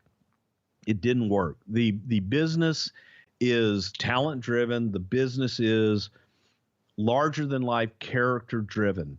And we didn't have the larger than life characters. The larger than life characters were on our side, and we had to create something to make people care. That's all. Well, let's get to some questions because we've got a lot of them, but I feel like before we do, we should let you know that next week we're covering Vengeance 2003. So if you've got a question for Vengeance 2003, we want you to go ask it, and you can ask it on Twitter or on Facebook. This card is memorable for a lot of things, but maybe the best part is Mr. McMahon and Zach Gallen in a singles match. We've also got Undertaker and John Cena, Sable and Stephanie McMahon, Haas and Benjamin against Kidman and Mysterio. We got Bradshaw last eliminating Brother Love in the APA Invitational Barroom Brawl. So go ahead and ask me now. Did I have a problem with doing the job? Yes, I did. I should have gone over. Jamie Noble with Nydia taking on Billy Gunn and Tori Wilson. Eddie Guerrero is going to be in action with Chris Benoit. And then in your main event, it's a 3-way, Kurt Angle, Brock Lesnar, and Big Show. It all happened on July 27th, 2003, and you'll be able to enjoy it on July 27th, 2003, unless you're supporting us on Patreon. Bruce, we rolled out Patreon and it's already been a hit. We've started feeding some bonus content there at patreon.com/something to wrestle. And you're going to get this episode early and ad free. Tell everybody else what they need to know about patreon.com/something to wrestle. Well, not only that, several different levels you can go to, but also on that for this show, I'm here in the Sam Roberts studio and we're actually videotaping me on this side. So you're going to get that. And I just did a whole bunch of stuff with Sam earlier on. A lot of extra added content that you're just not going to get anywhere else. It's me being silly. I did my ride through Manhattan today in an Uber with Mockhead. That was the driver's name. His name was Mockhead. And he wouldn't talk to me when he was on camera, but just a lot of fun stuff over at Patreon, and I'm having a blast with it. Check it out. Patreon.com/something to wrestle. It's only $9 a month to get you started.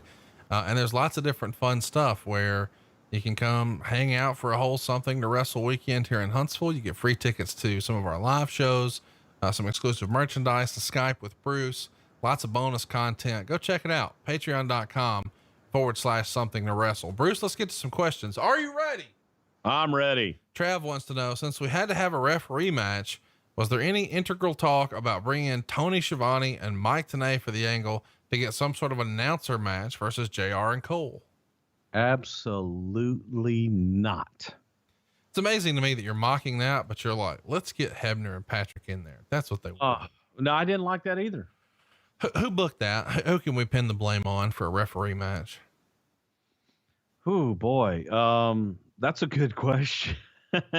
You know what? Just cause it'll get him to call me, Brian Gewirtz. Let's put the blame on Brian. Fuck it. Yeah. Fuck you, Brian. Fuck you, Brian. Dan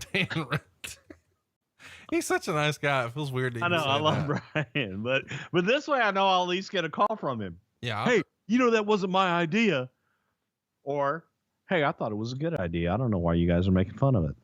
Fuck you, Bruce. You liked it at the time. Dan Russell says, if the WCW guys would have come out of boxes, wouldn't they have gotten over more? A lot more than they did coming out the way they did. George Jones wants to know, were there any other matches planned that did not happen? No, there weren't. We just got, once we got the ECW involved, man, we just tried to load it up and throw a bunch of shit against the wall. Craig Morrison basically has the same type of questioning that I had about DDP, but he mentioned something that DDP has talked about a lot, where he wanted to come in as the real people's champion and do something with The Rock. Instead, he's put with The Undertaker.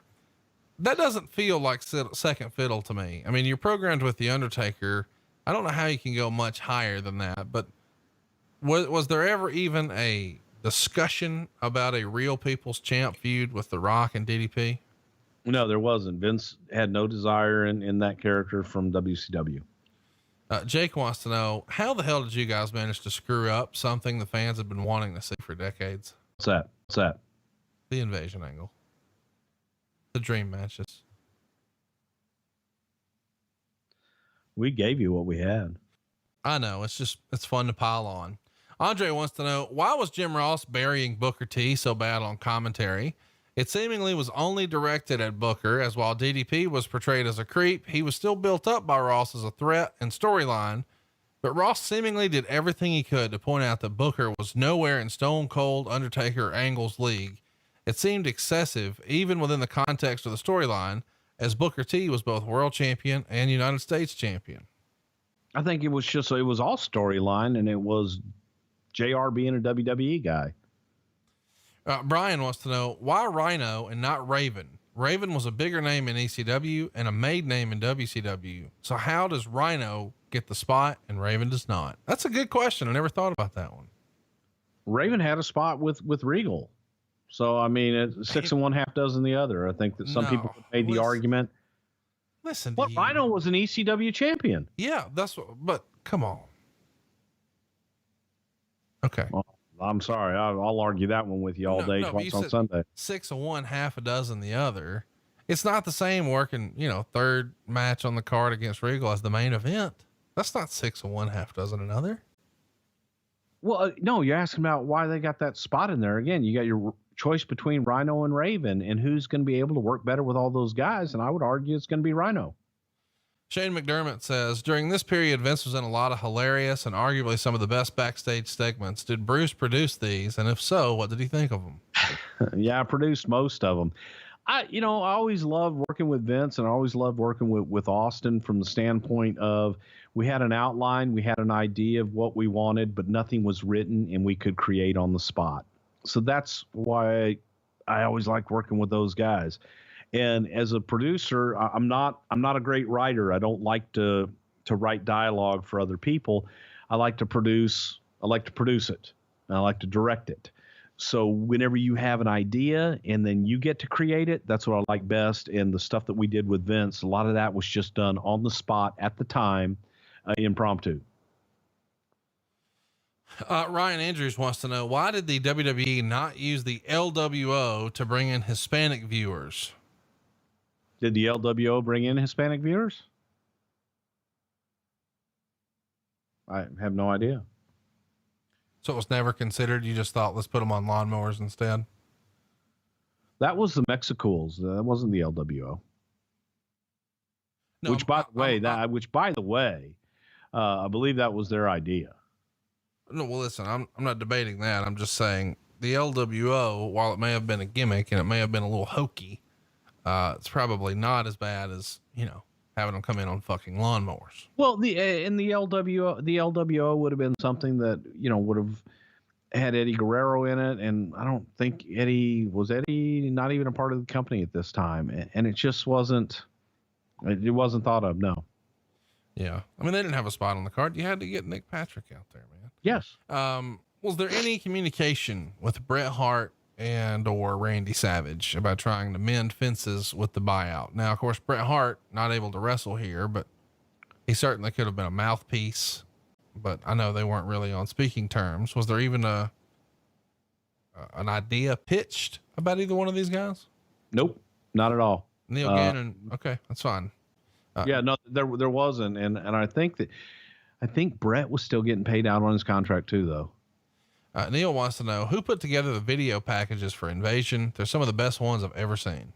The WWE production team. I don't know if this is during the time that Panucci was starting to make his mark as a production king, but they're gonna love that one. But I think it was the production team there, Adam Panucci and a lot of those guys. Jason wants to know, Bruce, in retrospect, WCW superstar do you think could have made the WCW angle work if said superstar would have been available at the time? Goldberg. Andrew wants to know, why didn't Vince bring in former WCW champion David Arquette? We tried, but he was busy. He was still getting paid out on his contract too. I love you for just going with the company line. Serious business. It does feel like something Vince could have had fun with. You tease that it's a former world champion and blah, blah, blah. And then he comes out instead and the crowd's like, oh, what the shit. We talked about it. Okay. I don't think during this time, but we talked about David Arquette during different times. Yes. Why didn't it ever happen? Cause obviously he has a passion for business. He just came back over the weekend wrestling a match out in California and rumoring and even going to be at StarCast. I think that more than anything was scheduling conflicts when we would pitch it. But Arquette was a huge fan. I think he's done Raw before. Arquette was a huge fan and always willing to talk about stuff. But more than anything, the few times that it was pitched was a scheduling conflict on his part. Kenny Osell writes, Dave Meltzer and his snark buddy Brian Alvarez had a version of the Wrestling Observer Live on the internet at the time, and they would constantly criticize WWE for not paying for the WCW superstars under good AOL Time Warner contracts. What would you like to say to Meltzer and Alvarez for their criticisms on not signing certain talent, and would it have even made that much of a difference, hypothetically speaking? Well, first of all, fuck Dave Meltzer, and you know what? Fuck, what's the other guy's name? Brian Alvarez. Here's the thing that I don't understand about that too. Like, first of all, I haven't gone back and listened to Wrestling Observer Live from back then, so I probably shouldn't have even read this question, but I did want to bring it up because I feel like a lot of people say, well, why didn't you just buy it out? Well, here's why you don't buy it out, because a lot of those guys, like if you had the option of, I'm going to go to work and make money, or I'm going to sit at the house and make the same money, or maybe better. Why would you not just sit at home and make the same or better money? Like, I understand some people like DDP and Booker T just want to be in the game, and Lord bless them. They entertained us and thank you. But at the same time, if I've got that option, I can sit at the house and collect a check. I'm staying home. Here you are, you're Kevin Nash and you're feeling it. You're feeling your body, man. You're feeling your knees, and I'm getting a check every week based on a contract that I signed with the company that is honoring it. Why not stay out of the game? And hopefully when my contract is done and I've been all paid out, I use this time, I get jacked, I work out, I let my body heal, and then I come back and hopefully I'll mean more than I did before. And by the way, when you come back, you won't come back with 30 other guys. You come back by yourself in a featured exactly. spot. Yeah. Nick Collins wants to know, why doesn't WWE try to bring back WCW now in a similar way to the way they tried with ECW in 2006? Do you think it ever could happen? I don't. And it's funny when you look at WCW, how long was WCW in business? I think that TNA was in business longer than WCW. No, they were. Yeah. Is. So, really, they weren't in business that long.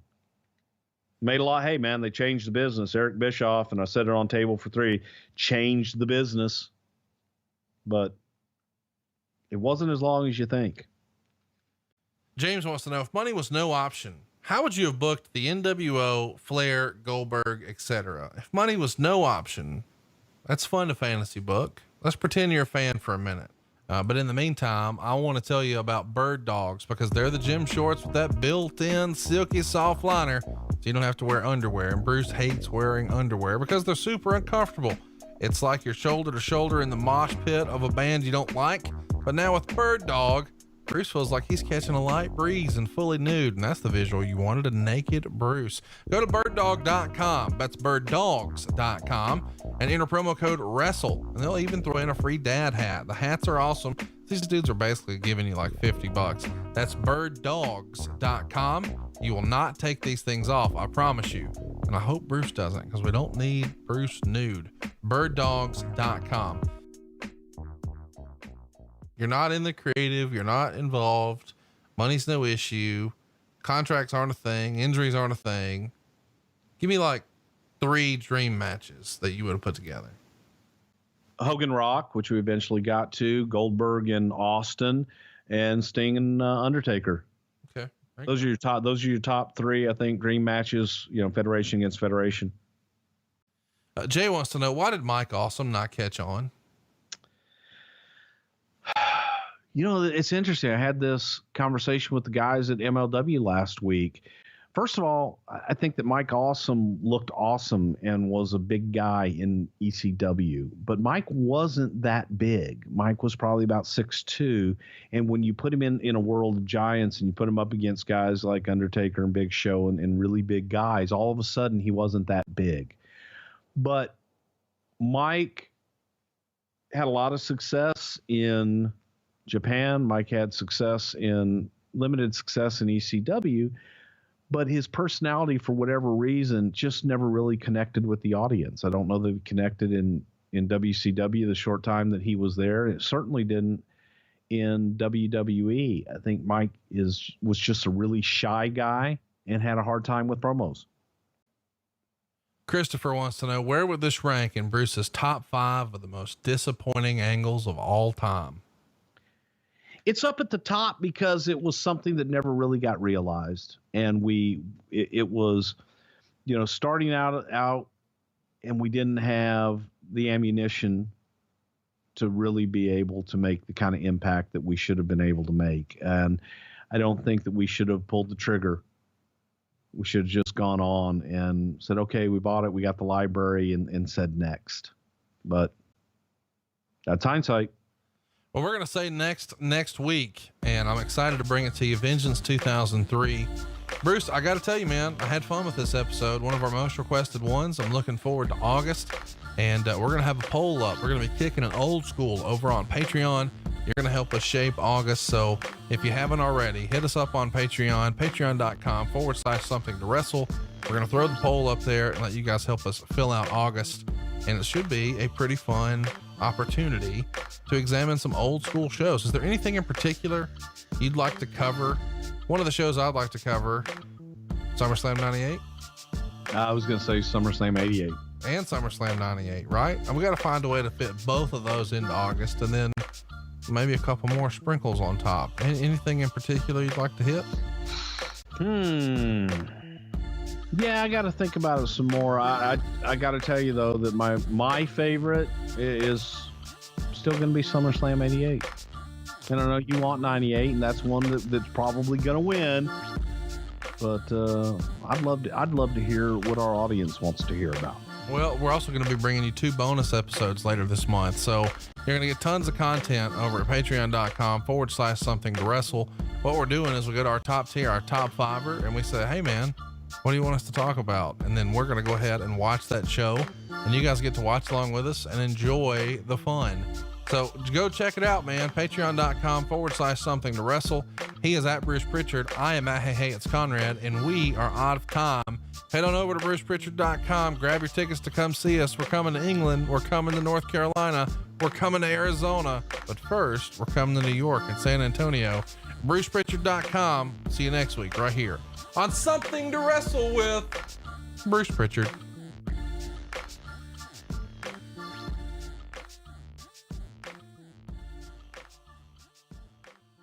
Yeah. And for the record, I would talk to Dave if he called me, and I would be nice to Dave. I see Dave in person, I'm going to walk up to him and shake his hand. I mean, you have Hey, before. Dave, last year at WrestleMania, you hammed it up with him at Wale Mania.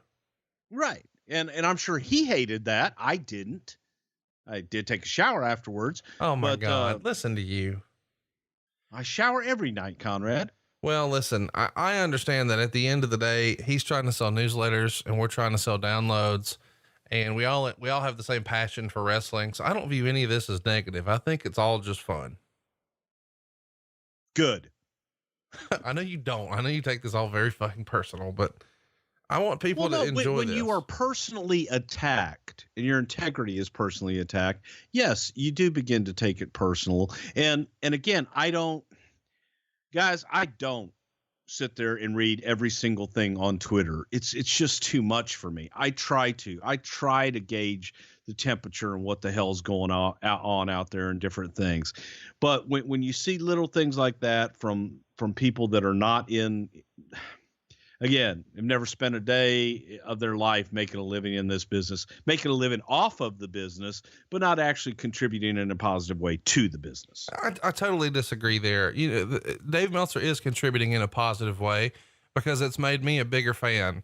If the Wrestling Observer was not around for the last 20 years, when I sort of when my interest wandered away from what was on television, it never wandered from what was going on behind the scenes.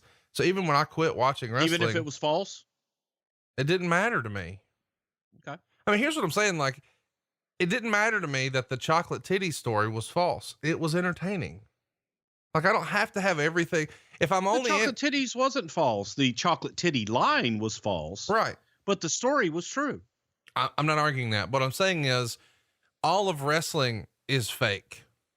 You know what I mean? I don't mean it that way, but I'm saying all of a sudden one piece of news that I hear, one line item might not be factual about a fictitious sport. And I'm supposed to be upset. I'm not. Like, I found his work entertaining and it kept me engaged and interested in his work, even if I wasn't necessarily engaged and interested in what was going on Monday Night Raw. So it keeps fans who are maybe lapsed fan. Shout out to our other podcast brethren. Yeah. Fuck him too. Why are you so fired up today? Dude, I'm fired up. That shit just pisses me off. It's people that don't know, that come off and want to pretend that they know because they read something or they heard something from somebody and everything else. And it just pisses me off. And I'm off my soapbox. You know why? You don't want to know why I'm off my soapbox, Conrad? Why is that?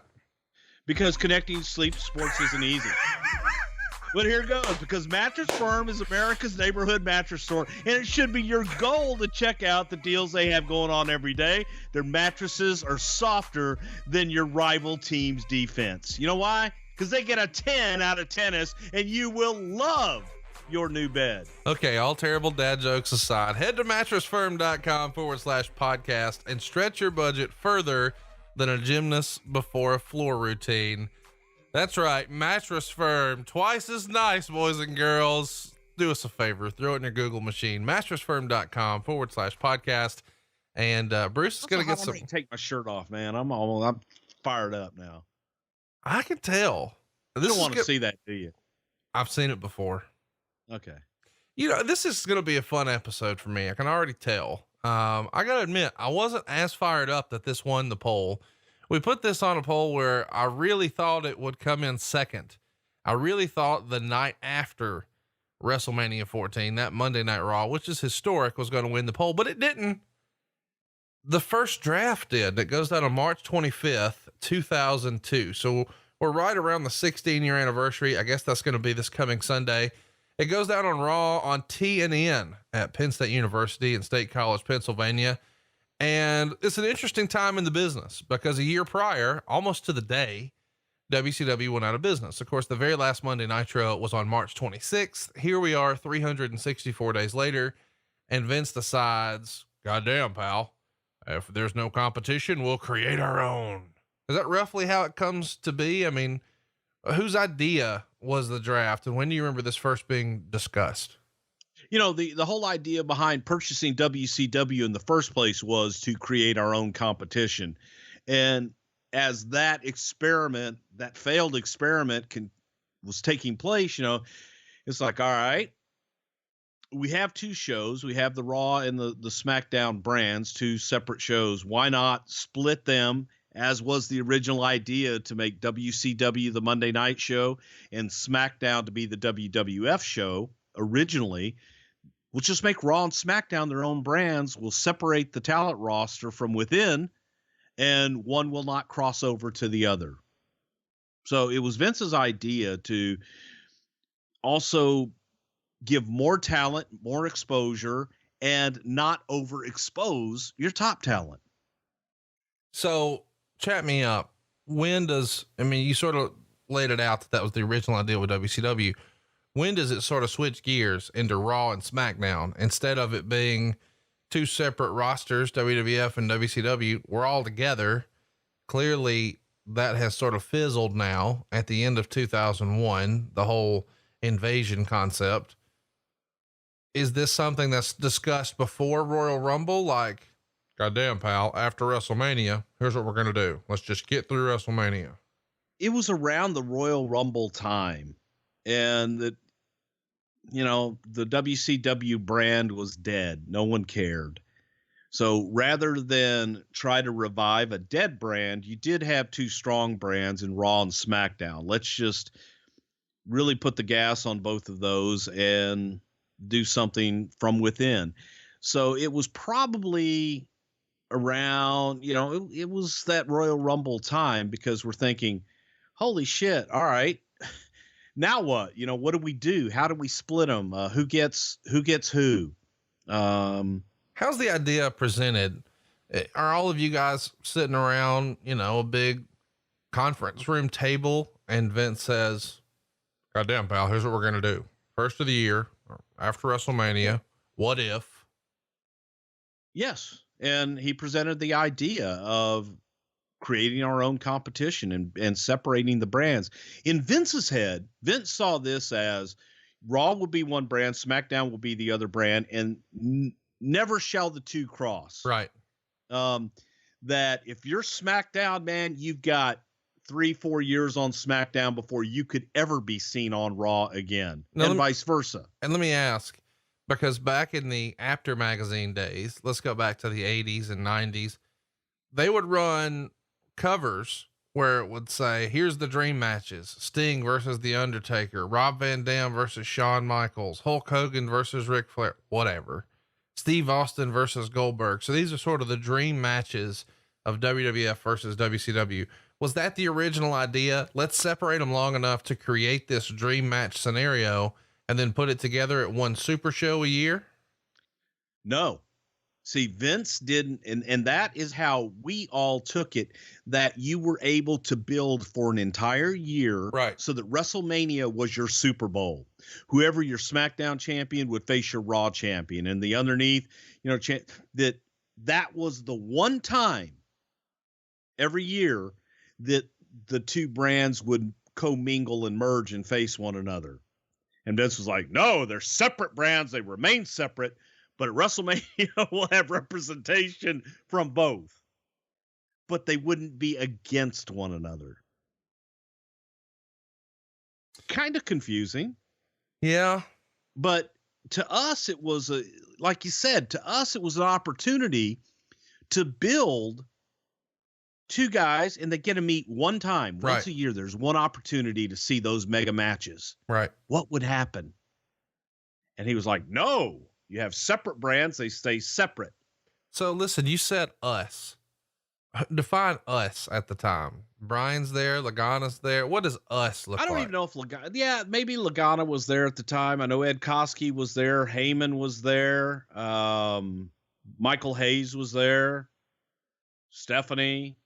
And that's all I really remember. There may have been a writer's assistant or two, but Pete Doyle may have been there, which, by the way, Pete Doyle is the name that I couldn't remember last week, breaking up the scuffle between Paul Heyman and Brian Gewirtz. Chat me up. Thank you, Pete, for emailing me that. Tell me about, when he first brings this up, that he wants to do a draft and you're all sort of in the meeting. Does Vince, you've told us before that Pat Patterson early in your booking career taught you to start sentences by saying, what if? Is that a Vince McMahonism we haven't heard? Does he too say, what if? Yeah, he does. I mean, he brings it up and we'll say, you can try this on for size. Vince is all about put it in your pipe and smoke it and tell me what you think about it. Yeah. Sort of chew on it right away. Right. So that's what I wanted to get your feedback on when he presents this idea. Do you remember, was it Raw? Was it SmackDown? Where were you guys? Were you in the office? I think at this time we were still at the studios in Stanford. At the studio, we had a writer's room, and it's funny that the writer's room that I had designed a long time ago is what became the writer's room in the studio at that time, which was but I had a big conference room in the center, and around the conference room were actual offices. Right. For each of the writers to have their own separate office, but it was a private space for them. And then everybody could come in and meet together at the conference room in the middle. The only difference with this space was that they were not individual offices, that they all had desks around. So you had no privacy. You had no place to go and shut your door. You just had a desk. So if you're having a conversation with somebody, the guy in the desk next to you heard everything you're saying, and you had just nowhere to disappear to. That was the one flaw that I saw in that writer's room. Well, it's probably good from a creative standpoint. Whenever I've created marketing ideas, I mean, you and I have been in the same room where we were sort of freestyling, and that really worked well. But I do get what you're saying. If you need to have a private conversation with somebody, you got to have a parking lot conversation on your cell phone, right?'t and that's what we did. We would go take walks in the studio. We'd go out to the parking lot. No, I think that's great. The communal space in the middle is great, and it's great to always have that to go to. But I'm the type person that I always like to retreat and go have my private time away from everybody, to think, to write, and not be disturbed. I feel like you're getting your rhythm now. Are you feeling a little better? I feel great. Okay. I'm a 21-year subscriber to the Wrestling Observer. Fuck the Wrestling Observer. Fuck the goddamn editor of the Wrestling Observer that writes dirt, rumor, innuendo, and bullshit. I'm on his website right now. I like it a lot. Who is wrong probably 88% of the time. No, that's fake news. That is not fake news. I love we're just making up. He's wrong 88% of the time. 88.9%. Hey, by the way, Conrad, check this shit out. You're going to love this. I was on the analytics the other day looking at our YouTube channel over there at youtube.com/something to wrestle, which, by the way, folks, you got to go check it out. And if you want to listen to our archives, head on over there. But on YouTube, did you know that our audience of females has grown to almost 3%? Woo! Ooh, that's what I'm talking. Did you see all the females that were in the crowd in Sunrise, Florida? I did. That's right. I did. And I noticed today it's up to 3%. And when we get just 1,500 more subscribers, roughly, at youtube.com/something to wrestle, we're going to do a bonus poll with all the shows that Bruce missed when he was on hiatus, pal. That includes SummerSlam 91, Survivor Series 91, Royal Rumble 92, and WrestleMania 8. So you'll get to pick which one of those shows you want to hear. If you've always wanted to hear Bruce's take on that and do a watch along with us for one of those shows, just go hit the subscribe button. It's free at youtube.com/something to wrestle. And eventually it will be your home for all the archives. So get comfortable, kids. youtube.com/something to wrestle. So let's talk about, when he first pitches this idea and he says, try this on for size. How much time does he give you before he expects some feedback? I mean, is he saying, what do you think about it? Or is he sort of saying, help me come up with some angles, some storylines, and then we'll circle back up and then have a bunch of idea sharing about what if this, what if that? What's that format look like at the time in this incarnation of the writers group? All the above. He wants the instantaneous feedback. He wants the gut, the knee jerk reaction. He wants to hear that immediately, but he also wants everybody to, regardless of what you think at first, try this on, give it some thought. The way it was presented to us was intriguing because we had a lot of talent, and the way the shows were, one was a cable cast, Raw, and the other was broadcast on UPN. That's intriguing in and of itself. So you have two potentially different audiences to cater to.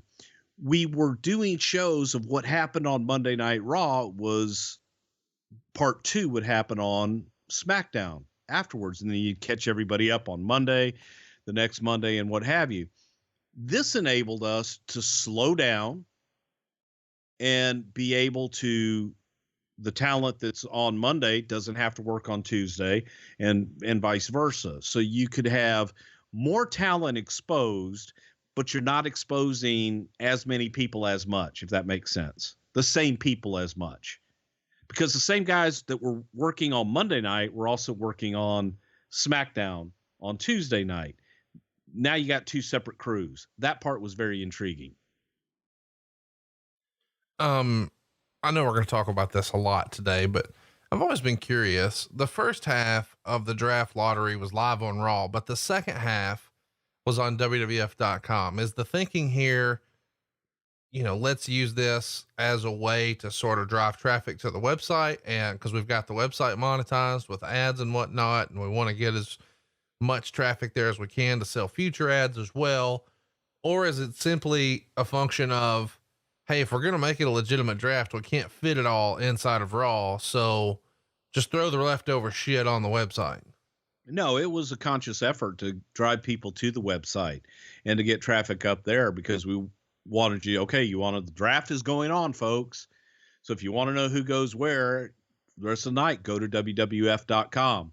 And plus, trying to get all of that into a 2-hour show would have been almost impossible.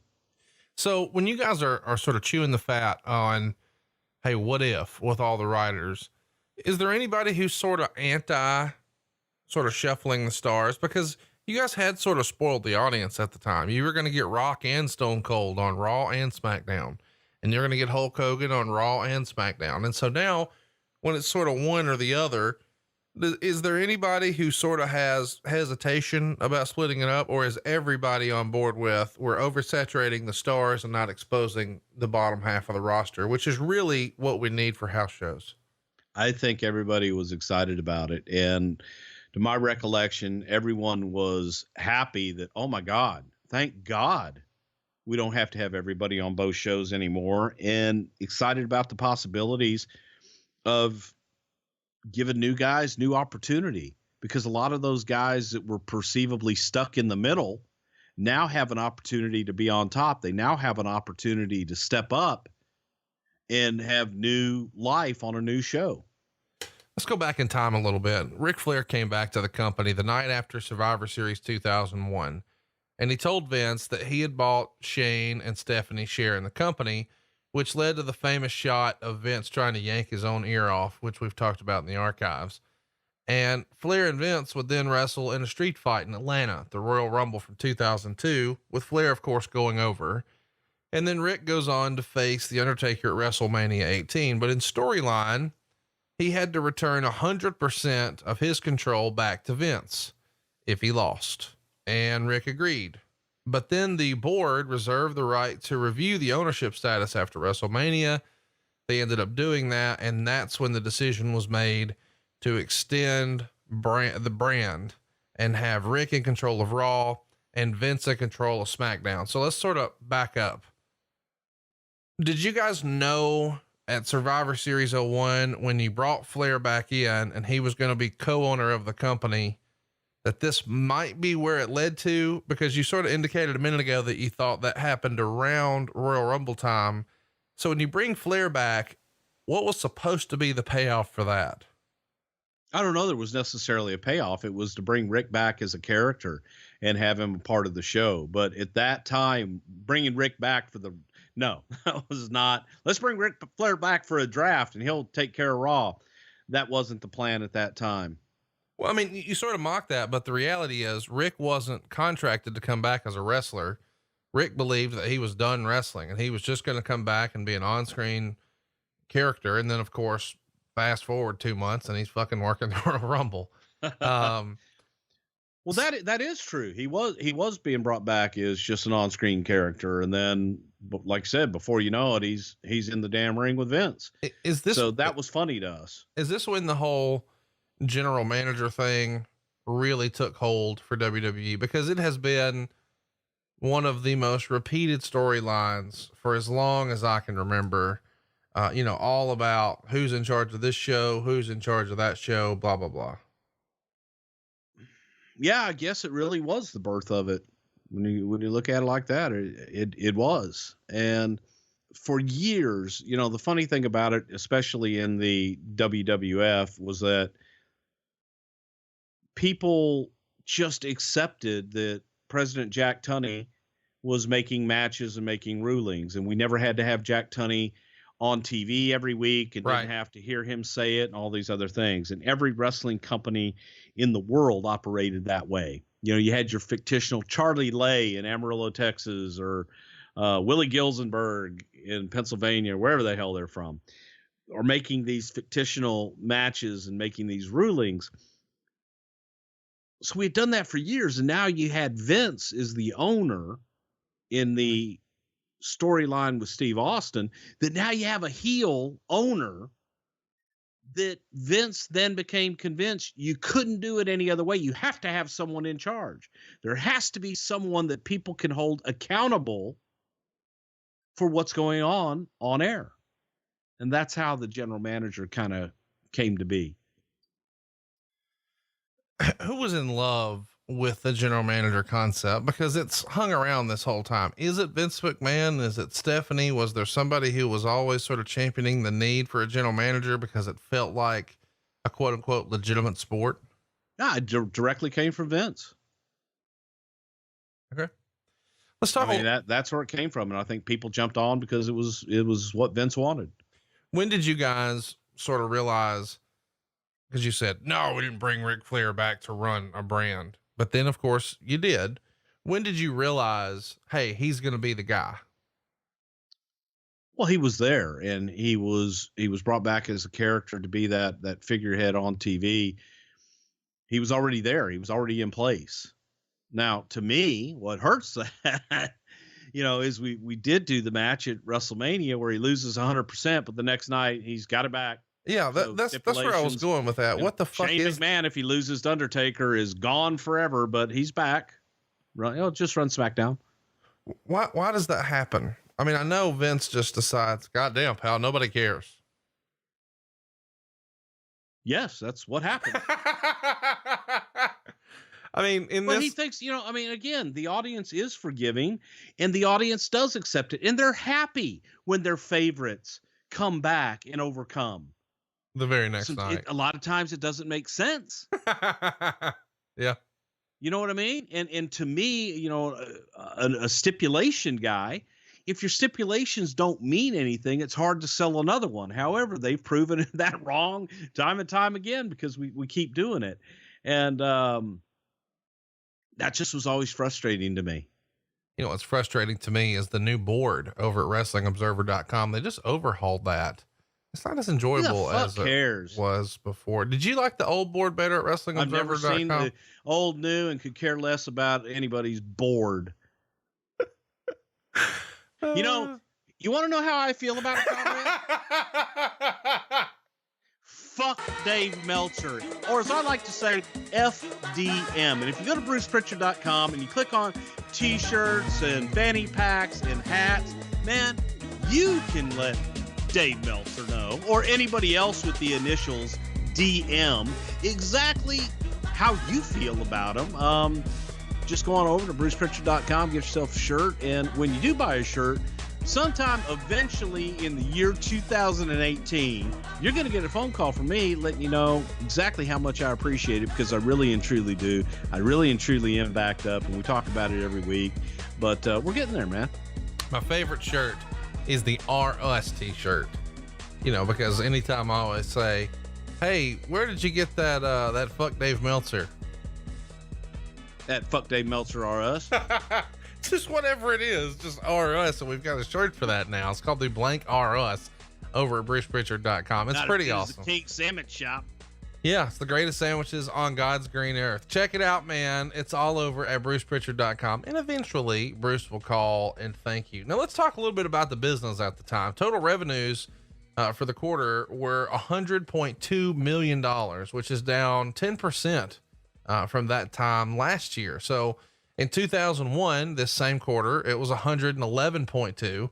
It's down 11 million bucks there. And the net income was 9.4 million compared to 11.7 million the prior year. So nearly 20%. Do you remember there being, you know, the thought process in, hey, we need to do this brand split because revenues are down, or was it strictly creative in your opinion? Strictly creative. Okay. Meltzer would write, however, included in that net income breakdown was the favorable impact of a $4.6 million government tax break related to the discontinuance of the XFL. In Meltzer other words, wrote all this? yes. Okay. In other words, actual wrestling profit for the quarter was only 4.8 million. So your net income went from 11.7 to really 4.8 because you got a $4.6 million tax break from the government. So it is quite a dip here monetarily. But again, you're saying the money had nothing to do with the decision. Well, mostly creative, right? That's what I said. Okay. Just wanted to make sure. Everything's down, you know, television rights are down a little bit. Live events are down. Live attendance is down. Pay-per-view revenues are down. All the metrics or that's not the way you say that, plural, whatever, roll tide. They're all down. Is there a conversation in early 2002 about business being down at all? Or Not is with it me? No. just- I mean, and again, at that point in 2002, I was living in Houston. I see. So I'm coming in for meetings. I'm seeing everybody at television. I'm coming in every other week into the office, and the rest of my time is on the phone on conference calls with everybody. I'm not in the day-to-day office. It's and just, when I was there, I was only in creative meetings. it's just weird to see, you know, when you've got this stacked of a roster, how much the business really dipped. I mean, I think most people regard WrestleMania 17 as the best WrestleMania of all time, and it did huge business, but it was significantly down for the company by 18, and then even more by 19. The buy rate for 19 was way, way down from 18. So it's just interesting, you know, creatively, it feels like Vince is sort of responding to the dip in business, saying, you know, I don't know what they want, but if they liked it when we had competition, we'll create some. Well, again, that goes back to, you know, we were thinking about that before WrestleMania 17 with the purchase of WCW. So that was always in his head. He hadn't pulled the trigger yet because in his head, WCW as a brand was going to be strong enough to combat all that. And it just wasn't, man. It didn't work. So he had to create his own. Well, and he's really trying some new things at this time. You know, the NWO arguably sort of reinvigorated the business, and he recreates the NWO and brings them back in. And he does that almost against everyone's vote. I know we sort of talked about that on our NWO episode, but when Vince sort of floated the idea, it wasn't met with a lot of support amongst the staff, right? No, and to the man, I think everybody, I wasn't there for that vote. I heard about it from practically everyone in the room, but no one was in favor. No one was in favor of bringing the NWO back. I would say almost everyone was in favor of bringing Hogan back, but not necessarily the NWO Nash and Hall. That they didn't like the package. I think you're the only person in wrestling who says Nash and Hall. I think everybody else is Hall and Nash. Hall and Nash. Yeah.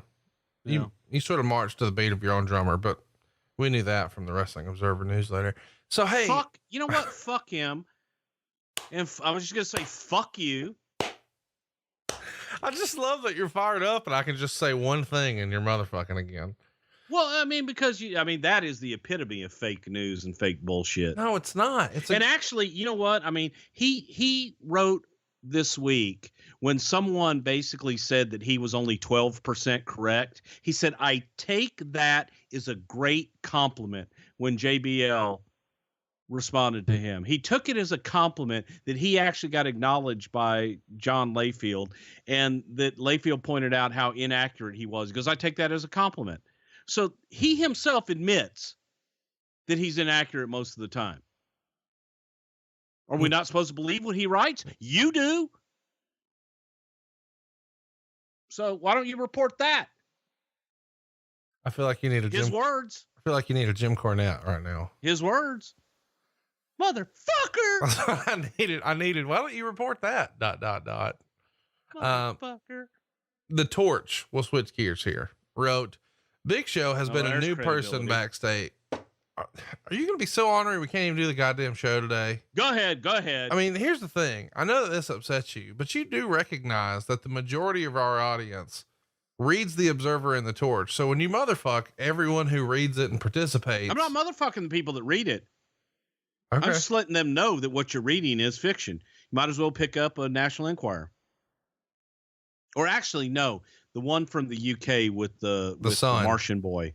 The Sun, right? Yeah, I don't know, with the Beast Boy or whatever the fuck they are. Boy, you're all over the place. Big Show has been a new person backstage now that the original mentor Hulk Hogan is around. Show seems to be especially excited and hangs around Hogan a lot. All reviews for Hogan's backstage conduct have been glowing. He is cordial to everyone and doesn't act like a big star. In fact, he pulled Josh Matthews aside and told him that he and his son watched Tough Enough and loved him on it. So glowing reviews from Hogan here in the Torch sort of supports what you were saying. Hogan was just cool with everybody, right? You know, for the most part, he really was. You know, Hulk comes in and Hulk does talk to everybody and doesn't really big dog anybody. And at this time, I think he just wanted to get along, you know, and get through with as little hassle as possible. Big Show being seen as a new person backstage. Is it fair to say that at different points in Big Show's career with the WWE, he would run hot and cold to where he was excited to be there and then just pissed off and had a chip on his shoulder and just a grumpy, ornery dude? He could be. Yes, definitely. Big Show had his grumpy and his temperamental times. However, you know, Paul White's just like a big kid. One of the most lovable people you will ever meet. And he has his moments where he gets down and he gets frustrated and he could be grumpy at times if he didn't feel things were going his way, and he would let people know it. But for the most part, I think you would find most people would tell you that Big Show is one of the sweetest people they'd ever known. So did you notice a change with Hogan's return, that Big Show is more motivated? I don't know if he's more motivated or not. He was happy to have his buddy around that he could hang out with, because he hung out with Hulk in Tampa, and he did. He looked up to Hulkster. So to be able to travel with him again and hang out with Hulk, he's happy to have, you know, happy when your friends are hanging around. So he probably was in a much better mood. This is from the Torch, so you don't have to have an aneurysm. Vince McMahon wanted Shawn Michaels to return to the NWO, but others vetoed the idea. Michaels was in Toronto for WrestleMania and discussed a possible return to the WWF scene with McMahon. and the plans were pretty much set. But when Kevin Nash and Scott Hall were presented with the concept, they rejected it, arguing that he wouldn't fit in with their group on or off camera, and if he returns, it should be as a babyface, at least at first. Michaels, notoriously immature and abrasive, didn't do himself any favors when he gave Triple H the cold shoulder backstage at WrestleMania when Triple H said hello to him. Michaels was talking to someone else at the time and brushed off Triple H's greeting, and observers say he looked a bit slim in the body and fat in the face with thinning hair at WrestleMania. The NWO threesome has made it clear they have no desire to have anyone join them at this time. Michaels, image-wise, might be a tough fit anyway, since his look is now sort of cowboy oriented, although the last time he was on TV regularly, he was doing the DX gimmick, which wouldn't be a stretch to fit in with the current NWO image. So lots to digest here from the torch. Do you remember Vince sort of presenting the idea of Shawn maybe joining the NWO and that being met with some reluctance? Shawn was definitely somebody that we had considered to be a part of the NWO. I don't remember Vince wanting Shawn to be a part of the NWO.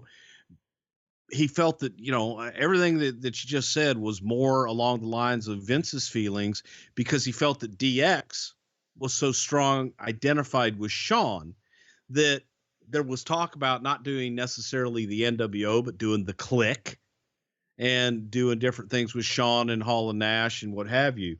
The part I found so damn hilarious about what you just read there was Michaels, notoriously immature and abrasive, didn't do himself any favors when he gave Triple H a cold shoulder backstage at Mania when Triple H said hello to him. Who the fuck is reporting this shit?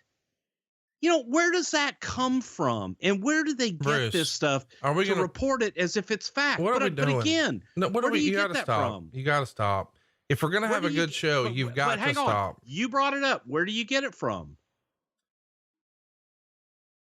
Where do they get it from? Here's what I noticed. They said that Shawn looked thin, and I think it's because he wasn't eating good. And if you want to eat good, you should know that Blue Apron is the leading meal kit delivery service in the U.S. And while many people know what Blue Apron does, not many people know about the types of meals you can eat when you cook Blue Apron. And they've got lots of awesome meals that Bruce is going to run through for you. But the real deal is it's incredible ingredients, and they've got chef designed recipes, and Blue Apron lets you see the power of what food can do. Blue Apron's going to deliver fresh, pre-portioned ingredients and step-by-step recipes right to your door that can be cooked in under 45 minutes. And maybe my favorite part about the whole process, the menu changes every week, and it's based on what's in season, and it's designed by Blue Apron's in-house culinary team. You've got 12 new recipes each week at Blue Apron, and customers can pick 2, 3, or 4 recipes based on what fits their schedule. Blue Apron only uses non-GMO ingredients and meat with no added hormones. And this is something that you've been enjoying for a while. Tell us about some of your favorite meals that you've enjoyed from Blue Apron lately, Bruce. All right, you ready for this? Because the quick bucatini with broccolini and pecorino cheese is one of my favorites. Beautiful thing about Blue Apron, as I've said before, man, you don't have to shop for a thing, not even salt and pepper or oil. It's already all pre-measured out for you. All you have to do is follow the extremely easy to follow recipes, and you have a great gourmet meal at your fingertips in 30 minutes or less. You're also going to love the Italian style shrimp and sweet peppers. Ay, ay, ay. It is magnificent. And right now, Blue Apron is treating something to wrestle with Bruce Prichard listeners to $30 off your first order if you're blue and you visit blueapron.com/wrestling. So check out this week's menu, get your $30 off at blueapron.com/wrestling. Blue Apron, it is a better way to cook. That's blueapron.com/wrestling, blueapron.com/wrestling. So let's get back to the first draft episode. Of course, we were talking about Shawn Michaels a little bit. And the rumor and innuendo is that even Hall and Nash weren't really up for him joining the group. Do you remember them sort of puffing their chest out at that idea? Hall and Nash during that time, they weren't really puffing their chest out about a whole lot of things. They were also on their best behavior, just trying to get along with everybody, and the old, hey man, whatever you guys want to do, whatever you guys want to do. We were throwing a lot of different things out there, and Vince had his ideas on what he wanted to do. And he wasn't really keen on Shawn just coming back and being put into that group. He felt Shawn was bigger than that group and didn't want to do that. Probably asked their opinions. Keller reported in March of 2002, the XFL will haunt Vince McMahon forever, including now in reruns of The Simpsons. The new episode of The Simpsons on Sunday opened with Homer sitting on his couch waving an XFL flag. He said he was looking forward to the opening kickoff and to see who won the $1 million game this year. His wife Marge told him that the XFL had folded, and Homer asked how she knew that. And she said, well, because the MVP of the league last year told her that, and she ran into him at the beauty shop sweeping up toenails. So they're sort of trolling the XFL here on The Simpsons and having a good time with it. Does Vince have a good sense of humor about that? Or is that something that would still sting a little bit, do you think? No, he had a sense of humor about it. You have to. I mean, what are you gonna say? And to be immortalized on The Simpsons? Come on. That ain't bad. You know, we've all heard about the relaunch of the XFL, but news came out this week that Charlie Ebersol, Dick's son, is going to be starting a new football league also called the Alliance of American Football. What do you think Vince's reaction is to hearing that his former business partner's son is now going to be in direct competition with him? I think he's probably intrigued by it. Bring it on, little Ebersol. I'll whip your ass like I did your dad. I love you for that. So Raw is the number one show for the WWE. Do you think that that's why Vince wanted to have control of Raw and Rick on SmackDown, or how was that split decided? No, because Vince actually wanted to go to SmackDown and felt that, you know, it's funny. Vince would be the first one to tell you that he views Raw and SmackDown equally. However, anybody that's ever worked there, especially on the creative team, would tell you that Vince's baby, and I don't know what it's like now with SmackDown being live, but Vince's baby was always Raw. And Raw got all of the attention until Raw went off the air on Monday night. And even then, he was still revisiting it late Monday night and into Tuesday morning before he would focus on SmackDown. So I think Vince putting himself on SmackDown was kind of his way of saying, all right, now I'm going to go over there and I'm going to show you I'm focused on it. And that's just me speculating more than anything. Well, and let's talk about one of my favorite words, the word brand. On March 18th of 2002, Linda McMahon announced the brand extension, and she says the company is going to be split into two brands. And I feel like this is when the word brand became a fucking buzzword, in wrestling and amongst wrestling fans. And, you know, it's sort of never left. I mean, people are still talking about their brand. I mean, even Vince Russo named his podcast group The Brand. Chat me up. Why was this such a buzzword at the time? Because it was a buzzword in industry. It was all about what your brand is, and you know, Pepsi, the brand, and PepsiCo owning, you know, Yum and all this other stuff. Everybody was talking about their brands. They weren't talking about their companies anymore. They were talking about their brands. And it was the buzzword in industry and in business. So of course we've got to be on the cutting edge. You must be topical. These are our brands. They're not shows, they're brands. But doesn't that feel like industry speak, except you're saying it on TV?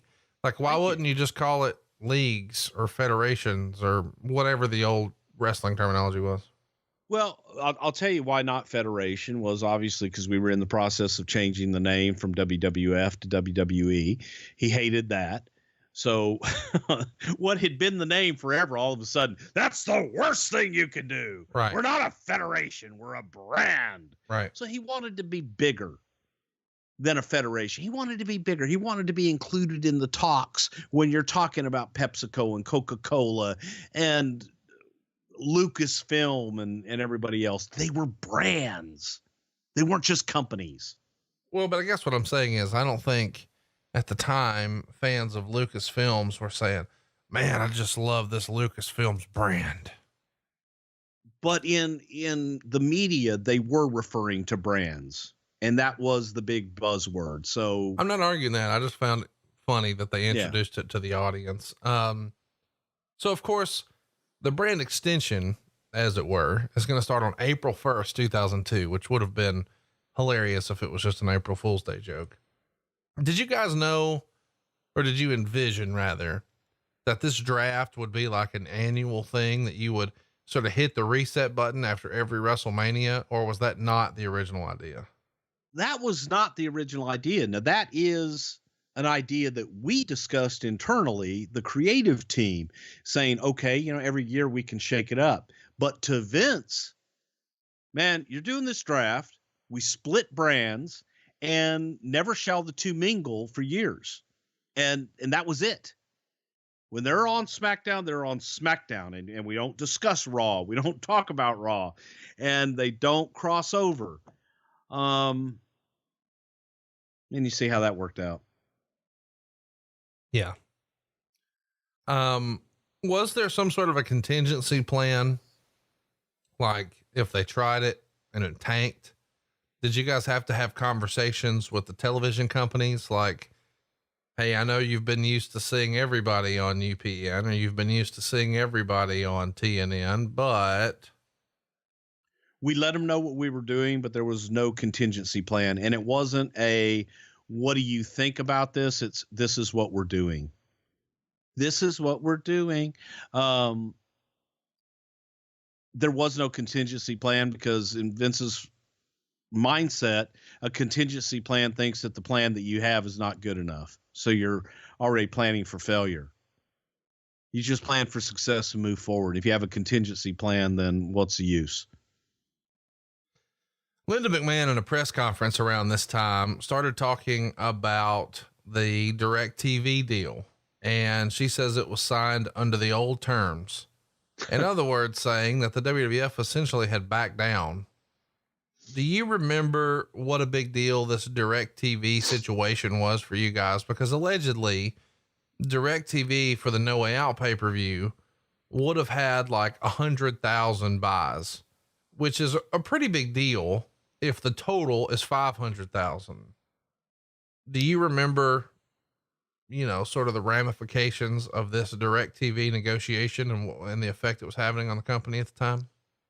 You know, I think that losing anything, you know, is going to have an effect. And if it was indeed that much, I doubt very seriously it was that much. However, it was significant.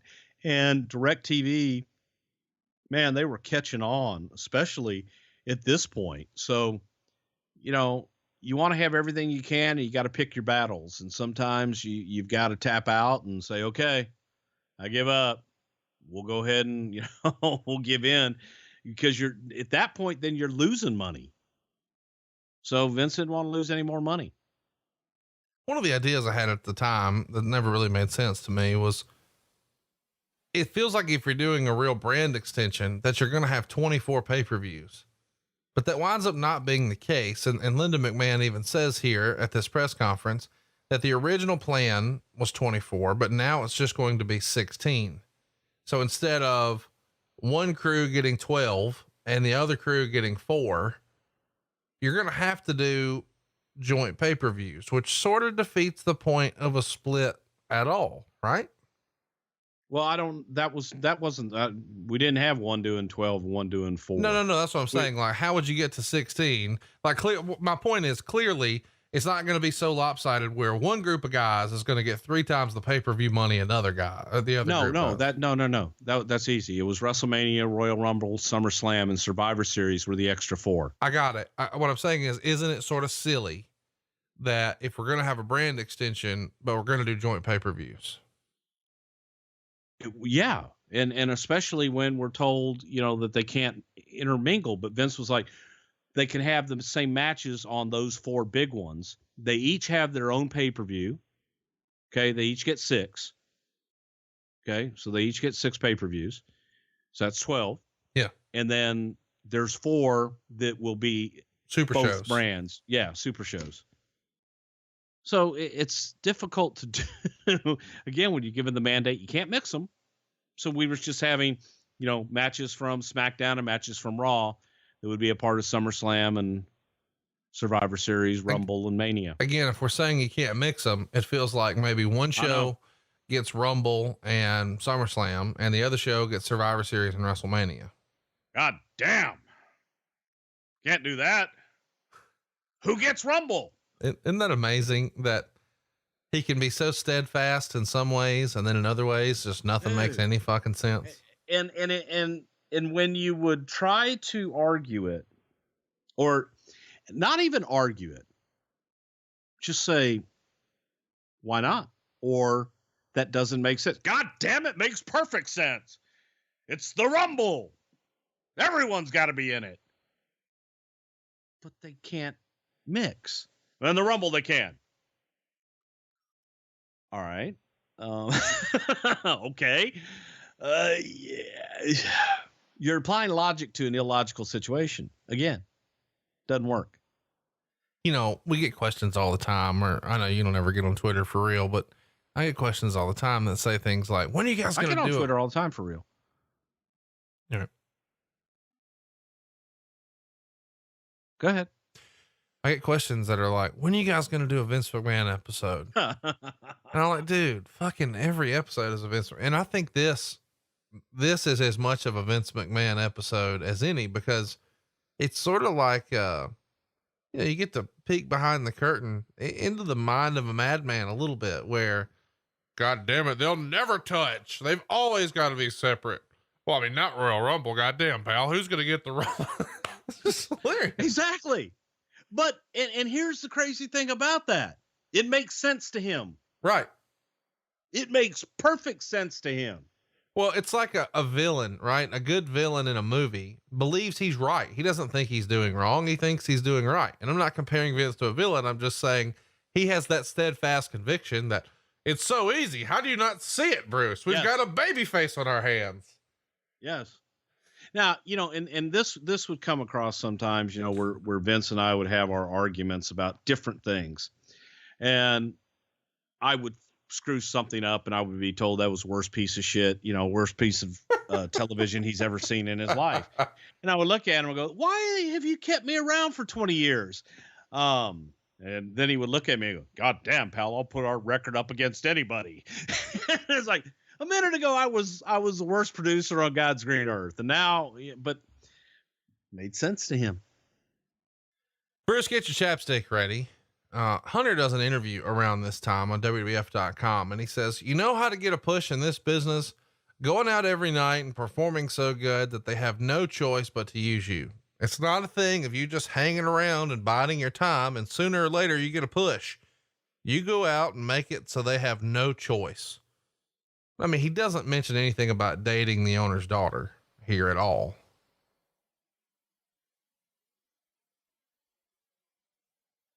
Why do you hate Hunter? I don't. No, you do, because all you do is, the only reason he's in his position is because he dated the boss's daughter. I didn't say that. The boss's daughter. When did I say that? Well, that's your inferring. That's what you infer. I didn't say that. Oh yeah. You just did. Well, I mean, poke holes in what he says here. You don't hang around and bide your time, and sooner or later it's your turn. You go out and make it so they have no choice. You do. And you look at guys like Mick Foley and Steve Austin that did just that, from The Rock and Undertaker and everybody else. Those guys went out and made their way, and they made people notice. Steve Austin, is funny when you talk about doing jobs and everything. Steve Austin, when he first came in, did jobs didn't win a match for almost 2 years. Did jobs every single night. But he got over by his work in the ring and made people notice and had people talking about him. And that's how you do it. Around the end of April 2002, Mark Henry won the Arnold Schwarzenegger Classic World's Strongest Man contest. Even though the 96 Olympics didn't go how we maybe wanted, if you add up the powerlifting totals and the Olympic lifting totals, and very few guys did both, probably one of the strongest dudes that ever lived on earth. And he was announced this past week as going into the Hall of Fame. Oh, by the way, we got invited to the party too, but it's during the time that our show's going on. So, you know what? I guess your next question, do I think Mark Henry is worthy of that honor? And I do. I think that Mark has done some incredible things for the business from his notoriety and the things that he's done in the powerlifting world and what have you. Mark's paid his dues in the business, and I think he's a great representative of the business and definitely deserving. And I love him personally to death. I mean, I feel like he's one of the most universally well-liked guys. I mean, there's probably a handful of guys who've had a problem over the years, but by and large, you know, he's been there 22 years and he's made a lot of friends in that locker room along the way. He has. He's helped a lot of people along the way as well. I don't think that there's a mean bone in his body. Always has a smile on his face. And I think that when he first came in, he didn't know how to act, and people took his instant fame as, oh, he's getting this undeserved push and what have you. Mark didn't know any better. He was a young kid that Vince wanted to make a star out of. He did everything that was asked of him. He busted his ass. Man, we rode him through the years and expected a lot more out of him than other people, and he always delivered. And again, I love him to death. I love him as a human being and a friend, but I'm happy he's going in. We should mention that if you haven't checked it out in a while, you should check out Busted Open Radio. They've got Mark Henry on there all the time, and he's phenomenal on that program. And I'm looking forward to seeing what's next for Mark. Well, yeah, so am I. And I think Mark will always be a part of the WWE brand and what have you. You know, it's funny. You just mentioned Busted Open Radio. That's just now like a Hall of Fame radio. They got Bully Ray and now Mark Henry, both co-hosting shows on there. So, but they've also got fucking Coachman, right? So, okay. That just discounts 2 out of 3 ain't bad. Of course, we're messing with Coach. He's a buddy. So let's talk about the World Wildlife Fund. We get lots of requests about this. We've touched on it briefly in the past, but I want to talk about it here because around this same time as the first draft, you guys lost another legal battle to the World Wildlife Fund. And this time it was when you guys appealed regarding the use of the initials WWF. And this is all going down in British court. Quote, the key points in the court case and the appeal are as follows. The wrestling company agreed in 1994 to stop using the initials outside the U.S.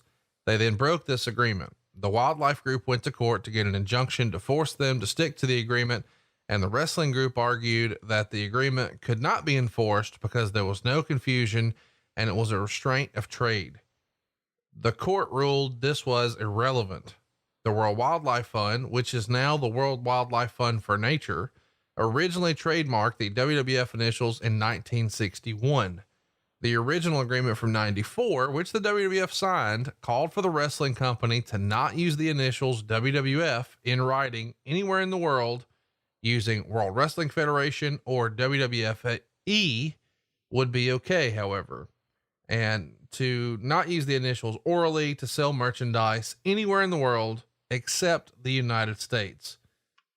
If the House of Lords were to reject the final appeal, the wrestling company would not have to change their name. Instead, they just have to stick to their original agreement from 1994. The company would have to be referred to in writing primarily as either the World Wrestling Federation or WWFE. All the web addresses with WWF and the URL would have to be changed. And the WWF claims that this rebranding would cost them in the neighborhood of $50 million. The judge, however, couldn't care less. So we know what's going to happen like a year later in 2003, but you guys are still in the midst of fighting it. But you were there when this deal was signed in 94. Do you have any memory of this agreement from 94? Not really, other than, you know, how we did refer to it. And I think that there is, again, it all comes down to interpretation and how you can get away with it. And if you say WWF champion, that was a descriptor. different things, but it was, we lost, licked our wounds, had to move on, change the company name. It was disheartening to lose because I don't think anybody in their wildest dreams ever confused the World Wildlife Fund with the World Wrestling Federation. The WWF used to be known as the WWWF, the Worldwide Wrestling Federation, from 63 until 80, when it was renamed the WWF. And of course, in 02, a few months after this, you guys would rename it WWE. And we've talked about that a little bit when we covered shows from 03. How did all of this affect Vince at the time? I mean, is this simply a matter of, God damn it, it's $50 million, or is he sort of emotionally invested? I mean, I would think you'd have to be in this brand, the WWF, right? Vince, he was, without a doubt, man. It was our identity. And Vince is one of those people that wants to take a negative and turn it into a positive. So he looked at this as an opportunity to rebrand and looking to get away from wrestling. That was the big, mandate from people in corporate, is we don't want to be identified as the wrestling company. We want to be the entertainment company. We do more than wrestling. We do movies. We do this, we do that. So entertainment on our end was the buzzword. Right. In describing what the new name would be, was constantly, no matter what it all ended up with, coming back to entertainment. I think it might have been Kevin Dunn in the boardroom at the studio that said, "What's wrong with World Wrestling Entertainment? It says everything that we want it to say. You keep your wrestling, but it says that we're entertainment." And it was a eureka moment of, I love it. People were going off on every other conceivable initials and acronym you can come up with. And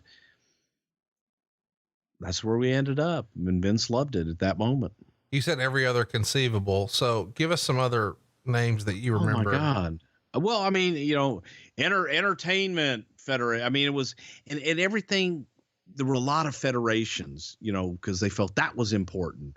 There were those of us that felt you have to have wrestling. So it can be, God, I can't even remember half of them. It was everything you could possibly imagine.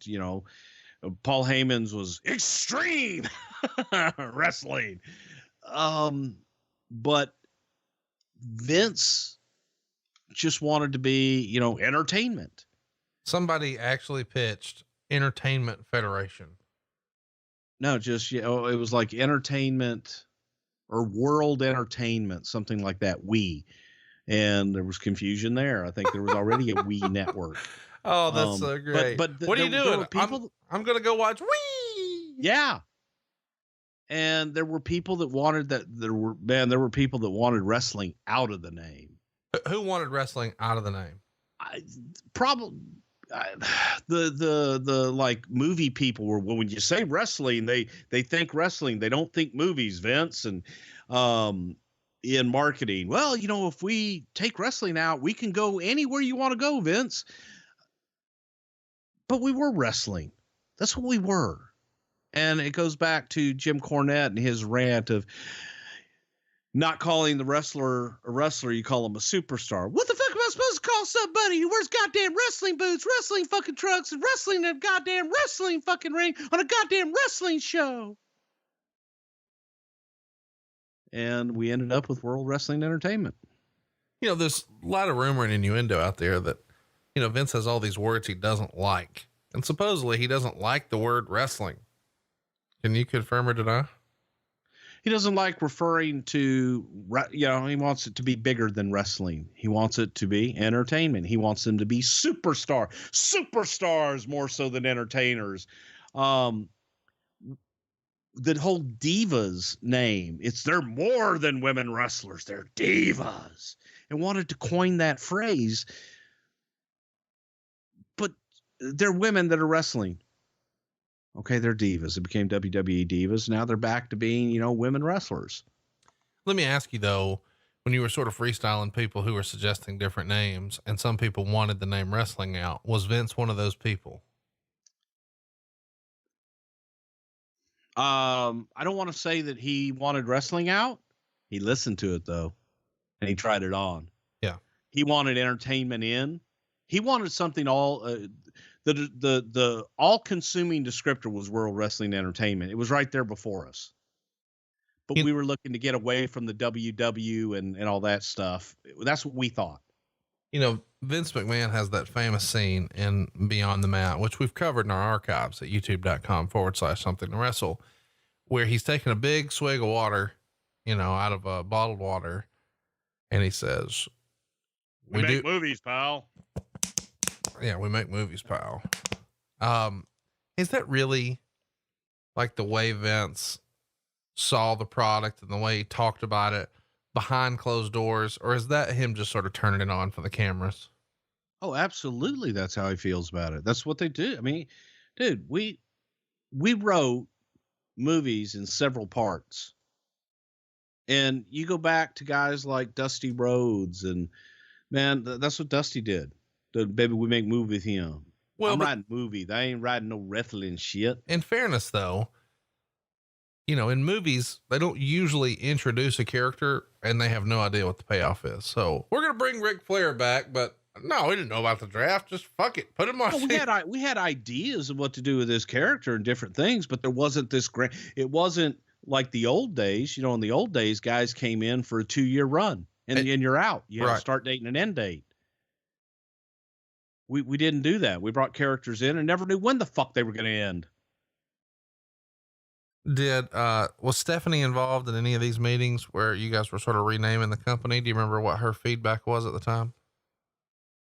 You know, Stephanie, most of the time would mimic whatever Vince wanted, you know, and she would just try and stress that back to us. It's got to be entertainment, you know, it's got to be entertainment oriented. And she would go off in that direction because Vince would be so damn vehement about how we describe ourselves. And it starts here, God damn it.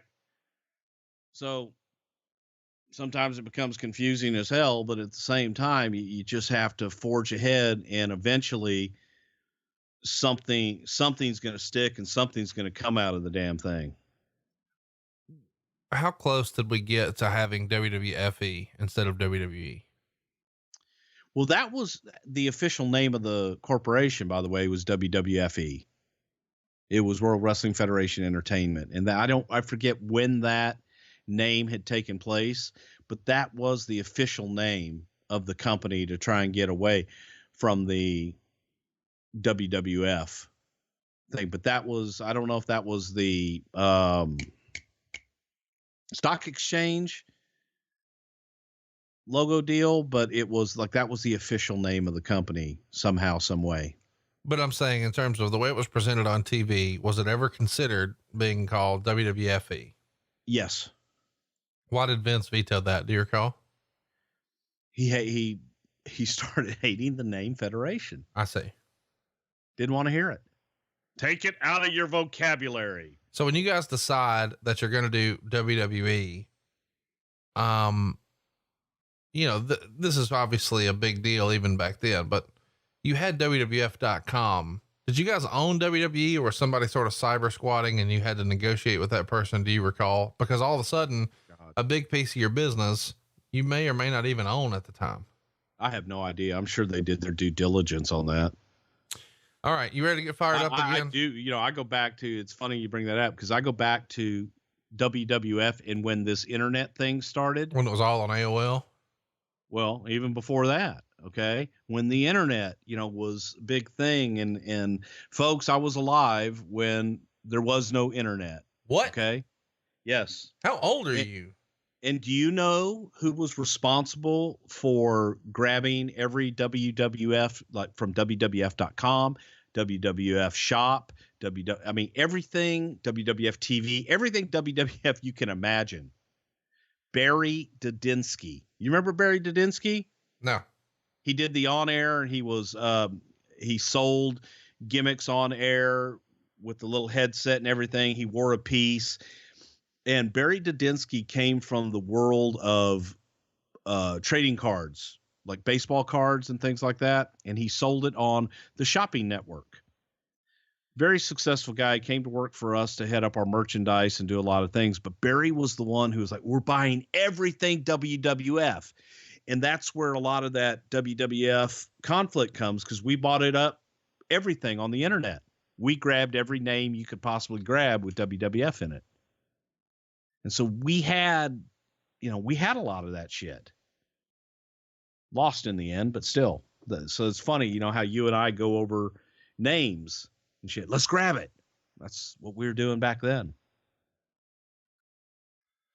Well, you ready to get fired up? I've been fired up. I mean, All right, here we go from the torch. A lot of the undercard guys are being asked to take a $25,000 cut from their downside guarantee. They also asked wrestlers with downside guarantees well above $150,000 to accept cuts to $150. So it's not just the $100 to $150 wrestlers being asked to take pay cuts to $75. There are about 40 wrestlers who are asked to take pay cuts, according to our estimates. Your response? First time I've heard that. And again, I wasn't involved in talent relations at that time, so I wouldn't have heard it. But I didn't hear it from any talent. That's the first time I'm hearing about that. Would it surprise you, since revenues are down and they're going to have new expenses with a brand split, and they're about to be spending a bunch of cash on rebranding the company, that they're asking guys to take pay cuts? I mean, that feels like the normal course of business. If revenue's down, you take a fucking pay cut. It wouldn't surprise me at all. Okay. I'm just telling you that I wasn't involved in it, nor did I know about it. Did you get a pay cut in this time? Nope. Conan on Wrestling Observer Live said that Rey Mysterio Jr. and Eddie Guerrero had both been offered deals, but that Rey for sure hadn't signed yet. And he indicated that Rey's offer was very low. And when asked, he says he wouldn't have taken the job for that amount of money. Wade sort of freestyles. Rey's offer, by the way, is rumored to be a $75,000 downside. That seems ridiculously fucking low. Do you go ahead? Compared to what? Compared to what I imagine a guy like Rey Mysterio would be making in 2002. But Rey Mysterio wasn't a top guy, even at WCW at that time. And he wasn't anything and he wasn't somebody that Vince was highly, seeking. He was a unique talent that we were interested in, but there was no, oh my God, I've got to have Rey Mysterio. Vince didn't really know anything about Rey Mysterio until Rey came to work with us. Right. And once you get to know Rey and you see Rey in action and you feel that charisma, and man, when Rey Mysterio performs, you feel it, and it's a whole different vibe. And that's what Rey needed, was to be around Vince, and for Vince to see it and feel it. When he has other people telling him, sometimes Vince can be like, God damn, I don't get it. I don't see it.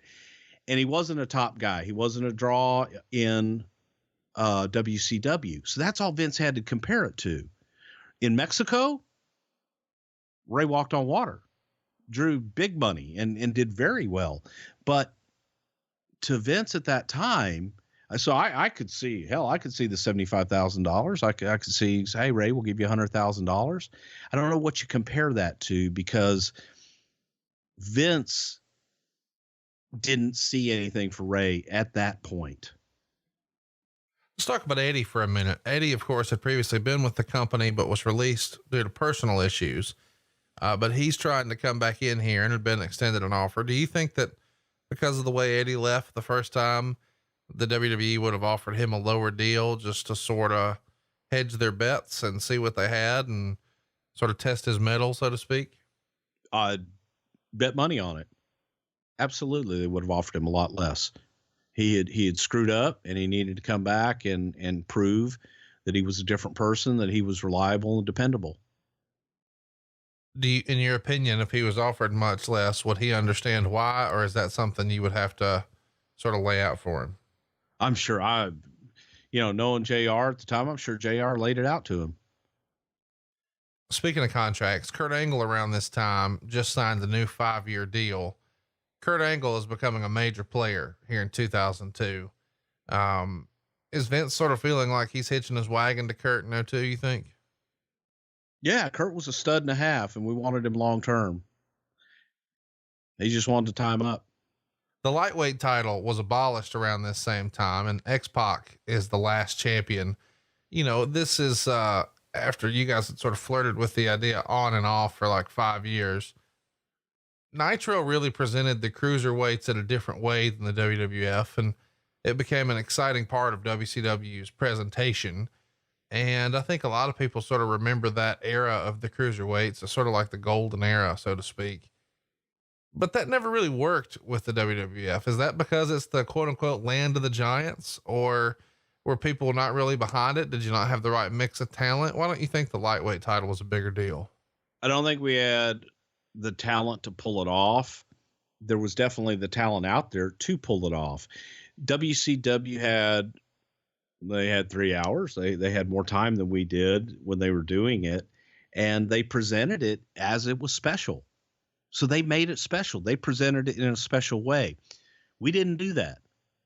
We almost presented it, I hate to say as an afterthought, but there were times that, Vince was like, people want to see the big guys. They don't want to watch somebody. This was always the analogy. They don't want to watch somebody that looks like their next door neighbor, or God forbid is smaller than their next door neighbor. They want to see larger than life characters. They want to see, these monsters, so to speak. So it was never presented, in my opinion, it was never presented in an equal to championship as, let's say, the WWE championship or even the Intercontinental championship. So it was a perception that the audience had, but I dare say the audience had it because of our presentation or lack thereof. Around this same time, Vince was getting some criticism for the way Stephanie McMahon had been presented on TV, with the idea that, maybe she was too prominent and too many of the storylines, and she had been booked into too large of a role. And allegedly Vince was able to sort of just blow off that criticism backstage. But when he sort of asked about it in public, he says things like, it just so happens they're all very good performers, both Shane and Stephanie, and they both actually prefer to be on the other side of the camera, producing and directing. And I find that interesting because here we are 16 years later, and they're still very prominent on both shows. Did Stephanie want to be a TV star? I don't think at first that she did at all. This will blow everything up. The first time that Jim Cornette met Stephanie, the reaction was, "God damn, why the hell is that Demi Moore looking bitch not on TV?" Something along those lines. And it was Russo and Cornette who first pitched Stephanie being on TV in the whole Undertaker, Mr. McMahon scenario. Yeah. Yeah. And through the years, I've never felt, from Vince, Steph, and Shane, and even more so, Linda, they would all, say to you, "No, I don't want to be on TV," and not want to be a character on TV. Vince, first of all, their last name's McMahon. It's real. Okay. They really are my children. They really are the came from my nuts. I don't know. Vince pushed it, and Vince makes the final decision. And there would be times that we would write him out at the request, of Shane and Steph. God damn, we need Stephanie. We need Shane. And Vince would write him right back in. It comes out that you guys were holding auditions essentially at the WWF headquarters for potential color analysts, and you were going to include some guys who were on the roster, some names that sort of shocked me in my research: D'Lo Brown, Raven, Stevie Richards. These are the names that were leaked out. Of course, we know eventually the job winds up going to Taz. Do you remember anybody else who was considered, or anybody else that somebody had high hopes for that could have been in that Taz role? Ron Simmons. Ron Simmons was somebody that was considered for that role. Off the top of my head, I don't remember anybody else, but from Raven, going back to the Scotty Flamingo character, man, back in the day, he was a damn good color commentator, and he did color commentary up in Portland. I was the one that suggested him to put him in that role because I had heard his color commentary from his days in Portland, Oregon. D'Lo we thought would be good.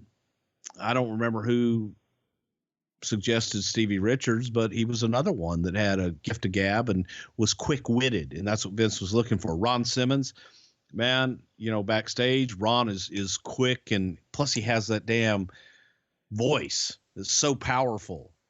So there were a few that were considered, but Taz got it because Taz messed up his back or his neck, whatever the injury was, and here he was, had the gift of gab, was local, lived in New York, so he fit all of the he checked every box.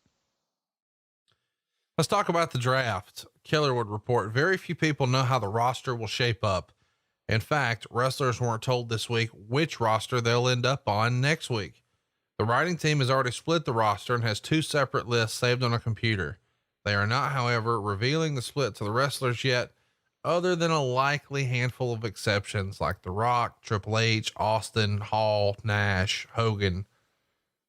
Obviously, this is something you guys wanted to sort of keep secret, but why? Is this because you didn't want it leaking out? You didn't want to have to deal with a lot of backlash and people sort of trying to jockey for position to get it changed? What was the thinking in, let's sort of keep it hush hush? Didn't want it leaking out. And he also wanted, which Vince still does to this day, he doesn't tell guys because he wants a genuine reaction. Right. So if someone knows you're going to get a canned reaction, is his feeling. And with the exception of, I don't even think Hall and Nash knew where they were going. Austin knew, Rock knew, Taker knew, Hogan probably knew. But beyond that, there weren't a lot of guys that knew where they were going. Vince McMahon held an all wrestlers meeting at Raw on Monday afternoon regarding the roster split. He assured the roster that the order of the draft was going to be storyline based and have no actual reflection on their standing within the company's hierarchy. And he said the wrestlers who are part of the SmackDown tapings and not part of Raw would be working non-Raw house shows on Mondays in a different town to earn their payoffs. Most wrestlers had a renewed sense of optimism thanks to this brand extension. And that probably makes sense. Like if you're a guy who's not a Rock or an Austin, you've got to see this as an opportunity to have more TV time and work a higher spot on house shows, right? Yeah. And there were guys, every one of them, man, was trying to corner us and say, okay, hey man, where am I going? Where am I going? And the answer was the same to everybody. I can't tell you. You're going to have to find out when everybody else finds out. Well, yes, I do know, but I can't tell you. And that was the line, man. That's what everybody was told. And everybody, like I said, with the exception of those top guys, they didn't know. And they got the genuine reactions. All right. Some were legitimately pissed. Some were legitimately happy. The overall feeling of being able to be on Raw or SmackDown and part of a smaller group and maybe get more TV time, I think was appealing to everybody. When Vince holds one of these all wrestler meetings, do the guys just sort of sit in the stands and he stands before them? Do they all gather around the ring and he's standing in the ring? Where's this meeting happening before doors open? Find a room backstage, meeting room or something like that, and bring everybody in. So maybe he could get everybody together in catering if the room was big enough or whatever. Yeah. Okay. Yeah. Something like that. But it's never in the arena. It's always in an office type setting. We've had them in the arena, but most of the time it's either in catering or like where we have our production meeting and stuff like that. Is there sort of, when everybody sort of assimilates, a hush falls over everybody and then Vince starts talking and then fields questions at the end, almost like a press conference, or sort of describe the scene for us? Everybody's in the room. Vince walks in and starts talking. Everybody shuts up. Sometimes guys will ask questions and Vince addresses everybody's question and then moves the hell on. We got work. God damn, we got work to do. Have some fun. Do you remember anybody in one of those Vince meetings ever asking something stupid that annoyed Vince and everybody was sort of cringing like, oh, fuck, not now. Don't ask that. There's always one. There's always one. It's kind of like when you walk into a bar and you know there's going to be that one guy. The one guy that's going to start some shit before we leave here tonight. That one guy is going to do something stupid. There was always somebody that would ask something silly. Who was one of the worst that you guys were like, oh fuck, I hope so-and-so can keep his mouth shut today? Oh fuck. I don't know. Oh shit. Again, you put me on the spot like that. I don't really remember. We'll move on. One guy. Were you guys considering bringing in any outside names as like a surprise pick? Was that discussed, and who were they? No, it really wasn't, because Vince felt that the roster, the way that we had them, especially of top guys, was evenly distributed, and that he didn't want to bring in anybody new, felt it would take away from the roster that we had. If we needed to do something, we could do something around SummerSlam on whichever brand he chose to. So another change that's happening here is Heat is going to be taped before Raw, and Metal and Jacked would be taped before SmackDown. And this episode of Raw has a new theme song, new graphics, a new logo, a new set. Was this always the plan? I mean, when did the set redesign and the graphic package and all that stuff, when was all of that set in motion? And was it always the plan to debut with a draft, or were you just sort of looking for a reason to roll all this out? Once we decided we were going to do the draft, Vince wanted new looks for everything, Raw and SmackDown both. So he wanted it ready to coincide with the draft, all new look, all new graphics, all new everything. So the draft had a little controversy before it even happened. Triple H wasn't in the draft, and the reason given was that he was wrestling that night, and Jericho's not in the draft for that same reason.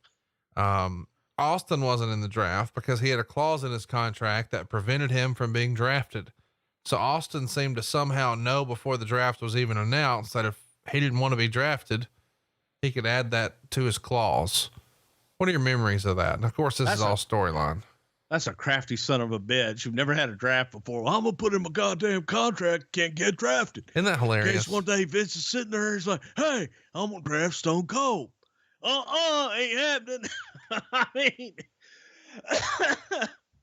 some silly add shit. on to that, Jericho and Triple H aren't it because they've got a match that night, damn it. Like, what? It just was, yeah. And Steve has to be on Raw. Steve is Raw. So, okay, then that's cool, because it would make sense. If Vince gets first pick, you pick Rock, and that's a damn good choice. Your two biggest stars, Rock and Rock and Austin. So Flair comes out, next person he picks is Austin, right? Doesn't that make sense? Yes. God damn it, no. Why would Steve be in the draft? Okay, why would Rock be in the draft? Rock layeth the smacketh down, so of course he would have his contract so that if there ever is a draft, that he's got to go to SmackDown. Silliness ensues. It really is kind of ridiculous when you think about it. Trying to apply logic to an illogical situation there, pal. Okay, let's keep going here.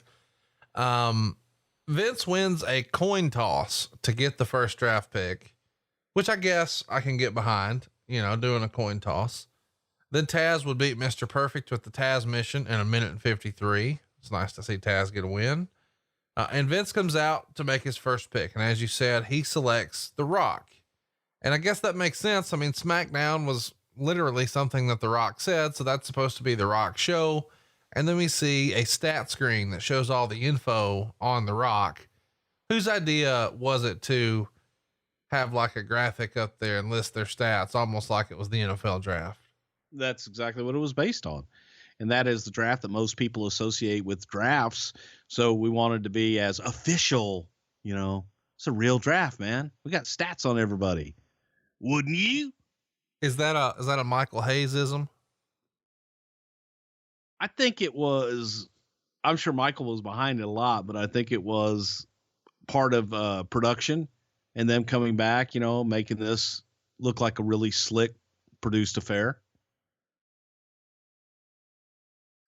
So then Rock comes out and Vince gives him some rules. Rock can't put his hands on Vince. He can't shove his foot up anyone's candy ass. He can't use the phrase, "it doesn't matter." It does matter to Vince, as Rock and Hogan have a lot in common, and fans call Vince an asshole, and Vince tells them to stop calling The Rock that. And he reminds everyone that he made Hogan, but he also made The Rock. He brought him into this world, and he can damn sure take him out. And Vince starts to leave before being stopped by The Rock, and he makes sure that, he's done, and then says finally he's back at Penn State.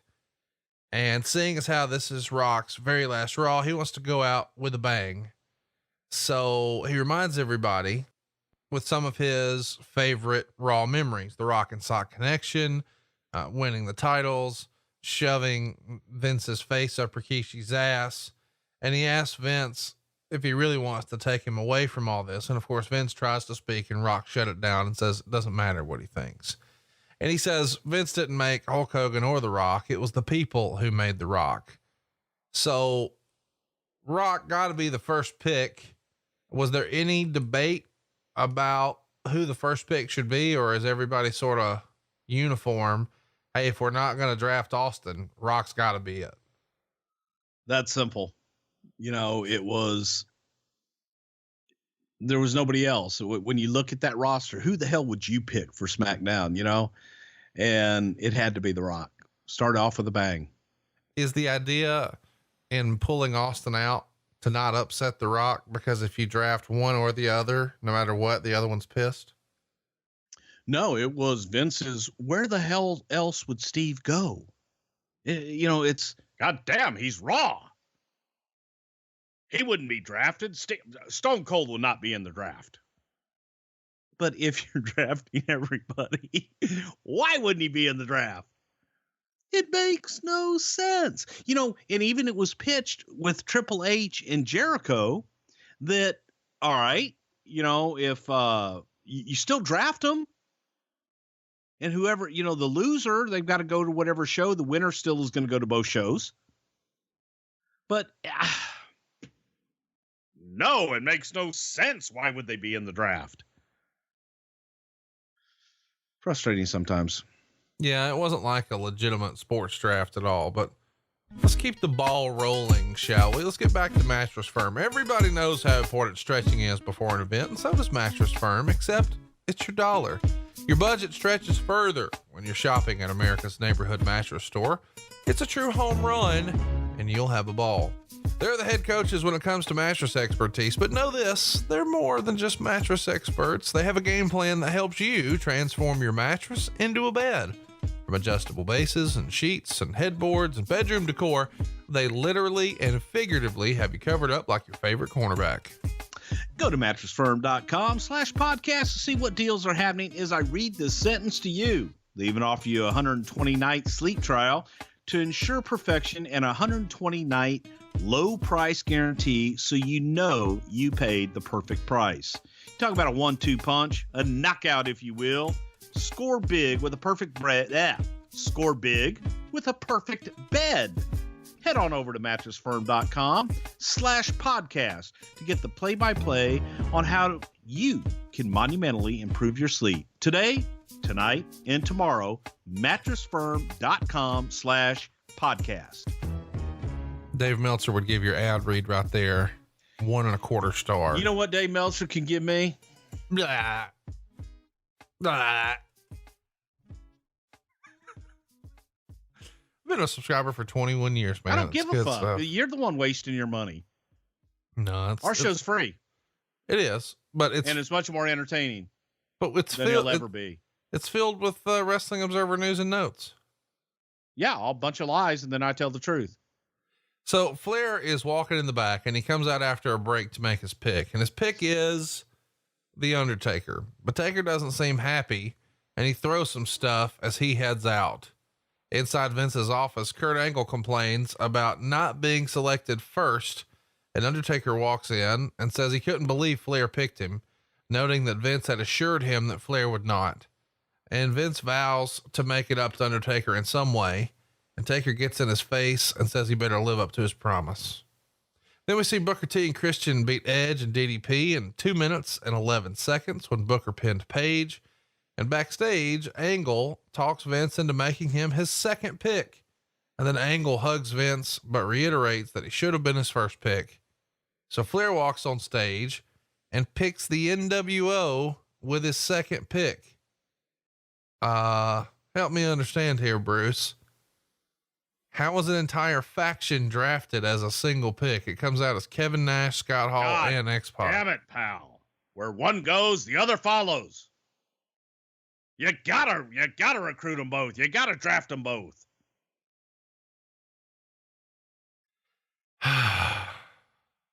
Don't apply logic to an illogical. You want to feel, yeah. You feel a little more frustration, so going back and reliving this week, it's funny that one of the favorite quotes of Vince came up, and it's like when we would come up with something and Vince would look at us and say, "This is how you spent your creative time, and that's all you come up with." And we would come up with things to try to make sense out of it. And then we would get, well, of course they go together. It's the NWO. You wouldn't just take Hall and then Nash. You got to take the NWO. Made sense to him. Backstage, Kurt Angle tells Vince he knows of someone who's about to return from injury and said he knew Flair had already spoken to the individual. And Angle whispers the name to Vince, who then announces that Chris Benoit is his third pick. So Benoit's actually drafted while he's out healing from a neck injury. How does this come about? Because eventually Benoit comes back and he's on fucking Raw. You mean we drafted him to SmackDown? Nah, he can go to Raw. They need him. It was later. Nobody remembers that draft. God damn, pal. They need him on Raw. You see, this is what tickles me when people get so fired up on Twitter and they're arguing about the most minute point. And it's like, they don't even take it this serious. That's disappointing as a fan, but it's true. I mean, look at this shit. But in Vince's mind, it makes sense. Not to anyone else. Yeah. Hogan must pose, man. Backstage, we see the NWO tell Flair he's not going to be able to control them. And Arn walks into the room and tries to pull Flair away from the conversation, but the NWO members won't budge. And Flair announces that Kane is his third pick. And this, of course, causes the NWO members to become nervous and they leave the room. So far we've got The Rock, Undertaker, Kurt Angle, the NWO, Chris Benoit, and Kane. So we're down to pick number 7 for keeping up at home here. We see Trish beat Ivory with a bulldog in about 2 minutes and 10 seconds. Hopefully you're seeing a trend with the matches. They're all 2 minutes. Vince takes the stage. How long are the draft picks? Vince takes the stage and announces that Hulk Hogan is his 4th pick. So 7th overall for Hollywood Hulk Hogan. And then Flair appears on stage and announces that Rob Van Dam is his 4th pick. So really process this. Kane was drafted above Hulk Hogan, and Hogan and Van Dam are both 4th overall for their respective squads. It's an interesting time in professional wrestling here. Backstage, Vince tells Angle he wanted Van Dam because the Intercontinental title would come with him, and Angle volunteers to wrestle Van Dam and win the title. And then we see Hogan and Rock agree to wrestle the NWO in a handicap match later in the show. Back on stage, Vince announces that the Billy and Chuck tag team is his 5th pick, which of course means SmackDown is going to feature the tag titles. So let me interject here at this point though. Yeah. You brought up the titles and everything. So the deal with the draft was whatever champion was drafted, their championship came with them, and whatever brand got those titles, that title would be exclusively on that brand. So the tag team titles would go to SmackDown, and, you know, the Intercontinental title would stay with Van Dam, however the hell we did it. But it was going to be no tag team champions on Raw. And we weren't going to do it. Just was okay. And somebody said, so we won't ever have tag matches on Raw? God damn it, no. You just won't have tag team champions. They're only on SmackDown. Again, it made sense to him. Did Hulk Hogan care what number he was drafted? No. Okay. It just feels like he's always been very careful with his character. And we've all, as wrestling fans, sort of heard the phrase, "That doesn't work for me, brother." He had no choice. I mean, it wasn't, yeah, he had no choice. I get he had no choice, but that doesn't keep him from saying, "What about this?" I don't know if he did or not. Nobody was listening. Okay. Can you give me any sort of feedback or insight about any of the draft picks we've ran through I don't so know far? if he did. He didn't to me. It was, where am I going? And Vince told him, you know, he was going to SmackDown. You know, he's one of the ones that knew ahead of time, but I don't think he cared where he went. Yeah, or like in what order. Probably felt he should have gone first. Did anybody care? Talk about it at all? Yeah. We all felt that he should have gone second. No, I didn't mean him. I just meant, did any of the boys come and say, you know, I don't know about being behind this guy, or I really feel like I ought to be. No, the only ones that really cared after the fact were those that weren't drafted on the show itself. We're like, what the fuck? Where am I going? Tune in to WWF.com to find out. Oh, fuck you. That's what you told them? Get on the website and start clicking refresh? Yeah. Holy shit. Yeah. Kevin Nash and Scott Hall would team with X-Pac, and they beat Hulk Hogan and The Rock by DQ when Kane interferes.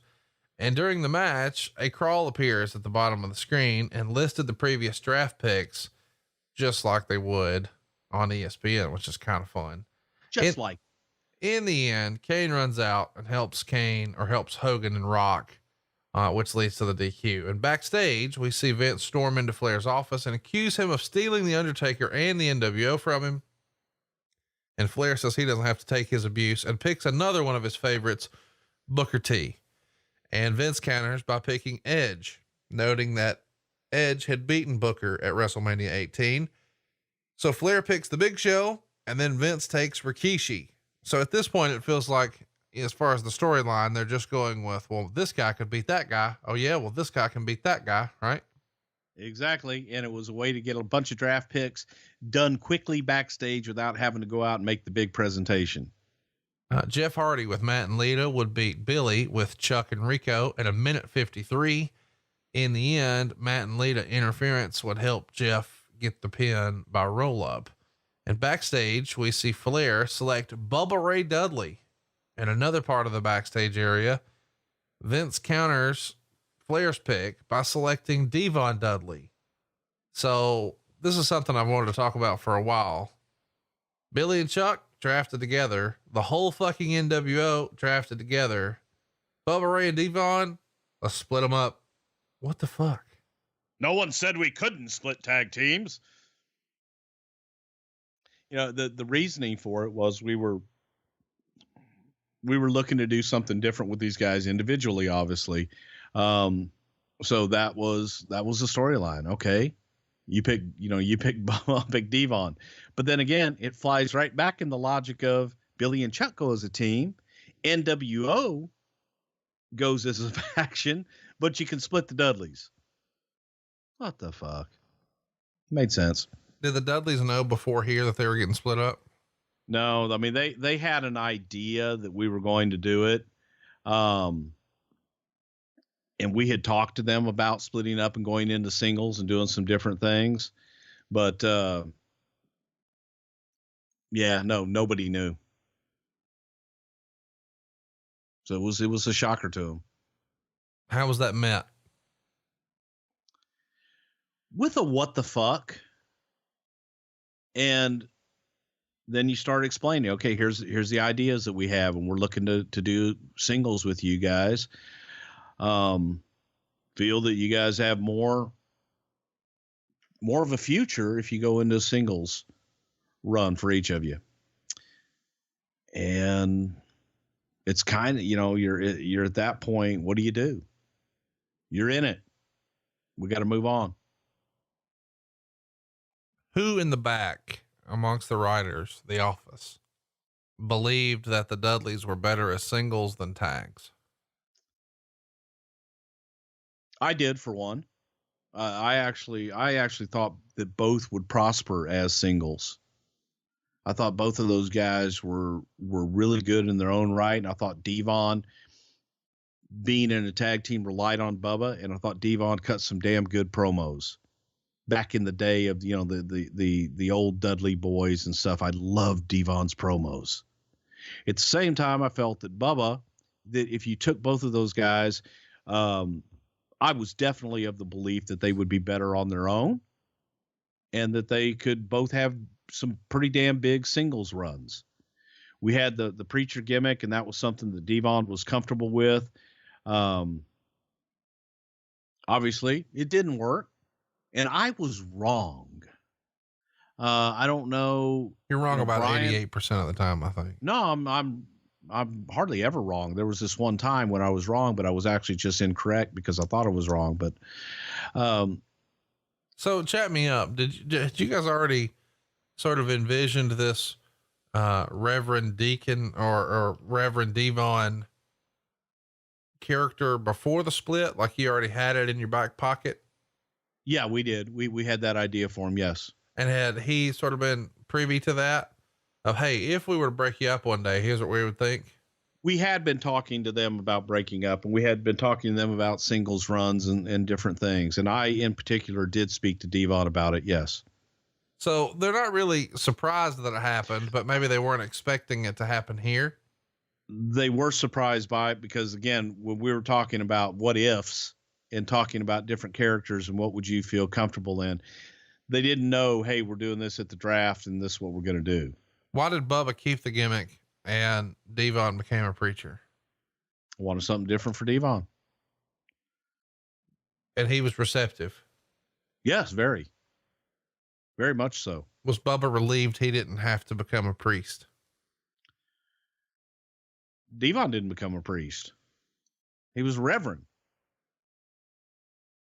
Well, big difference. I'm not saying it's not. I'm asking, if you were going that way, was he concerned that I'm going to have to get some sort of silly religious gimmick too? Or am I happy I get to strut ass in camo? I think he was happy being in camo. So the ring introductions take place for Regal Rikishi, and the match never actually takes place because Brock Lesnar runs out and attacks Rikishi and leaves him laying. And Paul Heyman joins Lesnar in the ring for a brief celebration as Regal returns to the back. And then Vince walks on stage and announced that Brock Lesnar is his next pick. And Flair walks out and says, it wasn't your turn. And he selects Lesnar instead. And Vince tries to trade Flair his next two picks, but Flair refuses. So Vince picks Mark Henry, claiming he had just as much potential as Lesnar. And then Flair picked William Regal, which Vince followed by picking Maven and the hardcore title. And Flair picked Lita as his final pick. And then Vince and Flair closed the draft segments by arguing over which group Austin would wrestle for. Chat me up about Maven. Vince wanted the hardcore championship, damn it. The title comes with whoever was drafted. So I get a champion. So the perception was more champions on SmackDown. He got a championship and got a champion in Maven. Alrighty. You got to start making stars somewhere. You got to start trying things with people and elevating them. Sometimes it works, sometimes it doesn't. But if you never elevate them, you never know.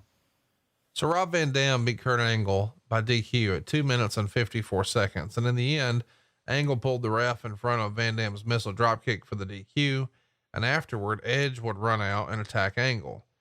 And then Triple H beat Stephanie McMahon and Chris Jericho in a 3-way in 8 minutes and 4 seconds to retain the undisputed WWF title and run Steph out of the WWF. Late in the match, Triple H and Jericho simultaneously hit one another with title belts, and Steph tried to pin both wrestlers, but they kicked out. Triple H came back with a sidewalk slam on Steph for the win. And afterwards, 2 security guards dragged Steph from the ring as Triple H led the crowd. And what song was it? Na na na na, na na na na. Hey, hey, hey, goodbye. Or as Jim Cornette says, na na na na, motherfucker, goodbye.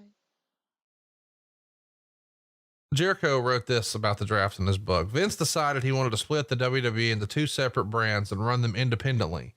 In essence, he was creating his own competition. He booked a draft on Raw to decide who would stay and who would go to SmackDown. Everybody would find out what show they would end up on that night, except me. I was ineligible to be drafted because I was in a handicap match with Stephanie against Triple H, where the winner would become the undisputed champion and work on both shows. I knew I wasn't going to be winning the match and the title, but nobody would tell me what show I was going to end up on. When I asked Brian, he told me I would have to wait until they posted the complete draft results on WWE.com after the show. It was the most ridiculous thing ever. And to make matters worse, I had to start driving as soon as I finished and had no access to a computer. So I was forced to call Lenny in Vancouver to find out where I was going to end up.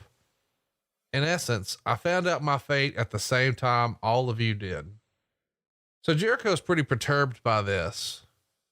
Do you remember anybody else being really unhappy with the way that sort of played out and they had to go to the website? What was the feedback you got from anybody else you can mention? Yeah, I mean, guys were pissed. Guys were upset. Okay, why can't you just tell me? Show's over. I mean, it's going to get out on WWE.com any minute now. Just tell us. And that was a mandate. That's what Vince wanted. Vince wanted guys to find out like everybody else did. Silliness. I didn't get it. And especially somebody like Jericho, he should have known where the hell he was going before he had, he should have been one of those guys who was top guy knowing where the hell he was going at the end of the night. And sometimes I think mandates can go just a little too far and taken too literally, but people do what they're told. I did what I was told. I didn't tell anybody. Wasn't my place. If you really want to know, go ask Vince. So it was announced, of course, that Triple H, being the undisputed champion, he's available to both shows, and Jazz, the women's champion, she's available to both shows. Of course, Jericho winds up going to SmackDown because Raw, has Hunter, going back and forth, but he's going to be on Raw most.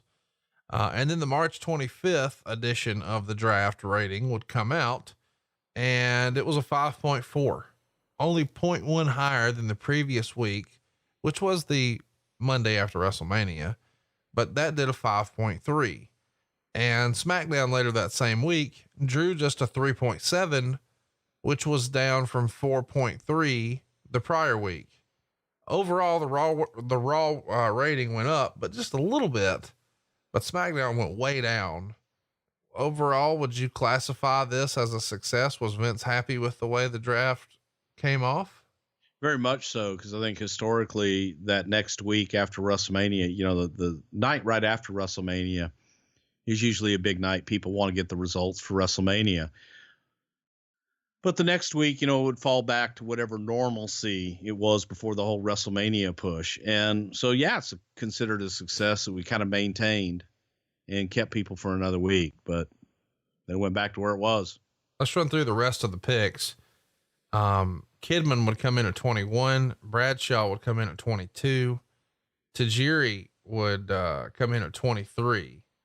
And he was the Cruiserweight champion, so that made the title exclusive to SmackDown. Stevie Richards came in at 24. Chris Jericho came in at 25. So Billy Kidman, Bradshaw, Tajiri, and Stevie Richards all ahead of Jericho. Matt Hardy's because he had a match that night, damn it. Matt Hardy going 26 to Raw, Ivory 27 to SmackDown, Raven 28 to Raw, Albert 29 to SmackDown, Jeff Hardy, number 30 on Raw. He's behind Ivory, Raven, Albert, Tajiri, Kidman, Stevie Richards. The Hurricane is 31 to SmackDown. Mr. Perfect is 32 to Raw. Al Snow is 33 to SmackDown. Spike Dudley going to Raw at 34. Lance Storm's going to SmackDown at 35. D'Lo is at 36. What a number this is. 37 is SmackDown. He's behind Spike Dudley. Sean Stasiak comes in at 38, just one behind DDP. Then Tori Wilson, Terry, Scotty Too Hottie, Jacqueline, Stacy Keebler. Goldust is falling all the way down to number 44 to Raw. Christian is right after him at 45 on SmackDown. Trish Stratus is 46 on Raw, behind Terry and Jacqueline and Stacy Keebler and Ivory. Test is 47. Just Incredible is 48. Farouk is behind Just Incredible at 49. Then Bossman, Taz, Tommy Dreamer, Hardcore Holly, Crash Holly, Val Venus, Mighty Molly, and Perry Saturn is number 57. So the first 20 picks are live on Raw and TNN. Picks 21 through 57 are over at WWF.com. In hindsight, thumbs up, thumbs down, thumbs in the middle. You know, the end result I think was good, you know, splitting the brands and having, you know, the different rosters on the different shows. The funny thing about it is still, you know, people look back and revisionist history and think that, hey, there were two writing teams at this time. Man, we were all still one big writing team, and they didn't split the writing teams for a little while after this. So the teams weren't even split. And there was talk of, when this originally took place, when Vince is talking about the brand split and having two different shows, that we would split the writing teams and really have the teams in competition with one another. That theory goes out the window when you say we're going to have two different brands that are going to be completely separate, but still on Thursday night or Friday night, whenever the hell it was, SmackDown at that time, that you're doing recaps of Raw on the show. And you're doing Raw update things, and you're plugging Raw and different things. It's a tough sell, man. And we really wanted, internally, we really wanted them to be completely separate and be completely different. And every time we turned around, there was something else smacking us in the face. Well, how about, that goes down on March 25th, 3 days later. It's the first show after the draft. It's SmackDown. It's in Philadelphia. Booker T would fight DDP to a no contest when Brock Lesnar interferes. Brock Lesnar's on Raw, by the way. Kurt Angle does an in-ring promo, asks for a moment of silence for Stephanie McMahon. Vince comes out, does a promo about Triple H. Flair is on the show as well. He runs Raw, by the way. Then we get Billy and Chuck to beat the Dudleys in the tag titles. Now, of course, you may recall the Dudleys were just split up. One's on Raw and one's on SmackDown. Well, 3 days later, they're in a tag title match. Hang on. You forgot a very important point though here. Okay. The draft would not take effect till April 1st. I'm with you. I'm just saying 3 days later. Is a little confusing. It is. It is a little confusing. I know that just happened 3 days ago, but we're not honoring it until next. Everybody knows that. It won't take place for another 3 days. What? So funny, man. So funny. In the main event of that SmackDown that we weren't supposed to remember, Kurt Angle and Vince McMahon beat Triple H and Ric Flair when The Undertaker interfered. The April 1st Raw, of course, is the first Raw after the draft. It's in Albany, New York, and this is when it officially starts. And backstage, we see Ric Flair sitting at a desk, and he holds up the new undisputed WWF title belt. And he welcomes viewers to the new Raw and promises that the show will be more exciting than ever. And he holds up a contract and says he hopes to sign Steve Austin to a deal that will keep him on Raw throughout the remainder of his career. Van Dam beats Booker T to retain the IC title. And then McMahon appears ringside, grabs a microphone and says he's at the show, intent on signing Steve Austin to a SmackDown contract. And Vince introduces Austin, but his music never plays. And instead, Ross tells viewers that Ric Flair had ordered the show's director to cut to commercial. After the break, Vince is in the ring with 2 security guards trying to talk him into leaving, but Vince is refusing, So Flair walks out and has some words with Vince. Big Show comes out and carries Vince backstage and eventually throws him out of the building. Spike Dudley beat William Regal in a non-title match. Regal was the European champ. And then Bubba Ray Dudley beat Raven to win the hardcore title in 4 minutes and 7 seconds. So, I'm not exactly sure how this went down because I'm pretty sure we just said a minute ago that, correct me if I'm wrong here. Well, he won it on SmackDown the week before. But Maven was drafted to right. SmackDown. But Raven beat Maven on SmackDown the Thursday before, whatever. I follow you. I just read Raven and I thought to myself, wait a minute. Maven. Fuck Maven and Raven. Maven. I don't know what the fuck. It's an Avon. What has the hair and the DDT? The bases. The base. So there you go. Bubba Ray Dudley is off to his singles push. Now, here's what I wanted to talk about on this show though. Flair comes to the ring and he's holding this new WWF title belt and he introduces Triple H, but Undertaker walks out instead. Taker's talking about, beating Triple H at WrestleMania. And now we're setting up a match here for Backlash, Triple H and Taker, but it's the first time we're getting really good shots of the new title belt. And they made several versions of this belt. Wrestling belt nerds like myself call it the undisputed title. And I believe there were essentially the same art, some minor tweaks, but some larger than others. So there's like much bigger versions and much smaller versions. Supposedly Vince wasn't in love with this belt. And some of the guys had feedback that they didn't like the way it looked on them. Specifically, Hulk Hogan didn't like the way it made his thermos look. That's rumor and innuendo. I know you didn't really keep up with belts. You're not that much of a belt guy. What do you remember about this new Joe Marshall designed undisputed belt? Because prior to this, they had the old Big Eagle belt, like the one that we're most synonymous probably with Steve Austin, and the old Big Gold that they had sort of brought over from WCW. And now there's this new one unified belt. I know you're going to laugh this off and give me nothing, but I got to ask, what do you remember about this undisputed belt? I loved it. I thought it was a cool looking belt. It was one of my favorite belts. I liked it because it was different than the others. I don't get into how people's thermos looks. So I never heard that, but, I personally like the design of the belt and I thought it was a cool belt. Our old, friend, Belts by Dan may or may not have some artwork he can tweet out this week, that we will try to get up on our Prichard Show Instagram.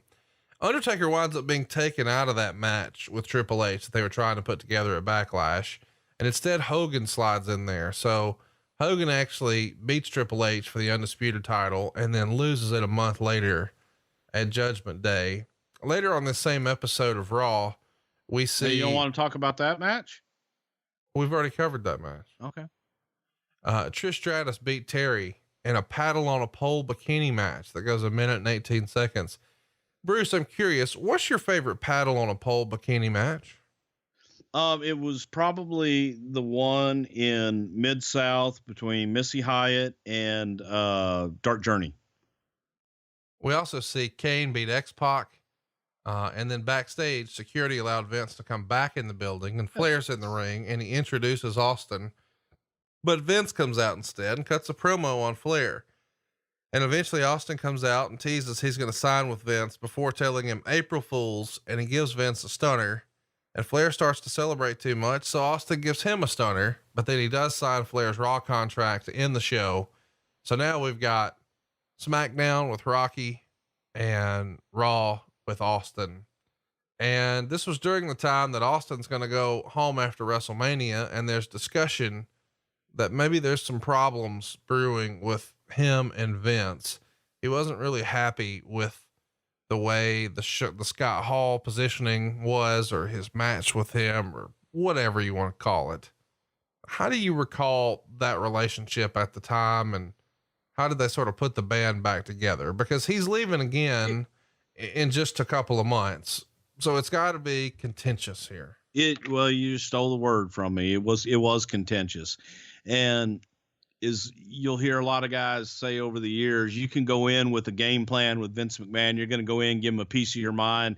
And by God, I'm going to tell him this, I'm going to tell him that. And you walk out of the room and thinking,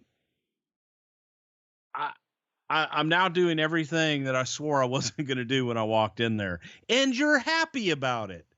So that was the relationship at that time. And Vince, you know, they were back. Everybody was hunky dory, but there was still a little contention there. And Steve was unhappy. And did you feel like, maybe not you, was the overwhelming sentiment in the office that but Austin was sort of tough to deal with and tough to do business with and not in the right frame of mind? Or did people really see his side of things? Well, he had a definite side of things, you know, and for some people, they might've viewed him as being tough to deal with, but I always viewed it as he let you know where he stood. He let you know what was on his mind. And I like that because then you're not second guessing. You're not trying to read the tea leaves, so to speak. So if that's tough to deal with, then he was tough to deal with. But for me, I was fine with it. What was the locker room morale like, you know, in the fallout of the draft? Do you remember anybody being vocal and being unhappy? For the most part, I would say that the morale was actually pretty good because there was new hope and there were new slots and guys that hadn't been working on TV are all of a sudden working on TV and they're coming to them with ideas. And everything, in a lot of respects, was feeling new for the talent. And I think that they saw, for the first time in a long time, opportunity in a I don't want to say a smaller pond, but maybe a bit, you know, less fish in a bigger pond. If that makes sense. Do you think there was any sort of consideration when you guys were sort of splitting up the rosters about who likes to ride together, that sort of thing? Talked about it and Vince didn't care. So I know a lot of people may not know what we're talking about right now, but sort of behind the scenes, not on camera, not storyline wise, not house show matches, in real life, guys were better friends with some than others. And so rather than everybody just traveling by themselves, living on the road can be hard. So why not develop a friendship and have sort of a battle buddy? You've got somebody to go work out with, somebody to eat with, somebody to ride up and down the roads with. If you want to, somebody to double up on a room, you can cut down expenses, et cetera, et cetera. And people sort of become creatures of habit. But when you've got a draft like this, some of those, you know, little allegiances are split apart. And now people are sort of left on their own, and now they don't have their old traveling companion and they've got to sort of find a new one. Do you remember, since Vince says, I don't care, and I get that because he is trying to put the best product forward, but he does have to sort of keep everybody, I don't know, motivated, happy, whatever, or at least has to consider it. Do you remember there being any sort of backlash or fallout about, God damn it, I've been with this guy for 6 years and now we're not even on the same fucking loop? Bummer. And that was Vince's reaction to it. He didn't want to hear it. You know, we brought it up in the beginning, and I forget if, I don't know if it was this one, but in subsequent drafts, you know, where there were couples together and Vince wanted them on separate brands because he felt one was stronger on the other brand. He didn't want to hear it. And we were told, do not consider it. This is, you know, strictly creative. It's strictly, you know, what we're doing for TV and what's best for business. And if some guys, you know, they're buddies and they travel together and that's what they've always done, they'll find new buddies. They'll find new friends. They'll find new people to travel with. It'll be good for them. Did anybody come to Vince or anybody in the office and ask to be with whoever they were dating with? Like ahead of time? Like I know we talk about, you know, sort of kayfabe storyline wise with somebody like, I really want to be drafted number 1 or whatever, blah, blah, blah. But did somebody come and say, man, I've really got to be with this person because our relationship is not going to work out and my life's going to be a fucking mess if she's not here to sort of keep an eye on me and keep my shit together? I think that Matt and Lita did before the draft, and just said, hey, where are we going to end up? Are we going to be together? And the answer was, I don't know. I don't know if they talked to Vince or not, but once they kind of got the lay of the land that, guys, you can ask, but asking may hurt your cause more than help it. So leave it alone. Let the cards fall where they may. That's what I was going to ask. Is it feels like sometimes Vince wants to do shit just to do shit, which is why, whenever JR is in Oklahoma, he's kissing somebody's ass or whatever the case may be. Was there a conversation with, let's just run a social experiment. Let's see what the fuck happens. No, I mean, it really wasn't. And he really looked to separate that shit. Didn't want to hear it because he did not want it to cloud his decision-making. In the end, Raw winds up with the Intercontinental title, the European title, and the Hardcore title. Was that something you guys didn't think about ahead of time? No, we did. And, SmackDown got what, the US title, and the tag team titles, and just, we did talk about it, but God damn, that's what would happen if it was a shoot draft. But it's not a shoot draft, motherfucker. After the draft, we see, Bradshaw and Bubba Ray get some pushes on TV. Do you remember any of the other positives or negatives that maybe came about as a result of the draft? I think, the biggest positive, was Bradshaw kind of getting out on his own and being able to get away, came back. There were the tag teams to me were the negatives, just not enough. The Dudleys. Yeah. Well, yeah. There's not enough, but also when you split a strong team like the Dudleys, it wasn't a good decision. That's hindsight, but at the time it was something that we were trying. Those were probably the only regrets that I can sit there and point out, man, that I wish we wouldn't have done. Of course, we know that after Brock Lesnar wins the undisputed title from The Rock at SummerSlam, he goes exclusively to SmackDown, and then Triple H is just awarded a world title on Raw, and now we have a world champion on both shows. So if we've learned anything today, it's that the only thing for sure about Vince McMahon is that nothing's for sure. Did you guys ever have anything planned for the draft that didn't wind up happening that you recall?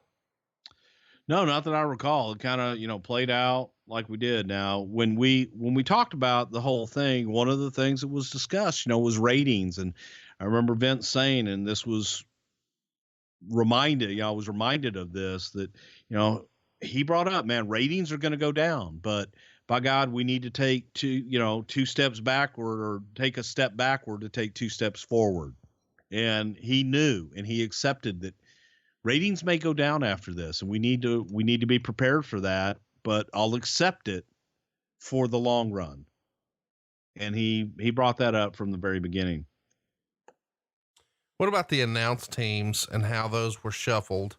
We've never really talked about that before, but go ahead. They weren't shuffled on this one. No, I'm saying, was it discussed? No.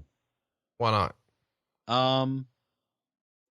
Do you get announced teams in the draft in the NFL? Well, you did. I mean, it just wasn't discussed. We figured that the announced teams were part of the brand. It didn't get discussed until Vince thought it would be great to throw the announcers and everybody into the draft. It's just funny to me that, you say things like, would the NFL do that? But then the NWO got drafted together. So I would love for them to be like the Dallas. He's a quarterback. He's got to bring his center. The Dallas Cowboys select the offensive line from Iowa. Like, what the fuck? I need somebody to do that this year during the draft. It's, if I take the quarterback, I got to take his center too. They're used to each other. God damn, he likes the contour of his ass. It fits. My gosh. Well, listen, let's get to some questions, and I want to do this sort of rapid fire with you right fast. We've got a lot of questions coming up, but I do want to remind everybody that we've got some tremendous shows coming your way. Next week, we have got what came in second place in our WrestleMania poll, and it's going to be tremendous. It's WrestleMania 4. So go ahead and set your calendars.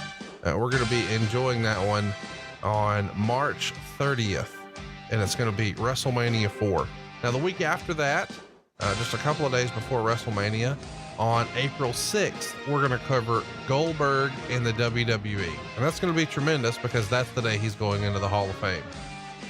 And what are we going to cover the following week? Well, set your calendars, boys and girls, because April 13th is going to be all about, and I think this will be fun, the first time that Raw beat Nitro in the ratings. It went down on that same day, which is kind of fun. April 13th, 1998. That's when we finally see Mr. McMahon and Stone Cold in a match. It's tremendous. The following week, on April 20th, we're going to cover Rob Van Dam. And then the week after that, on April 27th, it's going to be all about Backlash. We'll have a handful of Backlash shows for you to choose from, but we've got the next run of shows mapped out for you, and they're going to be tremendous. We're fired up for this. If you've got a question for WrestleMania 4, you can ask it right now on Facebook or Twitter. Facebook is facebook.com/something to wrestle. Don't forget, you can check out your morning deuce. And if you've got questions, you can leave a question in the comment section of any of those videos, and Bruce will get to you the very next day if you have a good question. You can also ask a question about WrestleMania 4 on Twitter. That's @Prichard Show, and we'd love to have your feedback there as well. So Bruce, let's get to some questions about this first draft. We'll wrap it up and we'll get out of here. Are you ready? I'm ready. Kerr wants to know, due to the networks that each show was on, did that factor into the decision for which superstars went to which brand based on their audience? Somewhat, I mean, Rock for SmackDown, Steve for Raw. And those were probably the two biggest ones that we felt identified with those two shows. One of the things I've always wondered there is, eventually you guys would try to sort of program SmackDown to a more Hispanic audience. You would give guys like Rey Mysterio a bigger push on that show. Was there any sort of strategizing based on, hey, we think there's an opportunity for a bigger Hispanic audience on this network on this night? Or was it just sort of arbitrary? Let's just try it on SmackDown. Well, no, the UPN audience and the feedback that we had gotten, they did have a strong Hispanic demographic, and we saw that they were, that demo was strong on UPN. So we catered to it. Michael wants to know, why was this held at Penn State? Did Vince just say we're doing a draft next week and Penn State happened to be the booked venue? I think okay. Yeah. That's what happened. It just, we knew what day we were going to do it. It didn't matter where it was. Really, that wasn't that important. It was all about television. Josh wants to know, was there ever any consideration in the draft or superstar shakeup of giving someone a franchise tag to sort of lock that one superstar up on a brand? No. I mean, I think again, going back to Rock and Austin, Rock was really identified with that SmackDown brand. Doug wants to know, was there ever a plan for Mr. Perfect at this time? He went very late to Raw. Was Vince down on him at the time? I definitely felt like he had more to give if given the chance. Kurt was kind of winding his career down at this point, and there weren't any plans for him. He was there to get guys over. Adam wants to know, have you ever looked back and pinpointed this as the reason so many people stopped watching? I don't think that many people did stop watching. I think that the audience split. And like I said, yeah, we lost some people. We definitely did. And we knew that before we went into it. John wants to know, in the initial year after the draft, which superstars do you think benefited the most from the brand extension? Layfield. Yep. Definitely did. Later on, I think Eddie Guerrero did. I think Benoit did. Guys like that. There were a few. Matt wants to know, seeing how thin the tag team division was, would it have not made more sense to focus the entire tag team division on one brand rather than create two sets of essentially useless titles? We did. The tag team title was only on SmackDown. There was no tag team title on Raw. Well, eventually there was. Eventually, yeah, but in the beginning we didn't. Taylor has a great question. Who the fuck thought it was a good idea to have Mr. Perfect tap to Taz with two Z's? Peter Sinergia. How does that sound? You got a Taz impression? Bro, what the fuck else is he gonna do? Andrew wants to know, was there ever any consideration to bringing in developmental prospects as a televised draft pick as a means to launching them? I think that's a pretty good idea. You know, you could have had a quote unquote rookie and showed his stat line, and Vince or JR used his old blue chipper line that he used with The Rock. Any consideration for that ever? That's a great idea. We had talked about different times of being able to take some of the developmental television and spotlighting some different talent from time to time and bringing them in that way. But just wasn't something, Vince was of the belief, when you bring someone in, if you bring someone in as a star and as a main eventer, then that's how people will perceive them. And you got to bring them in on top and in that role from the very beginning. And then that's how people will always see them. If they see them, grow, then they're always going to remember them in that way. I don't subscribe to that, because I look at guys like Randy Orton. Yes, Randy went to developmental, but when Randy came in, man, he was that blue chipper, and people have seen Randy Orton grow into this mature talent. A lot of guys, The Rock, I think people want to see him grow and progress. Vince just feels that makes him less than. Chris wrote, I've heard that the SmackDown roster was stacked because the feeling was, since it's a taped show, it has to have the better talent. Any truth to this? I think people would argue that. Chris wants to know, if WCW had more prominent wrestlers come over when it was purchased, would WCW have replaced one of the two main brands? It feels as if the brand split was destined to be WCW. Yeah, that was the idea of buying WCW. Nathaniel wants to know, looking back now, who do you think had the better roster? SmackDown. For me, the roster I wanted to work with was probably SmackDown.